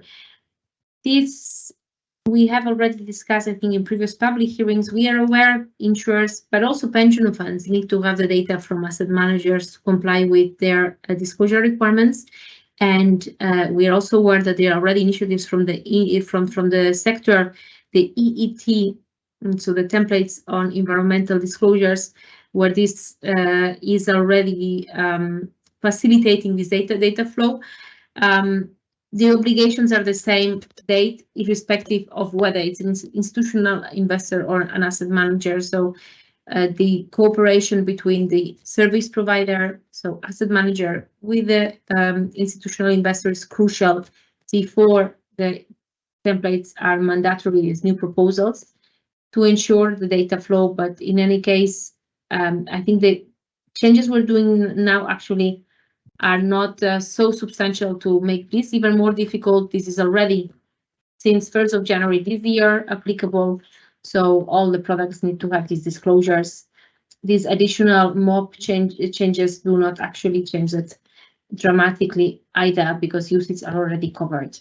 So yeah, I think leave it with that. Okay, I can take a couple at the end here, and then we can, yeah.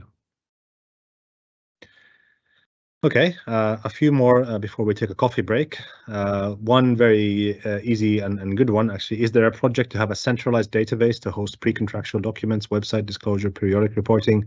Yes, it's called ESAP. It's wonderful. A legislative agreement has just been found among the co-legislators. So as soon as that is, finalized and all put into place, ESAs, among other bodies, can start working on this very significant project to have a European single access point. That's what ESAP stands for, for those who didn't know. It's part of a regulatory effort indeed to create this. It's been agreed. We are looking forward to putting it into place, because that is indeed going to be the central place to access information that we can hopefully provide. Now, obviously, it's a very significant project, and there's a number of years here in order to put in place the kind of IT infrastructure. But at some point, at least, this will happen. Currently, the periodic reporting SFDR disclosure needs to be an annex to the financial statements. Is there a possibility to envisage a separate standalone financial report as soon as it remains a companion report? Our financial statements are already 800 pages, and the SFDR annexes are 700 pages, which makes it difficult for an investor to read. I suspect this is, in fact, a mob question, Ursula, about the potential cumulative impact of the need to include all this information. Yeah, I think I'm not going to respond to it in any greater detail. I think we need to consider how it's done. I don't think that SFDR level 1 was designed with MOPS in mind. Obviously, they exist and they provide access to a significant underlying level of products. So that has to be done. We can't change the location of the documents either. 11.2 and 6.3 of the level 1 texts remain immutable. So that's unfortunately not going to change. Okay, I think we can take a break now. Sorry, we didn't respond to all the questions. There were many, very good ones. We did try to respond to some of them at least, so that's good. And we will continue in 15 minutes with DNSH and the decarbonization target disclosures, both very meaty topics. So we have plenty of material still to go through. So keep your questions in reserve, and look forward to coming back to you in 15 minutes. Thank you very much.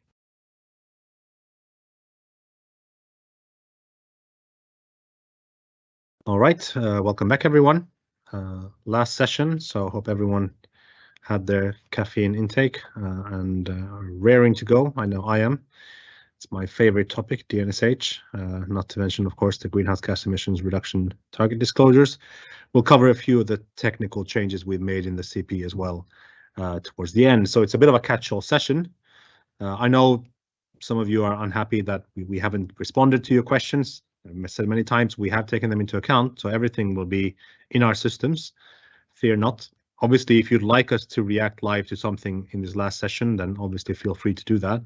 I was admonished by the person who asked the 700 out of 800 page question at the end of the last round. This was in fact a UCITS product, not a MOP.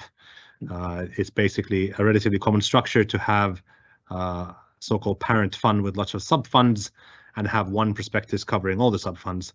And then obviously with all that information multiplied across many, many sub-funds, that page number can go up indeed quite a lot.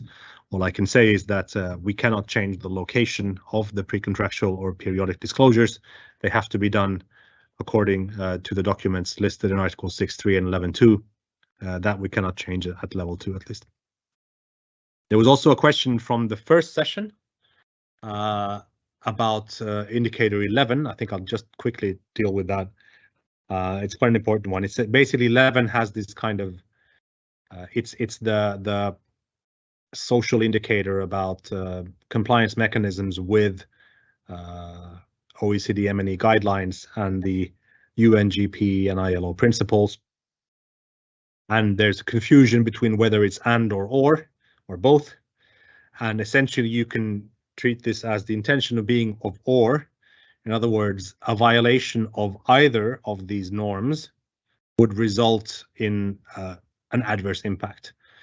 So the most important thing is that it is not a violation of both that leads to the adverse impact. A violation of either is sufficient to turn an investment into a principal adverse impact. So that's something I thought I'd clarify right at the start.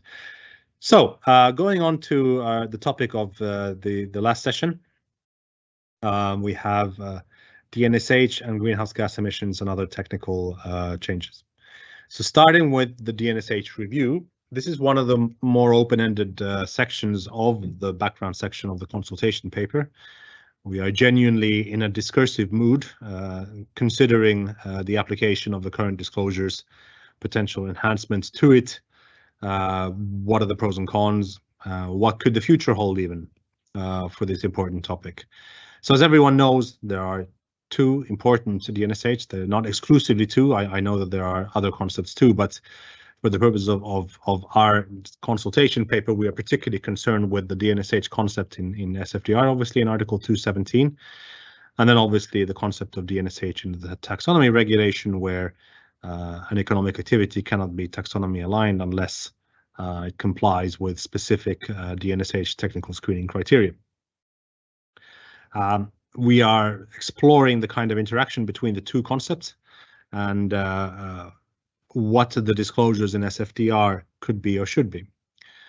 So under the current system in SFDR, there's a lot of discretion. We talked about this a little bit earlier.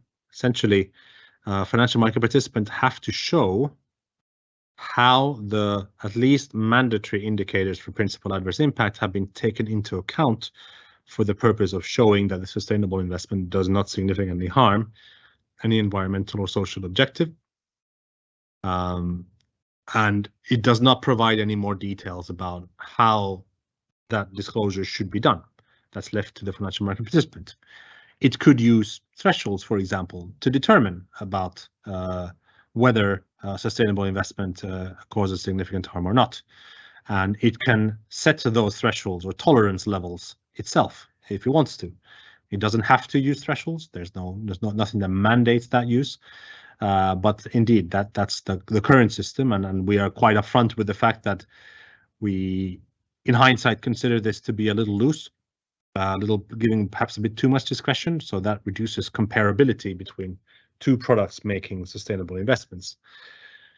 And that's why we are consulting on potential changes. So what we have proposed in the consultation paper is some enhancements to the current disclosure. We're essentially giving the financial market participant the right and indeed the obligation to set the thresholds for how the PAI indicators are taken into account. So some kind of threshold or tolerance levels should be shown for the mandatory indicators. Now, obviously, this should be differentiated by the type of investment. If the investment is in an investee company, then obviously the mandatory indicators for investee companies, indicators 1 to 14, would apply. And vice versa then with sovereign or real estate investments where they are sustainable investments. So that's the kind of enhanced disclosure proposal in the CP currently. But we're also asking the question about, given the fact that there's a level 1 assessment, as you pointed out earlier in the hearing, of course, we're fully aware of that. There are other moving pieces we need to consider, such as the longer term viability of having two DNSH concepts side by side. Would it in fact be better to do nothing, stick to the status quo of relatively discretionary disclosures about DNSH for financial market participants offering products making sustainable investments? We can definitely see the argument for that, and that's why we want feedback on that proposal. We're also asking a question about something that we had explored in a previous consultation paper, the one where we proposed taxonomy aligned disclosures, about whether there could be a safe harbor for environmental DNSH for taxonomy aligned investments, whether that's useful, viable, needed. And we are also given some longer term considerations indeed about the viability of these two DNSH concepts side by side. Does it make sense to have such concepts operating in parallel? Do they serve different purposes well? If so, can we keep them? Do we not keep them? What's the long-term vision? So those obviously long-term questions are a little bit difficult to answer. You know, there are a lot of unknowns, but we're asking for your feedback here, obviously, and we want to use that to inform our own opinion about the future viability of these concepts. So next slide, please. I'm showing here the template disclosure of the threshold disclosure, so to speak. Note that it currently does say if the financial product uses thresholds to determine. I think that was actually intended to be mandatory, but I'm in full transparency in front of everyone in this public hearing. I'm showing you what the current CP says, and it does say if the financial product uses thresholds. So it would follow that it's possible to not use thresholds and therefore not to include that. That's in fact probably my error at some point in the drafting. But somehow this wasn't caught, but I think it's actually intended to be a requirement that thresholds should be used and disclosed. And the way we've done it here in the pre-contractual is you have to have a concise explanation, and then the actual thresholds will be on the website. So we have a requirement to have a hyperlink to the website disclosure, and in the website disclosure, where it's free form, there's more space, obviously, you can then show the various thresholds and what they are for each of the indicators.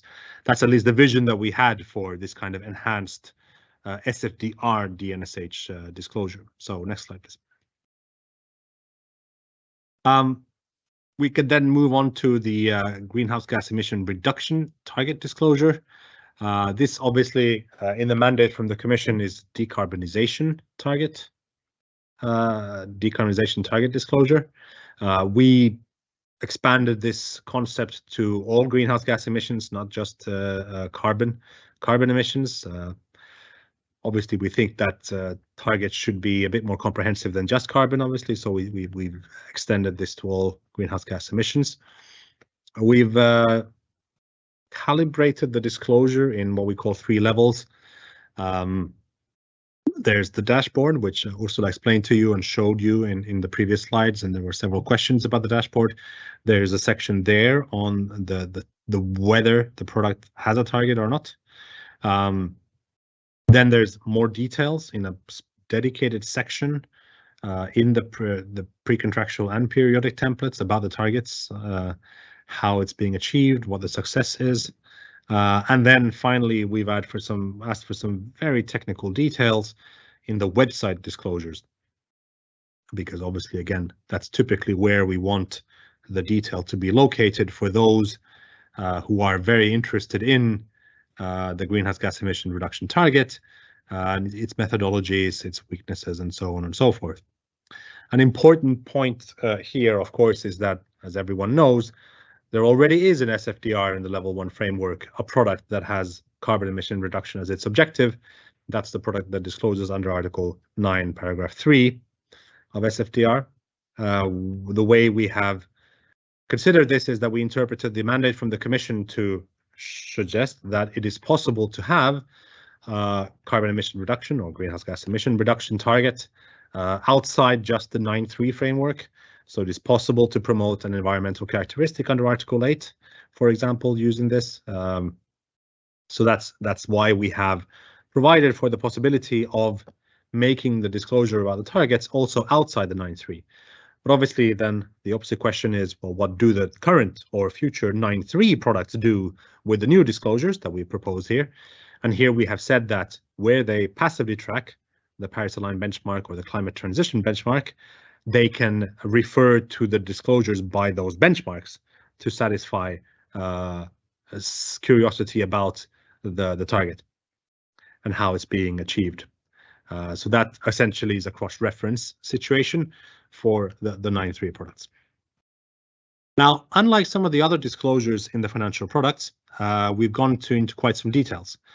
I realize some of you may be laughing right now and thinking, oh my God, you've gone into so much detail anyway, but in this case, we really have gone into quite a bit of detail, and we felt it quite necessary because we wanted targets to be roughly comparable. Again, it's really for reasons of comparability that we've gone into quite a bit of detail. We've essentially made some requirements, some kind of minimum preconditions for products to be able to disclose their greenhouse gas emissions reduction target.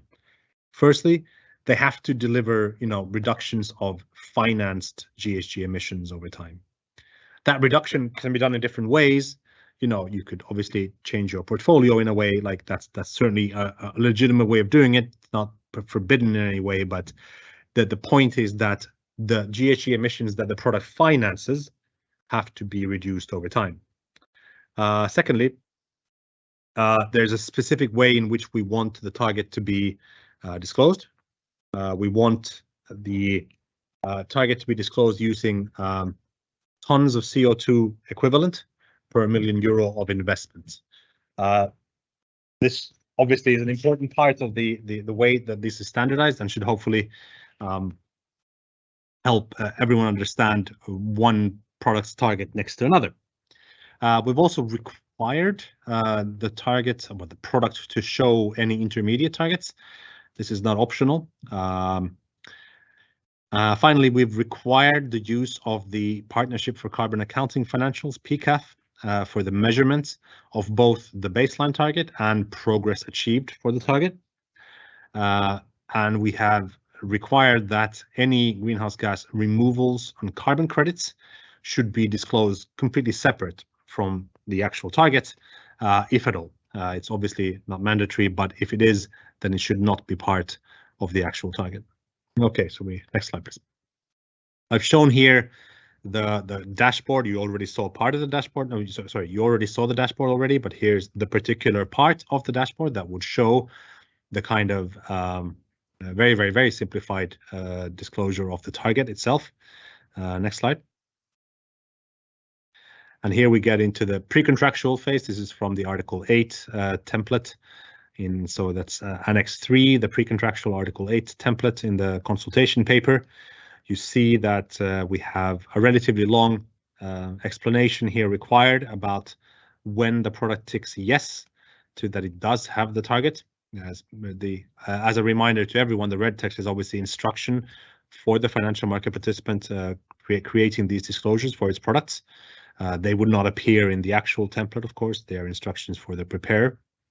Then there is a narrative section and a table with specific numbers needed for the baseline year, the date of the expected achievement, and then additional columns for intermediate targets, and so on and so forth. So that's the pre-contractual disclosure. Next slide, please. And then we have the periodic disclosure with a relatively complex table here, but I think it's quite necessary to show to the investors investing in the product with the target the success of the product in meeting it. So you have a progress made here, and then a possibility for additional columns for that progress. Again, the date of expected achievement the intermediate targets and the final targets. Then we also asked a question about how the implementation of the investment strategy contributed to the achievement of the carbon reduction target. Okay, next slide, please. So we're moving on to technical changes. This is kind of rounding up a little bit the CP for you so that we've made sure that we've covered everything. We have a section on equivalent information. We are proposing to change what we used to call equivalent information, which was basically the taxonomy aligned equivalent information. We're changing that to estimates to align with, we already have estimates for PAI. There's also estimates references in the taxonomy and the benchmark regulation. So the idea is to bring everything under the estimate umbrella rather than to have a separate concept of equivalent information. Then we've also asked for feedback on some criteria that the first platform on sustainable finance provided with regards to what estimates could be, or at the time equivalent information. We've shown how they could work for significant contribution. Actually, yeah, indeed, for taxonomy, significant contribution, do not significant harm, and the minimum safeguards.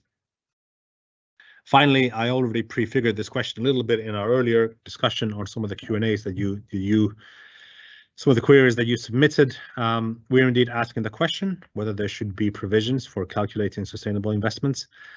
Fully recognize that that particular question could be complicated by the Commission's interpretative Q&As, which stress that the way sustainable investments is disclosed subject to the discretion of the financial market participants. So we will obviously consider that in any next steps, but here obviously we want to hear from you whether you would consider that helpful, and if so, whether there's any minimum criteria we need to take into account for that calculation. Okay, I think that's it. If we go to the next slide, we'll probably get to the Q&A slide again, so we can make a start slowly on that. We have until 4:30, where a colleague from EIOPA will come and very kindly do a little bit of a summary for us. Okay, Ursula, do you want to take a first question while I gather my thoughts and come in with some more answers?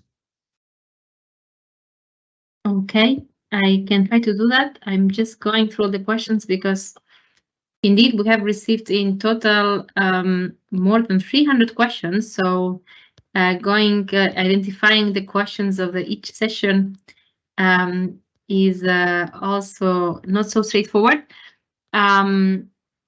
Yes, but we have here one question on from Magdalena Cooper from BVI. How can you commit to certain targets in terms of the greenhouse gas removals or storage by investee companies? Well, the targets should cover, of course, the targets of the investee companies. So this, of course, the companies, if I understand correctly, the question might change their targets. The financial market participant is only showing this commitment at the moment of the pre-contractual disclosure. So should they change their commitment for a specific target for the removals or storage by investee companies, then of course this pre-contractual disclosure should be updated accordingly if the companies as such make a change. I hope that answers the question. If not, please to follow up again on that issue. Okay, thank you. I'll take the next one. Okay, I've got a DNSH question here. Can you use qualitative assessments to determine DNSH on PAI indicators, especially when thresholds are not suitable to assess the significance of an adverse impact? For example, the metric for the biodiversity PAI indicator measures whether a company has harmful activities in biodiversity sensitive areas, but harmful does not have to be significantly harmful. This requires assessing the extent of the harm, for example, based on environmental impact assessment reports. Yeah, no, I mean, fair point. And indeed, there's another question here that I'll get to in a second about the thresholds.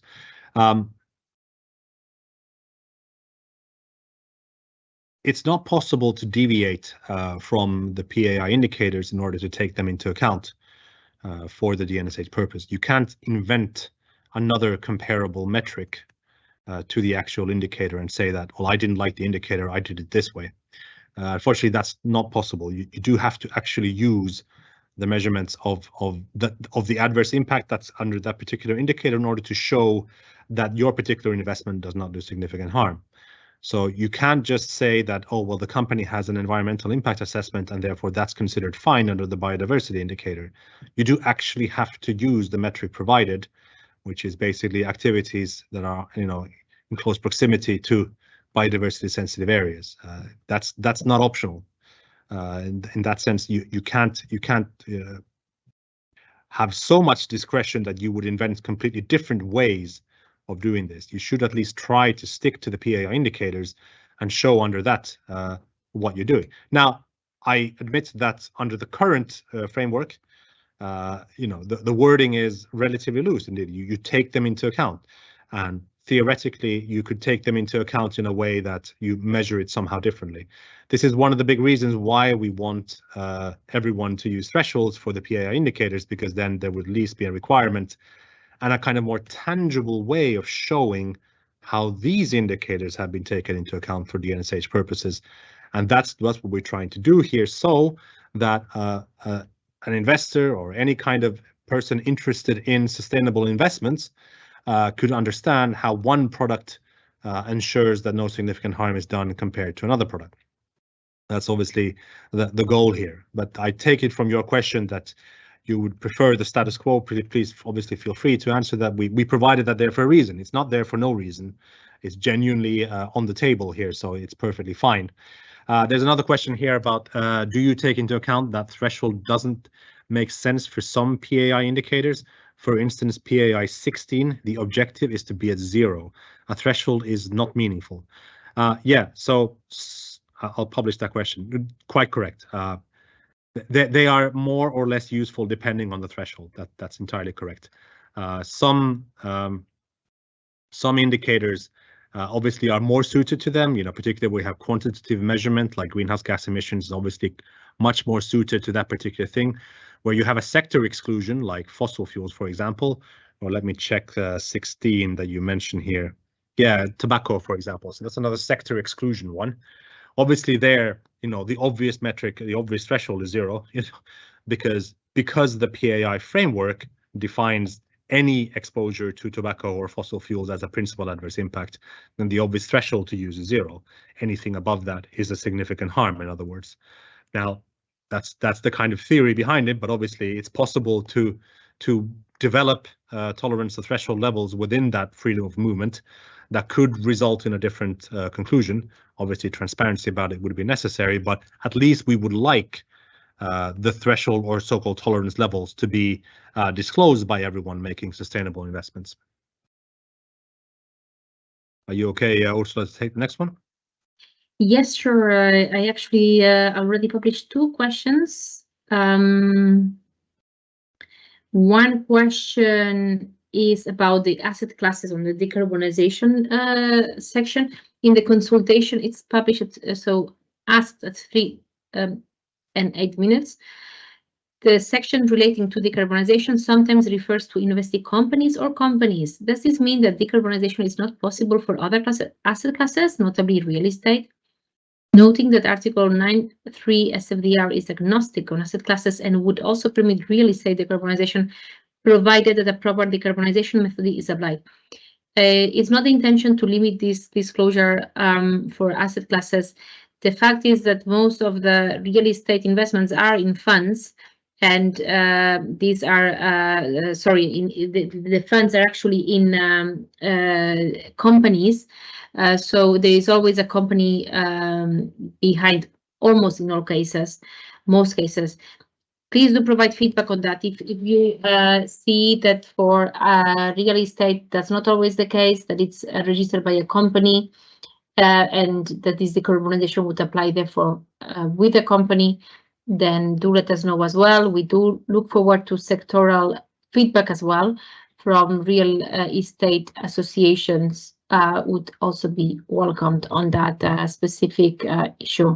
But yeah, the idea is not to limit this. It should be covering as broad asset classes as possible. We also have a comment from Julian Müller from BEUC. I like the distinction between the 3 different approaches for investment products that claim to be low or 0 carbon or to reduce emissions in some way: positive screening, negative screening, engagement. This coincides with the 3 labels suggested by the UK FCA, but the FCA uses the distinction for all sustainable investments, not just carbon reduction. Have you considered using this distinction more broadly rather than only in the context of the emission reduction? We leave it only for the emission reduction because more generally we would not want to have the disclosures as a labeling regime under our draft rules here. This is a bigger change. If done, that would require level 1 changes. It was very clear from the beginning that the level 1 did not want to have focus on investment strategies been somehow already pre-selected or already proposed by the ESAs, as a list of investment strategies to pick from. So that's why this is not proposed, and that's why the SFDR disclosures are very neutral, and it's up to the financial market participant to disclose the objective, characteristics, and the investment strategy, where then they can, of course, also refer to the engagement, positive screening, or negative screening being conducted. But yeah, from the beginning, it was clear that the SFDR was not, the intention was not to have a classification or a labeling as it stands today. So that's why this is not covered by other parts of the disclosures. So yeah, should that of course change in the future, it would require a change to the level 1. Okay, thank you. I'll go next. So under the new greenhouse gas target disclosure rules, can products still disclose that they are managing carbon reduction or net zero goals without adhering to greenhouse gas reduction target requirements? So, well, under our proposal, no, because those are, types of carbon reduction, greenhouse gas emission reduction disclosures. And in order to have a target that is comparable to other products, you have to comply with the way we have required them to be presented in the template. This is meant to support transparency and above all comparability, which is one of the key goals of SFDR. And there's a question also on the legal basis here. I think we're definitely trying to ensure both transparency and comparability of disclosures. And that's one of the key reasons why we have required it this way. So no, you cannot disclose separately somehow in this way. If you have a target, you have a target, and you have to conform to these new proposals. I'll take a different one right away. Okay. Good afternoon. If there's a requirement to set qualitative thresholds for each indicator, so we're jumping here between greenhouse gas and DNSH, it's perfectly fine. Everyone is fully on board with this. It's good. If there's a requirement to set qualitative thresholds for each indicator, the thresholds would have to be adapted not only for the type of investment, but also for the type of industry sector invested in. Is that what the ESAs envisage? Thanks. Very good question. To be perfectly honest, we had envisaged more universal thresholds that would apply across all investments. I can see the rationale that you seem to infer from your question, that there could be a different concept of significant harm from one sector to another. That's not how the PAI indicators work. Obviously, they are universal, apply across all sectors. In that sense, they don't differentiate between different types of investee companies. For example, the 14 mandatory ones that apply to investee companies, they apply to all investee companies. So obviously, extrapolating from that, we had expected that thresholds or tolerance levels would be universally set by the financial market participant. Now, that's not an easy job, obviously, but already you should be showing for your sustainable investments how you take into account the PAI indicators. So obviously we hope that there is a growing growing familiarity with the indicators and how they are being checked for whether sustainable investment does significant harm or not. And hopefully that will result in an ability to also consider the way in which a threshold or tolerance level could be set. Okay, I have already published a couple of other questions. So first of all, 316, so that's the last question, where products do not have greenhouse gas reduction objectives, do they have to include the question in the template and answer not applicable, or can it be removed entirely? I think the question is structured in a way that they have to ask it, but they have to answer yes or no. And if that's not the case, then it's very clear in the red text in these notes for the industry to whether this is to be included or not included. So Please do not include not applicable, because that's in any case not also for the rest of the templates and not the way to fill in these templates. The same is for other sections, like for the benchmarks.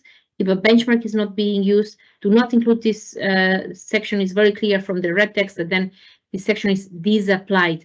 I think that's not the case here. If I recall that correctly, for this disclosure, the idea was that this would be required for all products. So all products would need to disclose whether they have or do not have an objective of greenhouse gas reduction, even if they make social investments only, for instance.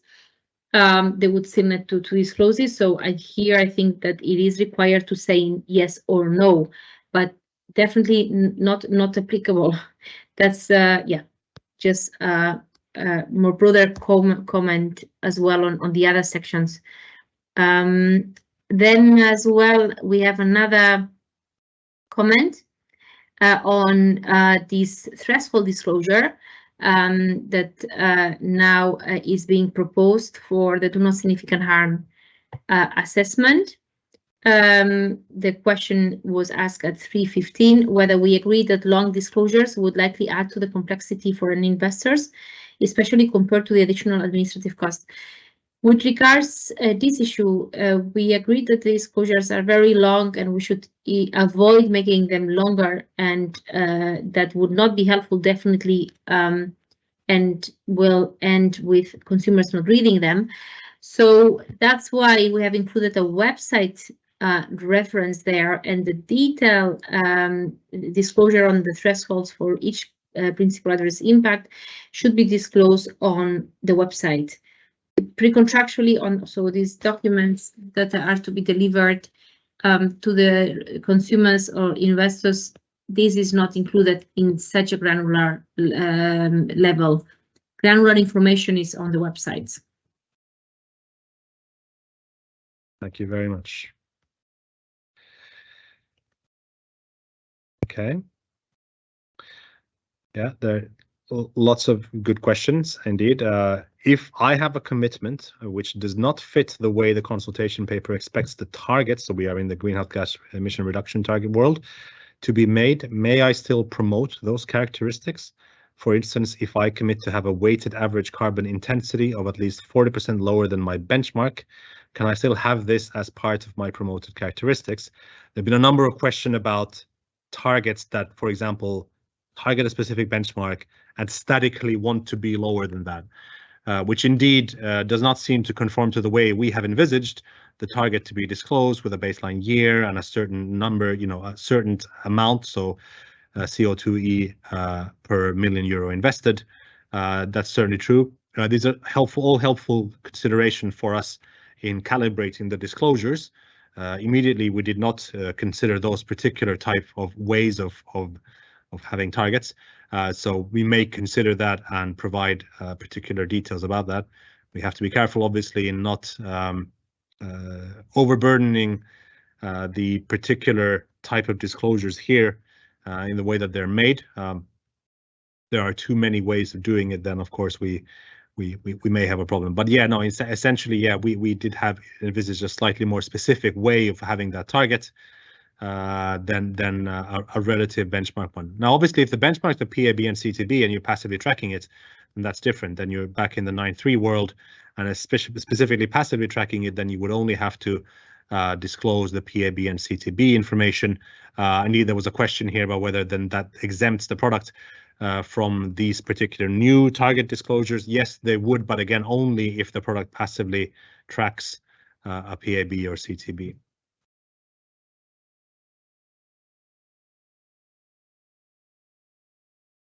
Okay.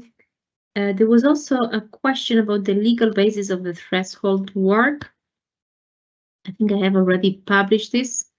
Asked at 3:13 by Magdalena Cooper from BBI.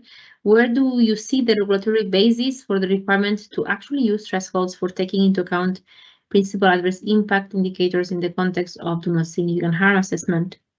We agree that this is intuitively the most reasonable approach for implementation, but the current SFDR framework leaves flexibility for potential other ways of taking into account.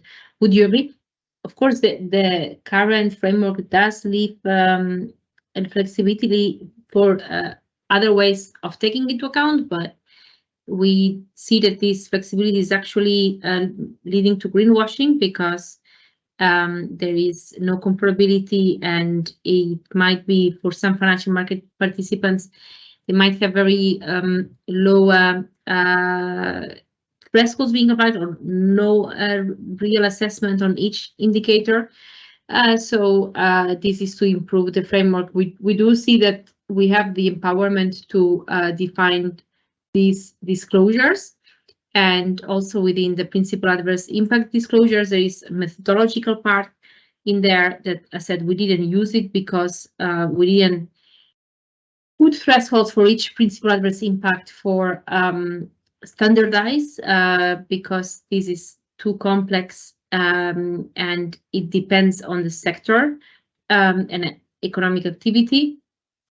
But that doesn't mean that we cannot require the disclosure of thresholds. Under the disclosure for financial products empowerment, any content that is relevant is can be required. So the empowerment under Article 8 and 9 and 11 does cover such elements of disclosure like thresholds will do not significant harm. Thank you very much. Okay, it's clearly the Magdalena Kupa hour because we have lots of questions from you.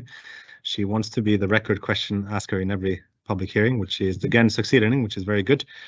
Would you consider it legitimate to disclose pre-contractually that a product aims at reducing greenhouse gas emissions without specifying a quantitative target while committing to report intermediate progress in the annual report? Well, no, not under this particular proposal that we have presented in the CP. We obviously wanted the product provider to be transparent about the actual ambition of the target in the pre-contractual stage too. Not only to say that, yeah, we have a target, but don't worry, we'll tell you later how it goes. Clearly, that's in order to allow investors to compare products next to one another and make the appropriate choice between what ambition they may have for the carbon emission reduction. So that wouldn't be possible under our proposal at least, but okay, fine. Second question from Magdalena, how can other than equity funds, e.g. funds investing in real estate, disclose their greenhouse gas emission reduction targets under the current ESA proposals? Yeah, so that's not impossible at all. Indeed, I think that this may stem from some confusion about the text of draft Article 14A in the RTS in the consultation paper.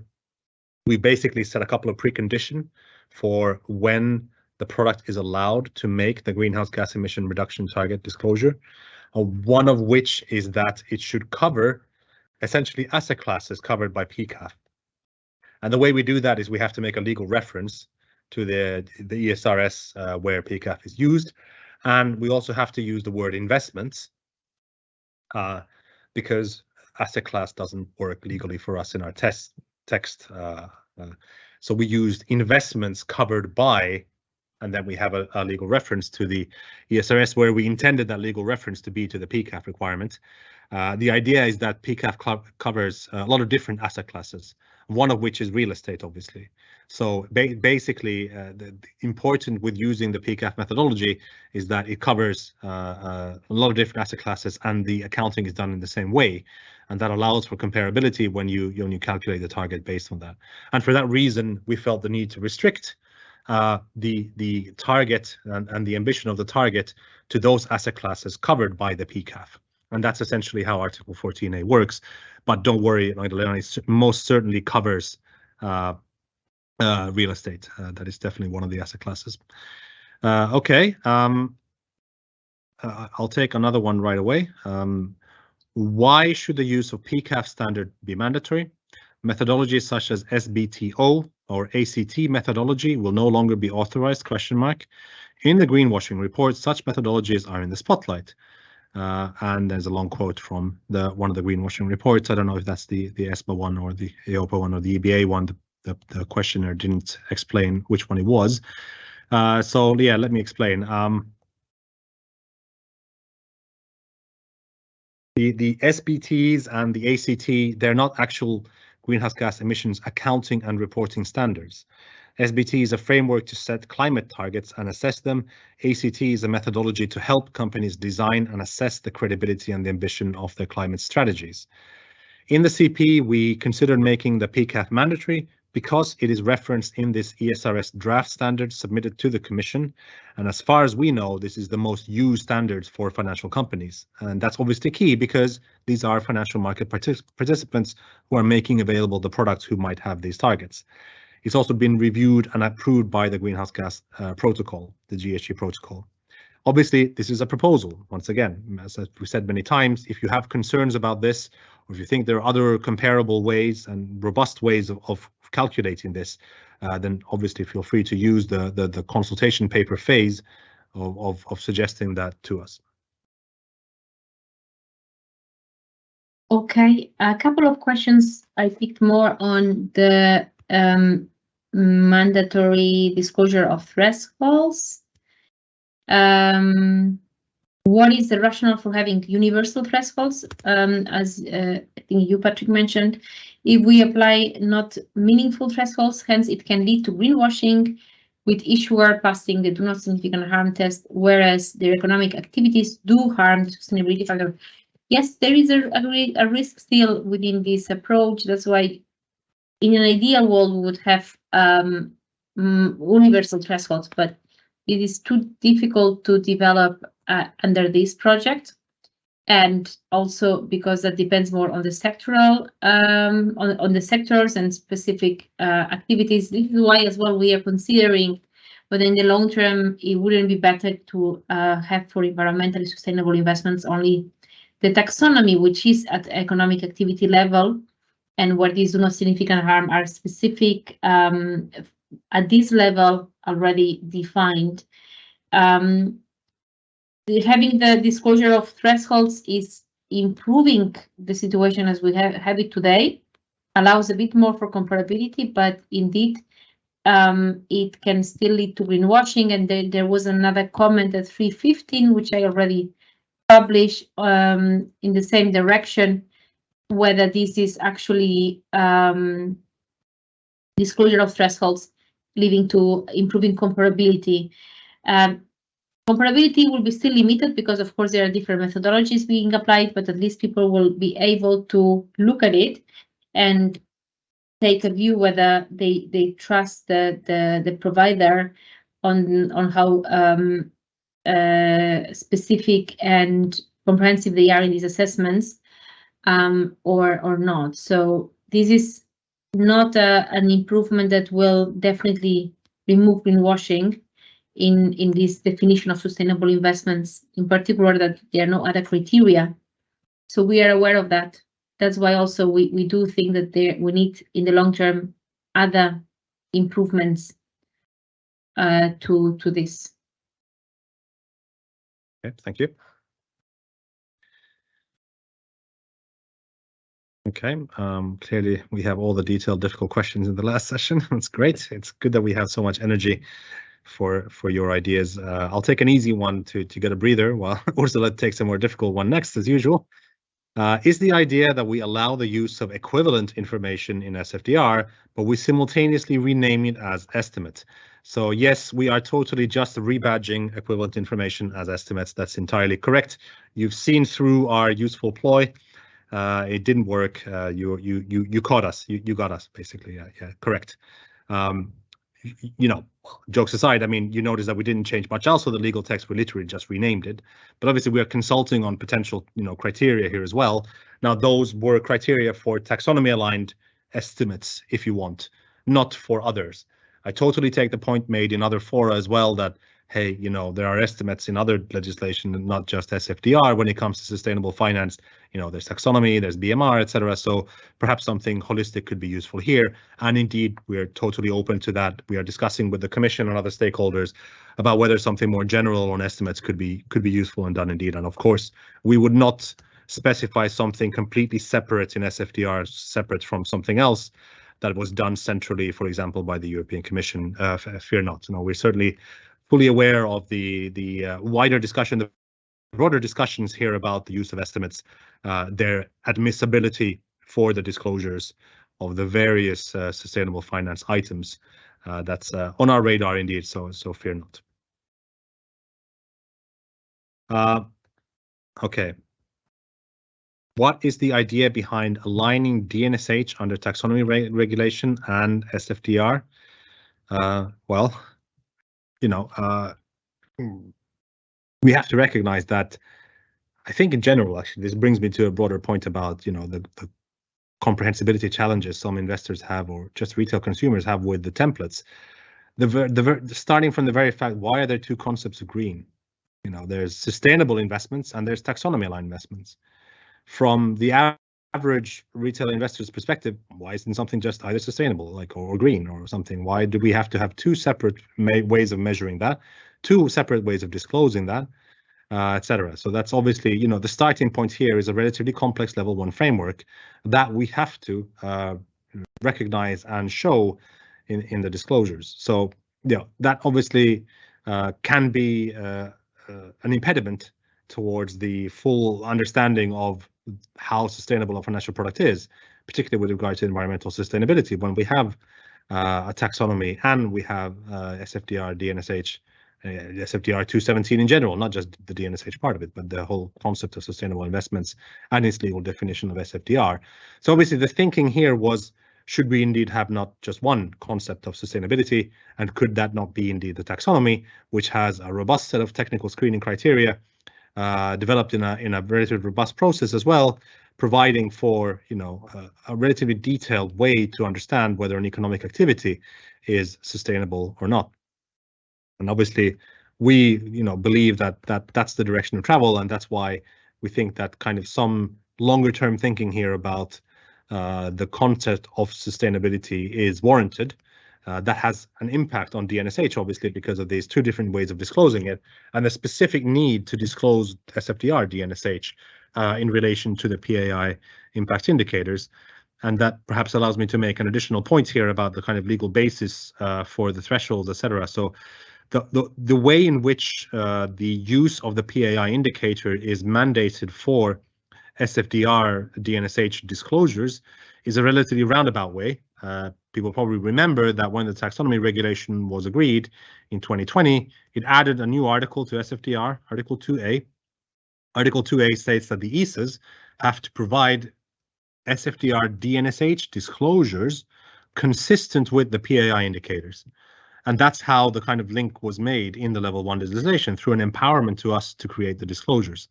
So we're very much left holding the ball of a political decision made by the co-legislators that in order to show that an investment conforms to the DNSH principle, it has to do that by reference to the, or consistent with, the PAI indicators. And so we developed the PAI indicators independent of the DNSH disclosure obligation. We developed them for the PAI disclosures under Article 4 of SFDR, and they are reflected in Chapter 2 and Annex 1 of the delegated regulation. It's only subsequently that the need to use them for the DNSH purpose came in. And obviously we created this relatively free-form disclosure about, you got to show how you took them into account, at least the mandatory ones. But now we are proposing to slightly formalize that through the use of thresholds, so that at least we understand how you've measured it.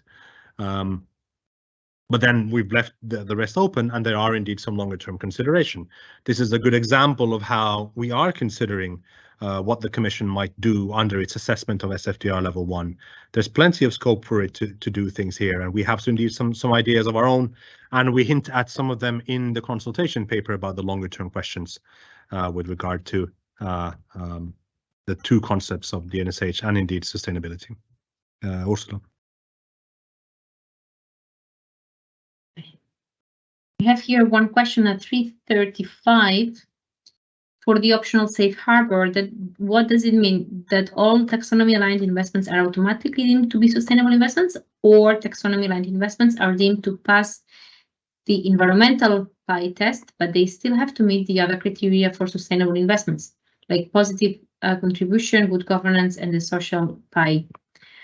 So here I think it's useful to note that on our side, this is an open question, and in any case, the Commission is also looking into that. I think this is already some thinking is being conducted by the Commission. That's what we hear. So we also are very curious to hear these views to make this framework more comprehensive, but also to ensure that the safe harbor makes sense. On one hand, of course, the safe harbor, it's clear that for taxonomy-aligned investments, the do not significant harm is very much developed on the environmental part. So for sure, I think the safe harbor here that we are proposing as option 2 would pass the environmental principal adverse impacts. And with regards to the social criteria, so the social principal adverse impacts, this is still from our side an open question, but accept. We think that other views than ours will be also useful on this, including from stakeholders, but also from the Commission in the coming answers to the consultation. Thank you very much. Okay, I have a relatively long question here from Pierce Gordon. Regarding greenhouse gas emission reduction targets, have you considered other approaches to assess the greenhouse gas emissions reduction path for funds? For example, considering the emissions reduction paths of the underlying investments rather than the financed emissions. In such cases, funds could set a target of AUM share invested in companies that have set emission reduction plans or transition plans. These targets could grow over years. The current approach may bear the risk of investment managers only adjusting the weight of their investment on big emitters to reach the reduction target, but without considering whether the underlying investments are effectively reducing their emissions, a sort of window dressing. This is again why we love these public hearings so much. It's really good to have questions like this about the approach that we've proposed and suggesting some pros and cons. I think it's very good. I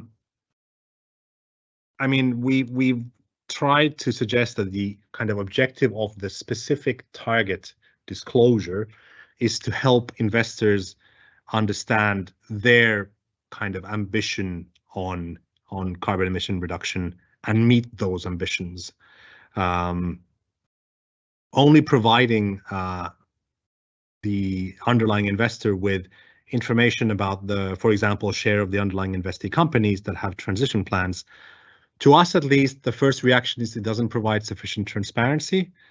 But theoretically, you could have a target using financed emissions and then something else on the side of it. I think the kind of narrative disclosures are wide enough to allow that.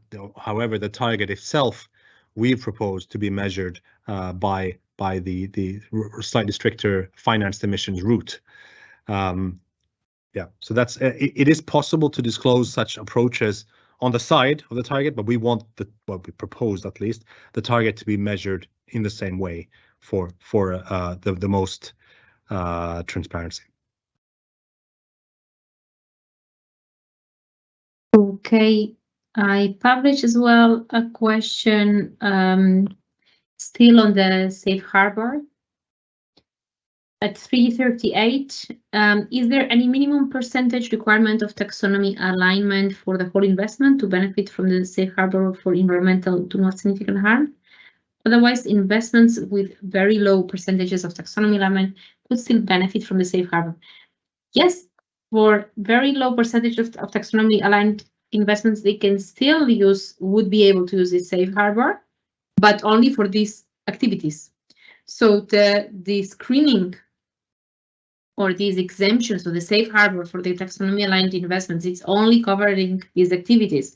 For the remaining activities of a company that would be share or a bond, for instance, invested in the financial product, the do not significant harm criteria for sustainable investments more generally would still apply. So this consideration of principal adverse impacts. Sorry, probably I should use the wording of they should be taken into account instead of being considered. But this wording is always a bit tricky. In any case, exactly. So the remaining economic activities that are not taxonomy aligned should still pass the PAI test for the do not significant harm assessment. The safe harbor is only exempting then, would exempt only the taxonomy aligned activities. Very good. Okay. So we have another, okay, I'll wait for the broadcast to be on me. Okay, very good. We have another question about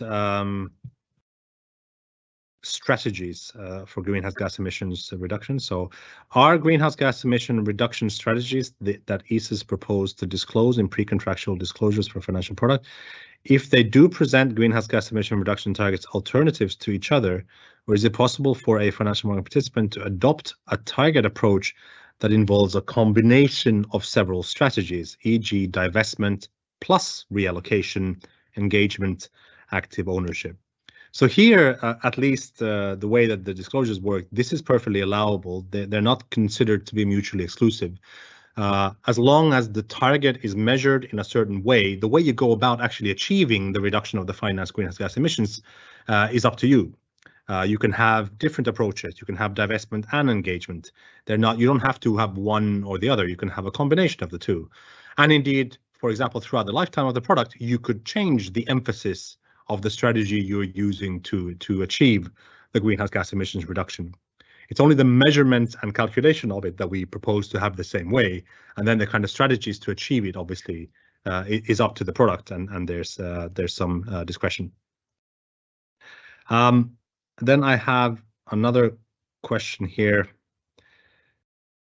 Will DNSH include activity-based elements beyond tobacco, or can a gaming company be sustainable?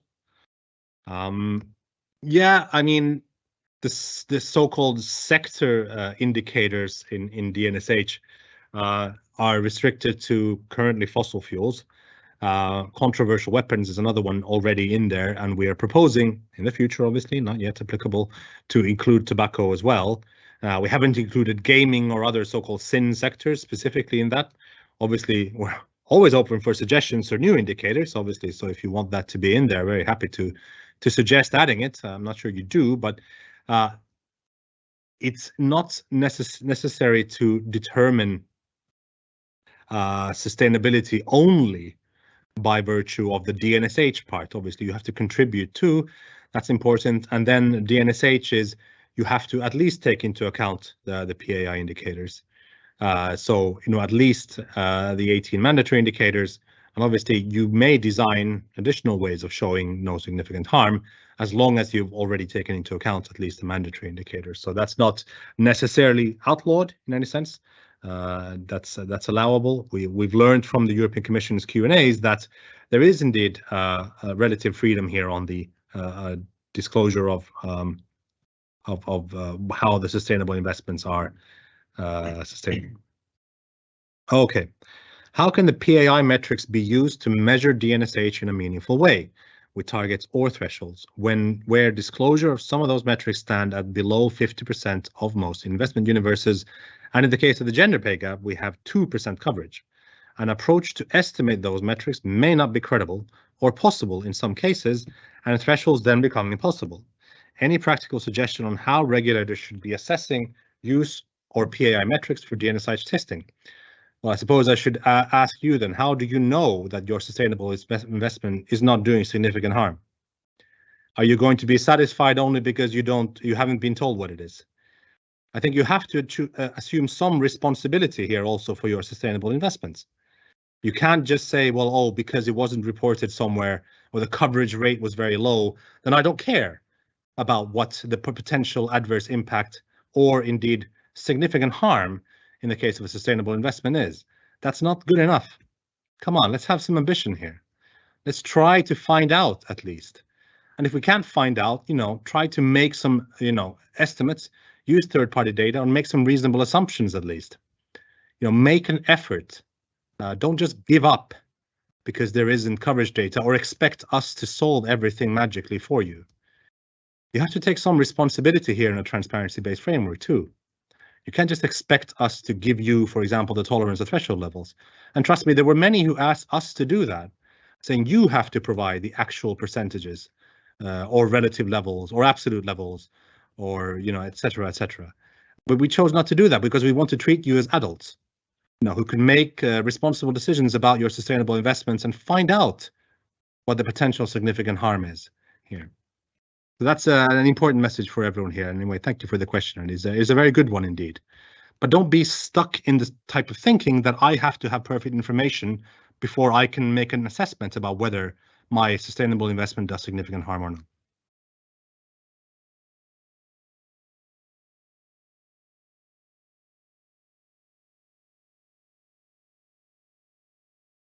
I think there were a couple of other questions as well on the thresholds, more generally on also our direction of travel. So for these long-term changes that we would also want to get views on where the do not significant harm should go with regards sustainable investments generally, to avoid this duplication with the taxonomy in particular.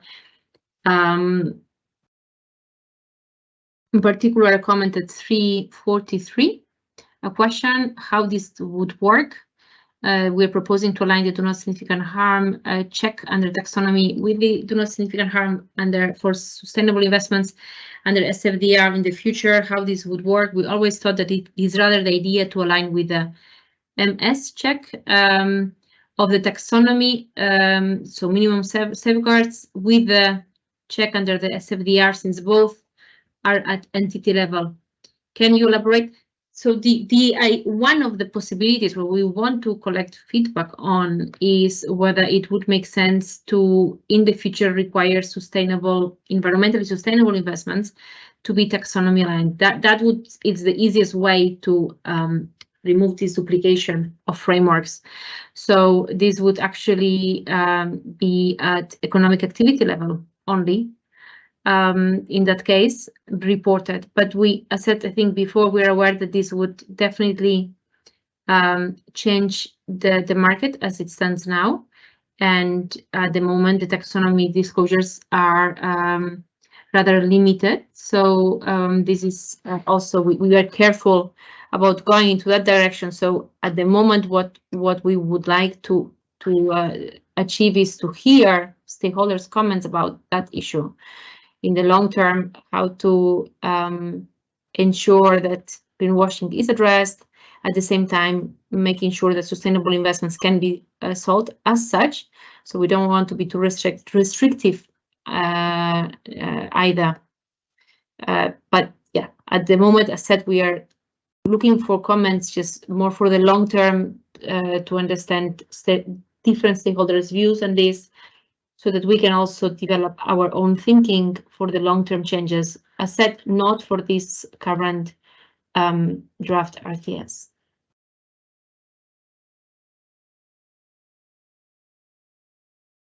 Okay.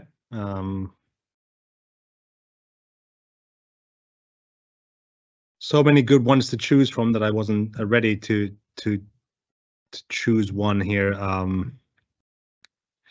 Yeah, well, I'll take an easy one while I consider other ones. So what are the sanctions envisaged in case a financial market participant doesn't comply with SFDR requirements? Well, don't do it, first of all, ideally. Second of all, of course, I mean, enforcement and supervision is under Article 14 of the Level 1 text. You can see there that national competent authorities basically are given the powers to enforce breaches of SFDR within their existing sectoral powers. So if you are an AIFM, an alternative investment fund manager, and you offer AIFs on the market and you are in breach of your obligations, then it's your supervisor as an alternative investment fund manager that may enforce breaches under the AIFMD, because that's the sectoral rules that govern you, obviously. And the same would apply for, MiFID firms, UCITS management companies, insurance companies under Solvency II, and pension companies under IORPS. Okay, you mentioned a few times that the intent of the disclosures is not to limit the type of asset classes included. What is the logic for treating derivatives differently? You've again caught us out. You're too smart for us. You found us out. No, that's a fair point.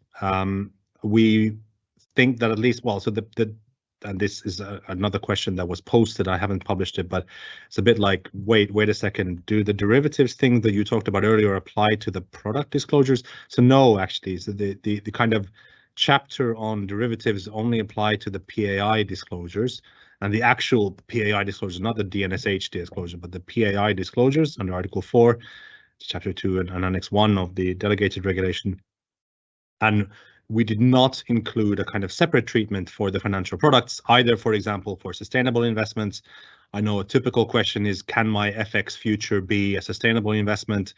Can it be a taxonomy aligned investment, etc., etc.?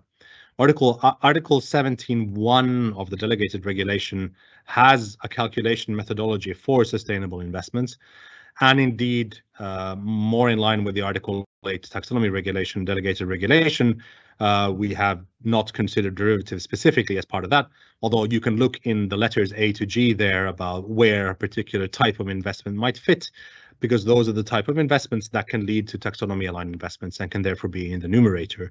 So we have at least considered it more specifically for taxonomy-aligned investments, but we did not consider it for sustainable investment. Indeed, in general, the sustainable investment remains a relatively loose definition under Article 217, and any investment that contributes to an environmental or social objective, does no significant harm to environmental or social objectives, and invested companies follow good governance, can be a sustainable investment, essentially. There's no bar in that sense for specific asset classes, and we did not intend to discriminate against derivatives when it comes to sustainable investments, indeed. Certainly not. That's not the intention, and I think there may be some broader consideration on derivatives when it comes to financial product disclosures, precisely because of this nexus between Article 8 of the Taxonomy Regulation and the entity disclosure of taxonomy alignment with the product disclosure of taxonomy alignment under Article 5 and 6 of the Taxonomy Regulation, and its disclosures in our templates, of course, which are how Article 5 and 6 are complied with. Now, that discussion may need to be considered a bit more broadly, and let's see if we can find a common way to deal with derivatives then. Okay, another question from Magdalena Cooper on the decarbonization disclosures 340. I will publish it now in a second. Coming back to commitments for reducing greenhouse gas emissions, how would you view the legal implications for financial market participants if the product fails to meet the envisaged targets due to problems with the decarbonization of invested companies? We are concerned that too strict requirements for ex-ante quantitative targets might deter financial market participants from offering products aiming at reducing the emissions for reasons of potential legal liability or greenwashing claims. For this reason, we have required in the periodic disclosure on how these targets are achieved throughout the years, to be able to precisely see whether this is on track or not, and also disclosure on the engagement. What are the investors doing to actually bring these companies back in track on the decarbonization path? Of course, we understand that it's easy to make a declaration at some point in time to get investors on board, and then for companies looking at financial more profits, perhaps they might change some strategies, business strategies that will put this into question, the achievement of these milestones. That's why this disclosure is included of the targets and how they are achieved periodically, and also the engagement. At some point, of course, the investor will have to, the fund or the institutional investor, decide whether this product is still having such an objective. And in case it's not, then we should also rethink whether, this is still possible to claim that it's still achieving decarbonization.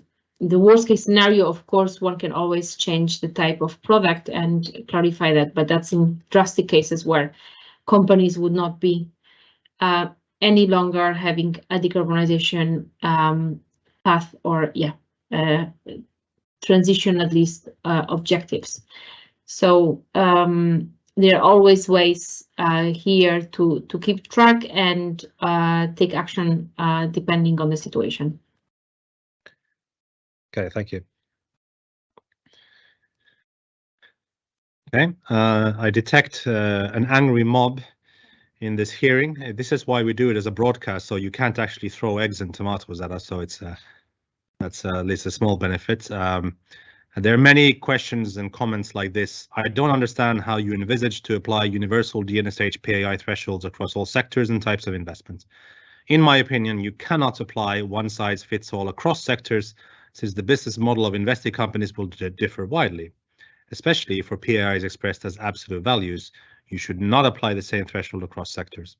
If you evaluate absolute greenhouse gas emissions of a large manufacturing company, it would be very unfair to apply the same threshold than for a small tech startup company. Would it not make sense to establish scientific thresholds across economic activities similar to the technical screening criteria? Well, then we would just be establishing another taxonomy. And frankly, we held long discussions with environmental experts, and there was great reluctance to start developing an SFDR-based taxonomy with sector-specific, even activity-specific, thresholds for the PAI indicators. We would just be replicating the taxonomy at that stage, and that's the whole point with our longer-term questions. Wouldn't it make more sense to just use the current taxonomy in an activity-based system? That's the kind of, basic factors within which we operate here. I think that the very beauty of sector agnostic thresholds is their simplicity. And indeed, you may have a more sophisticated vision of do not significant harm, but in terms of understanding how you apply it to all your investments, sustainable investments in particular, there is a certain beauty in that simplicity. Now, notice that we haven't said in the current consultation paper that you need to apply the same, absolutely same numbers to every single sector. Theoretically, you could, under the interpretation of thresholds, just have 150 million different thresholds if you want to. Obviously, you need a very big website to disclose all of them, and hopefully investors can understand which exactly one of your 150 million thresholds you intend to apply to which companies. That's certainly not particularly simple or clear, and it may indeed be misleading. So let's not also lose some of the benefits of the slightly blunter SFDR concept of DNSH, which indeed does apply economy-wide, investment-wide. That's the kind of basis on which it says the investment must not significantly harm any environmental or social objective. That's the wording of 217. So it's the investment that has to be investigated. And this indeed is, the kind of basis of sustainable investments that typically investments made in invested companies are through general financing instruments, not through specialized instruments such as green bonds, for example, or anything else, or project financing, for example. So general financing instruments, you indeed, how can you tell whether the company does no significant harm under the PAI indicators? You have to analyze the whole company. You can't just analyze every activity separately. So that's kind of the beauty of a company-specific, investment-specific DNSH threshold, that it allows that in a relatively simple way too. Relatively, obviously everything is complicated here, but indeed theoretically we can kind of see the need for this kind of alternative way of showing do not significant harm in the investment world, because you invest through general financing instruments, not through typically project bonds.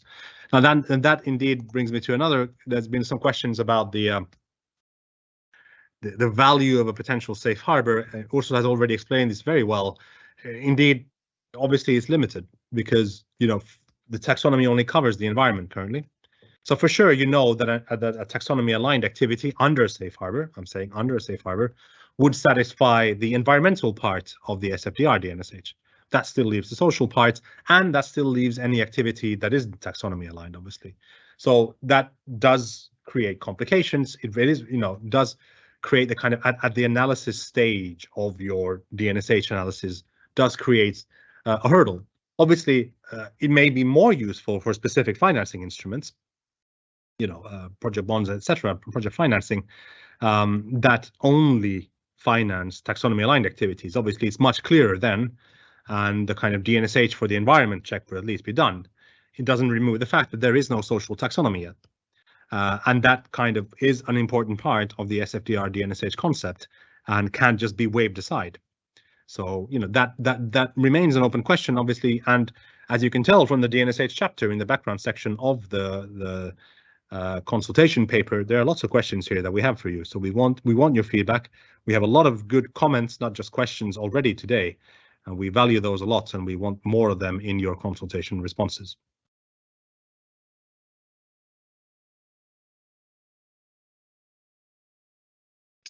Okay, we have some repeating comments or questions. One, I think you answered, Patrick, a similar one.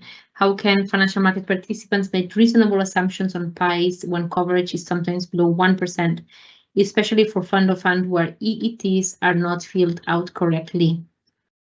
Yes, we are aware that the data quality and data coverage are yet low. Of course, we are still waiting for the corporate disclosures to kick in. So this in the long term should improve. So there's some good news. On the other hand, there is no requirement to sell sustainable investments, right? Or products that make sustainable investments.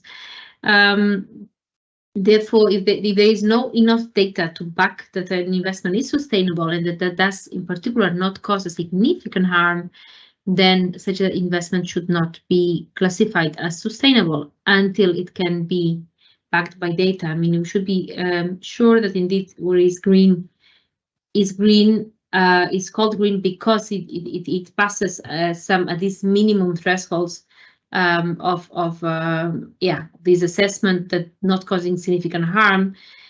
These thresholds are not defined by us, but at least the areas to be screened are, and lack of data doesn't justify claiming that an investment is sustainable. Definitely not. Thank you. Okay. My favorite topic, what is the difference between considered and taken into account? I think we've had this question 3 times in 3 hearings, and probably 3 times today alone, but I'm always happy to explain to you the difference between PAI consideration and PAI taken into account. So PAI consideration are the disclosures referred to under Article 4 and 7 of the Level 1 text of the SFDR. I'd really hope by this stage that you're very familiar with those. They are also the disclosures. The consideration is a disclosure set by Chapter 2 and Annex 1 of the Delegated Regulation. So that's the ESAs RTSs, which led to this particular framework being put in place.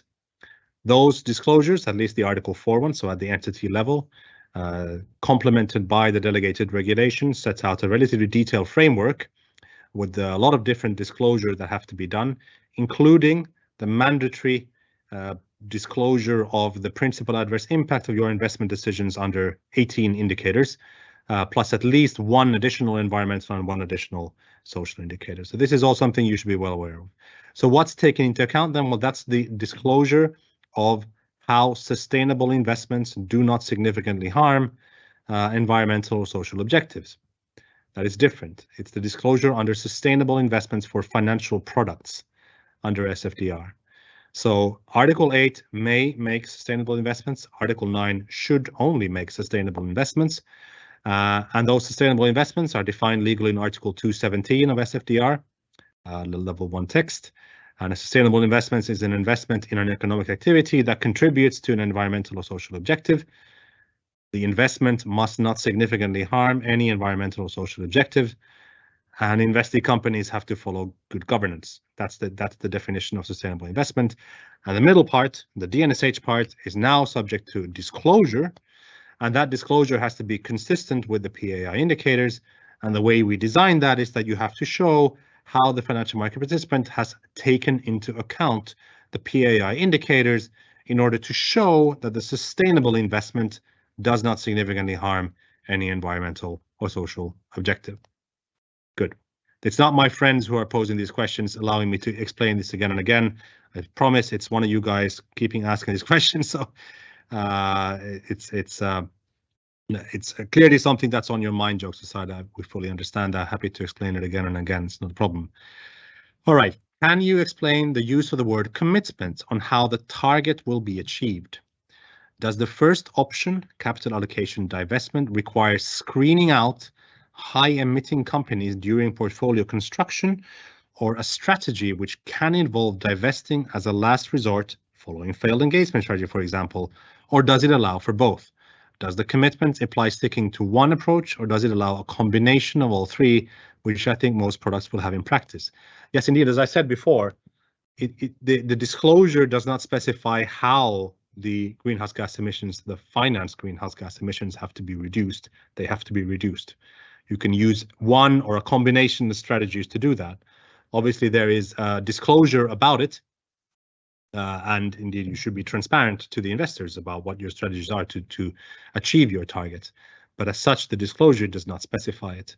I think there are a number of other questions here who don't like the way in which we have limited the target to finance greenhouse gas emissions, the calculation in CO2 equivalent per million euro invested. Those are all legitimate questions and perfectly fine to make that feedback in the consultation paper, that you don't like the straitjacket within which we have wanted you to provide comparable disclosures. That's perfectly fine.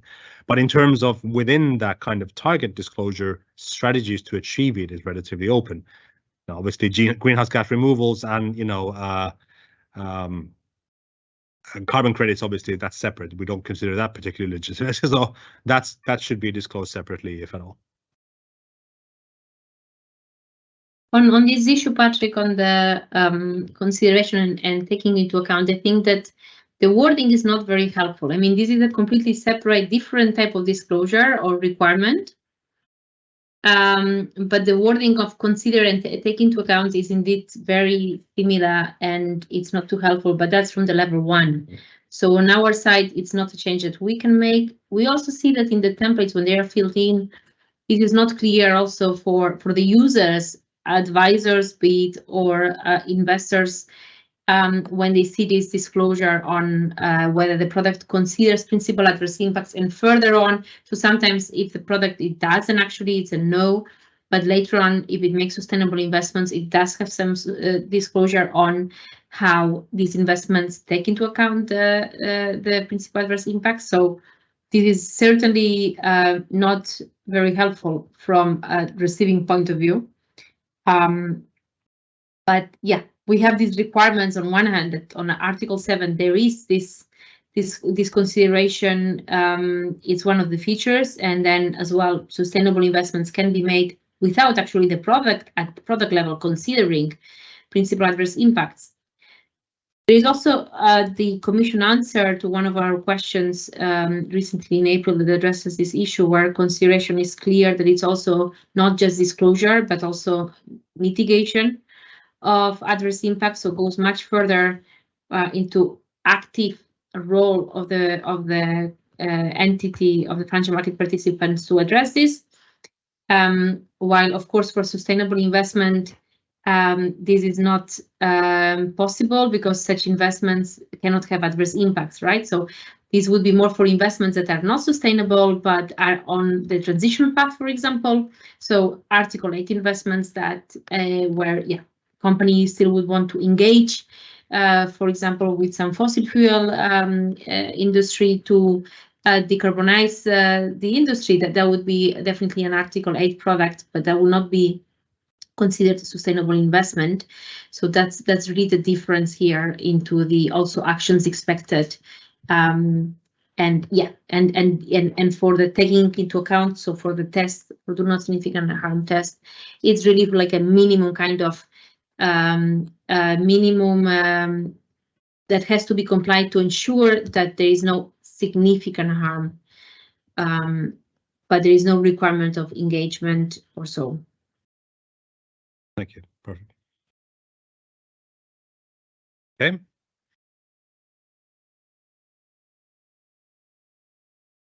All right, thank you. So for a real estate fund with a brown to net zero strategy, cannot claim Article 9 status since the assets are not net zero sustainable since day one, and it would take some time for the assets to achieve net zero / sustainable status. Would it be possible for funds like those or / transition funds to claim Article 9 status provided the targets are clearly laid out and how the targets will be reached? Yeah, this conflates the kind of greenhouse gas emission reduction target disclosure with Article 9 and what Article 9 should or shouldn't be. It's a tricky area. It's been a constant refrain of questions to us about Article 9 and the extent to which DNSH can be, frankly, tweaked to the point where brown investments today can be included, so because they're going to be green at some point in the future. Now, obviously, you need to ask interpretation questions to the European Commission, not to the ESAs. You can ask us practical application questions, and of course, we'll forward your questions to the Commission where we think they are necessary. But now, indeed, it is difficult, to be perfectly frank with everyone, that it is difficult for sustainable investments to be sustainable because they have to be not doing significant harm from day one. They can't do significant harm, so they can't avoid doing significant harm at some point in the future. It's not okay if they're doing significant harm, then it's not a sustainable investment according to Article 217. Now, potentially you could interpret the taking into account of the PAI indicators to show that in a way that would potentially allow it. I would have some question marks about that, especially if as an investor, I'm being told that I'm investing in a brown company, but don't worry, at some point in the future, it will be a green company. That to me doesn't look like a sustainable investment from day one, at least. It may be one in day 1 million, and that's fine. And then I need to go after that. The legal framework wasn't set up for that particular set of scenarios. And obviously, so that's what makes it difficult here. Now, for the answer to the specific question, don't conflate the target disclosure with the sustainable investment objectives of the sustainable investments that you make.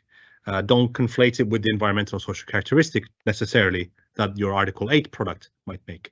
But this to me sounds like an Article 8 product indeed, that has a specific strategy of targeting inefficient real estate, that we call it under that, like that way, and then making it more efficient over time through engagement, through investment, etc. And it's yeah, we didn't design the level 1 framework, obviously, so we have to live with the DNSH concept that is there. But I think we have to also recognize that Article 9 is not meant to be a label. It's meant to show a higher ambition for particular types of financial products. And I understand that that results in it being considered a label. Let's not be naive anymore. I think that's certainly the case. And obviously that comes with certain expectations. And therefore, obviously, I can understand the incentive for product providers to try to make their strategies fit Article 9 because they think that will show a higher level of ambition and therefore higher demand for a particular product. I think that's difficult. Having said all of that, I think the Commission's Q&As do open the window here a little bit. One of the aspects of which the Commission provided interpretation in the last set of questions was that financial products that track a CTB, a climate transition benchmark, would be automatically be considered to making sustainable investments. And now, as you know, CTBs obviously are a specific transition benchmark, it's a transition product essentially. So that I think at least is a way to consider Article 9 products, is to use the CTB, because the Commission has said that designation of a CTB under Article 9.3, passively tracking it obviously is automatically be considered to be making sustainable investments. So, that's clearly opened the door here to the transition world within Article 9. So do keep an eye on that.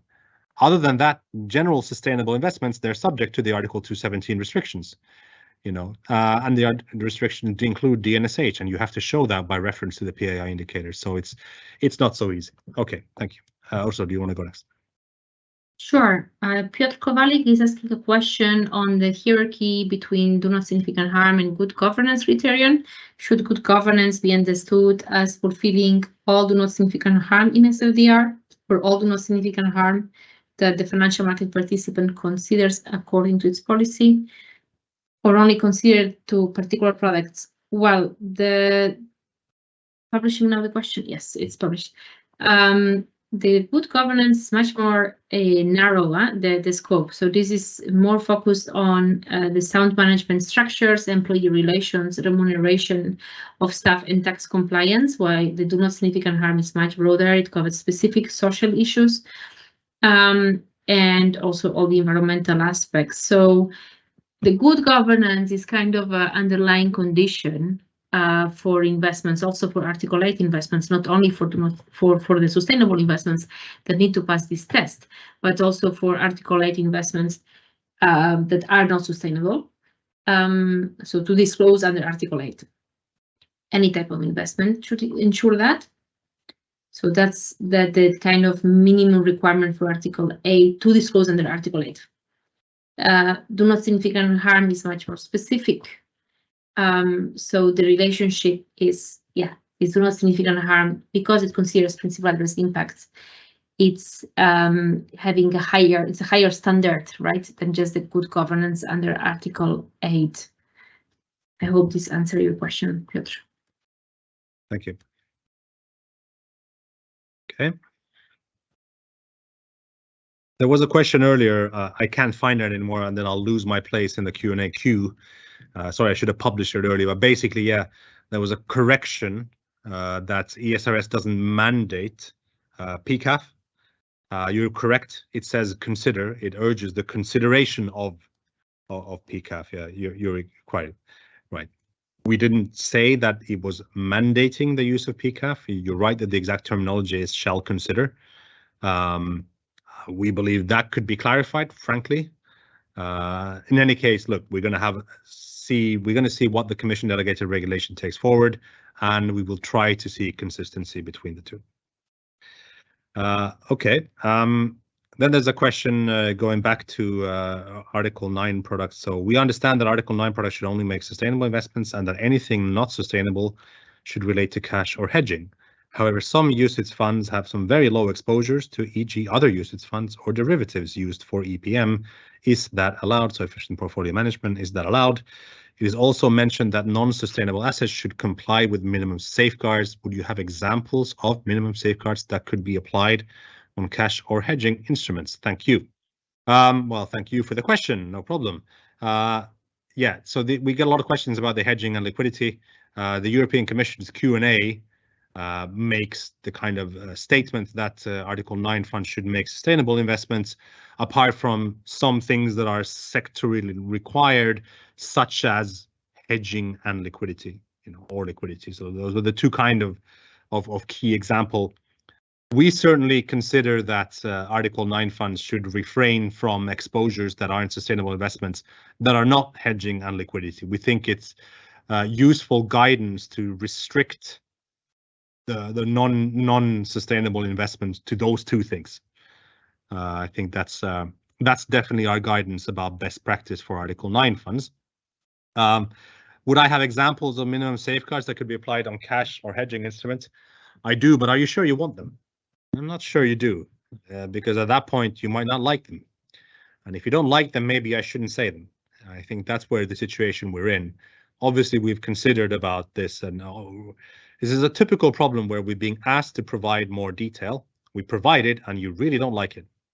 So I'm not going to answer your question, but I do urge you to consider what in the universe of potential safeguards there could be for the cash you hold in a bank, for example, or instruments that you undertake to hedge your investments, for example, with a counterparty to those hedging instruments. So do consider that carefully, but I'm not going to provide a definitive list of ways that minimum safeguards could be.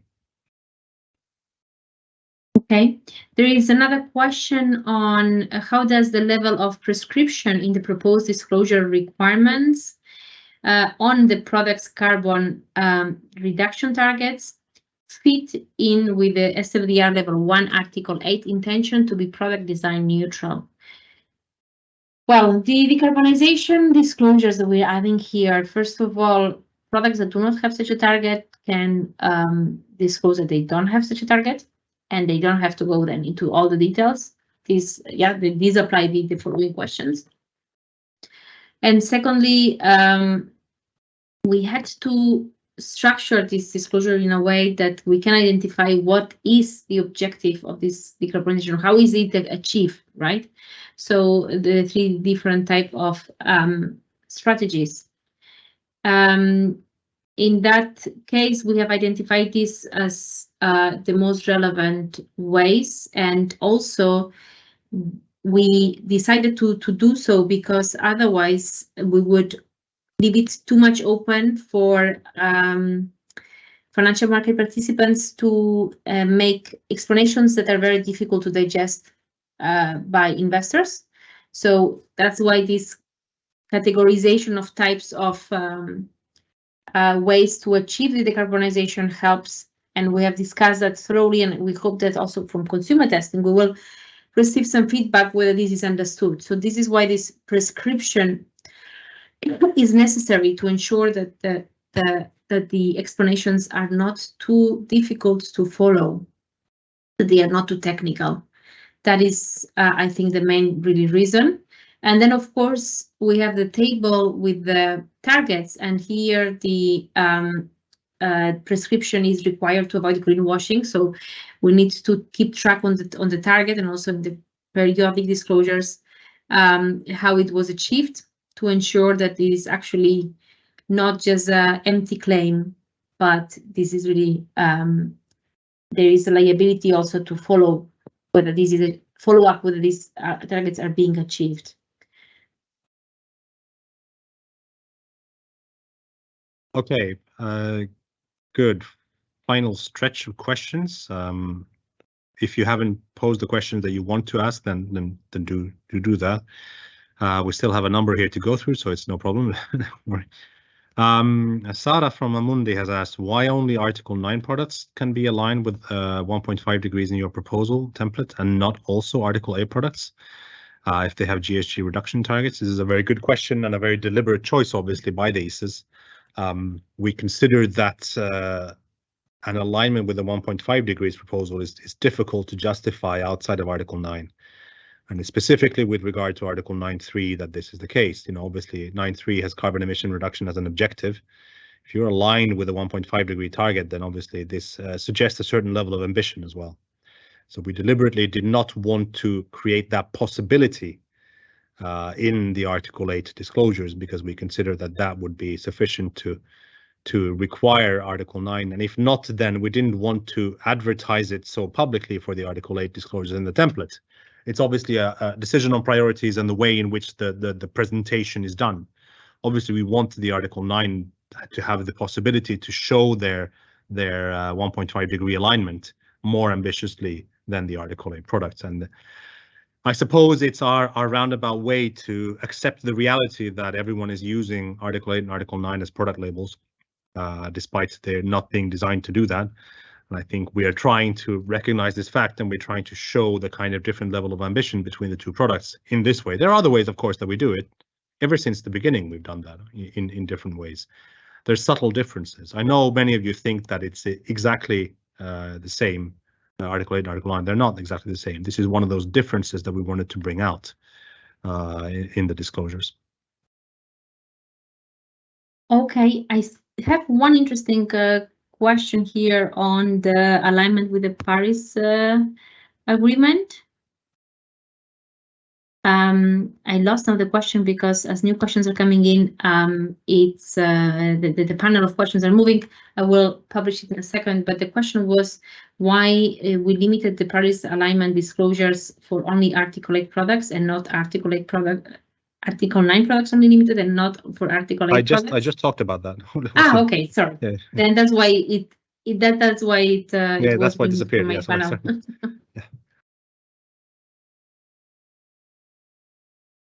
Yeah, I can take another one right while we're at it. I mean, it's a similar one regarding the pre-contractual requirement to disclose if the target is aligned with the Paris Agreement objective to limit warming to 1.5 degrees Celsius. If the target is not aligned, can that product be classified as Article 9? Are the investments considered sustainable? If not, does that imply that an Article 9 product with a greenhouse gas reduction target would need to respond yes to that question? So this is a good corollary to what I just explained about the absence of that question for the Article 8 disclosures. Indeed, a very good one. Look, we wouldn't have put a yes, no there if it wouldn't be possible to say no. Clearly, there must be other ways also of disclosing that, and not limited to only that. Although I can understand, given my comments also and the general tenor of the disclosures and the templates, that it might be an assumption that that's an automatic yes. It's not the case, though. There are obviously other ways to measure that target, although Paris Agreement does suggest a certain ambition, and the link in 9.3 to the Paris Aligned Benchmark is obviously very important to us. So that's something to bear in mind. So I think there's an implicit understanding that, yeah, you should be obviously, in that world. And if you are passively tracking a PAB or CTB, then you obviously have those disclosures to fall back upon. So that's an extremely helpful question, actually, towards the end here. Okay, Patrick, I think on my side, I will not answer more questions because I think that we answered already, or at least I already used all my energy for today to answer this. In total, 157 questions we answered jointly. I don't know if you still want to answer a few questions before we give the floor to David. Yeah. Let me just have a little bit of a check. I know David's getting ready, so he will come in and give us a nice little. Well, I found one that I answered and I haven't published yet, so I'll make sure I do that. Okay, fair enough. This is a good one, perhaps, to wrap things up. I think this is good. Taxonomy DNSH is very complex. Activity level data is poorly disclosed. How can this be applied by investors, which require over 800 data points for just the climate objective? How can you aggregate this then for issuers? Yeah, indeed, this illustrates some of the challenges with the taxonomy at the investment level. So indeed, for a financial market participant making a sustainable investment in the general financing instrument of a company, it's a significant challenge, no doubt, absolutely. Obviously, we hope that greater take-up of the taxonomy will give familiarity both to undertakings in the general economy of using the taxonomy and becoming compliant with it, complying with the technical screening criteria, but also for financial market participants making taxonomy aligned investments. Hopefully will grow more used to it, more comfortable with it, understand better how it's applied, how the compliance is working in the company, and also the kind of gaps left behind of the activities that aren't compliant or not covered by the taxonomy. Obviously, these are important questions about the future of the usability of the taxonomy, the usability of the DNSH concept in the taxonomy. Ultimately, however, it's our conviction that that's the long-term direction of travel, and we need to think about what we need to put in place in order to achieve that. Okay, very good. Thank you very much, everyone, for your very good questions. Everything's been recorded and everything's all in place. It's with great pleasure that I can hand over the floor to David Cowan from EIOPA, who'll give us a nice little wrap up. I know you've been following intently today, David, so I hope that you've been able to draw some lessons here and maybe some general themes, which is hard for me and Ursula to do as we're answering each question separately. So we're obviously dealing with each question individually and trying our best to provide a perspective for it. So it's very nice of you, and thank you very much for coming in at the end and providing a little bit of a summary for us and the audience. Sure, Patrick, can you hear me okay? Yeah, good. Okay, well, it's my job I have the easy job of wrapping up today after all the very hard work that's been done, both today by Patrick and Ursula. Absolute sterling job. I'm sure you would agree, in answering all these questions, and also my colleagues at ESMA, Davide and Chiara, who've done a great job in organising things behind the scenes for this hearing. So many thanks to them, but many thanks to you for attending. And we're really pleased to see such a large attendance. Really shows the level of interest in this topic, and that at SFDR we've been working on it for many years now, in doing several iterations of the level 2 text and Q&A, supervisory statements. So a lot of work has gone into this, and today's really given us a lot more food for thought. So yeah, I mean, we obviously start, just to give my job to wrap up. So we started today with some introductory remarks by my colleague Antonio Baratelli, and then we had a very useful opening presentation by Pedro Duarte Neves, the chair of our Joint Committee subcommittee, which really helped to set the scene to get us on the way. And now I'm just going to give a few takeaways on some of the three sessions. So we started the day with the thorny issue of the PAI indicators and the PAI framework, and that really showed there was a lot of interest in understanding how the new indicators match the disclosure requirements in the ESRS framework, and also there was a lot of discussion, of course, on the rationale for the new social indicators and why we decided to introduce entirely new mandatory indicators instead of updating the some of the voluntary existing PAIs. And of course, we saw that the participants were also very interested in knowing how the Commission's new approach under CSRD on materiality thresholds would impact the SFDR PAI disclosure. So we have to see, of course, where that comes out in the forthcoming consultation, where the Commission also comes out in its level 1 review package as well. This is it coming up in the next few weeks. Then this afternoon, second session, we discussed simplification of the templates and the changes on multi-option products. And what is clear from the discussion, there is still a lot of concerns over the length and complexity of the disclosures of the templates when you combine them together with existing sectoral disclosures. We know the challenges here that have existed for a while with this sort of combination of market transparency instruments such as prospectuses with more consumer-facing documents. So this is really challenging. We think we're trying to do our best here. We're trying to address some of these concerns with introducing dashboards, and we hope to take on board some of the results of the consumer testing. For some products, also electronic layering will provide some alleviation, but not for all. There are limitations to what we can do. It's as Patrick explained it quite well. It's the nature of the beast. But I think we would really appreciate to get your thoughts on how the templates could be improved during the consultation. So, not just general reactions, but any ideas on how to improve the format, the content within the limitations of what we can do. And then this afternoon we discussed the framework for the do not significant harm principle and the decarbonisation targets, which we were asked to introduce into the templates. And there's clearly a lot of interest on how to disclose on the DNSH threshold and on specific thorny areas like real estate investments. What about using this optional safe harbour we put forward, and here the challenge of addressing, on the one hand, the balance of addressing greenwashing risk versus promoting sustainable investments, and also, a number of comments around the universal DNSH PAI thresholds.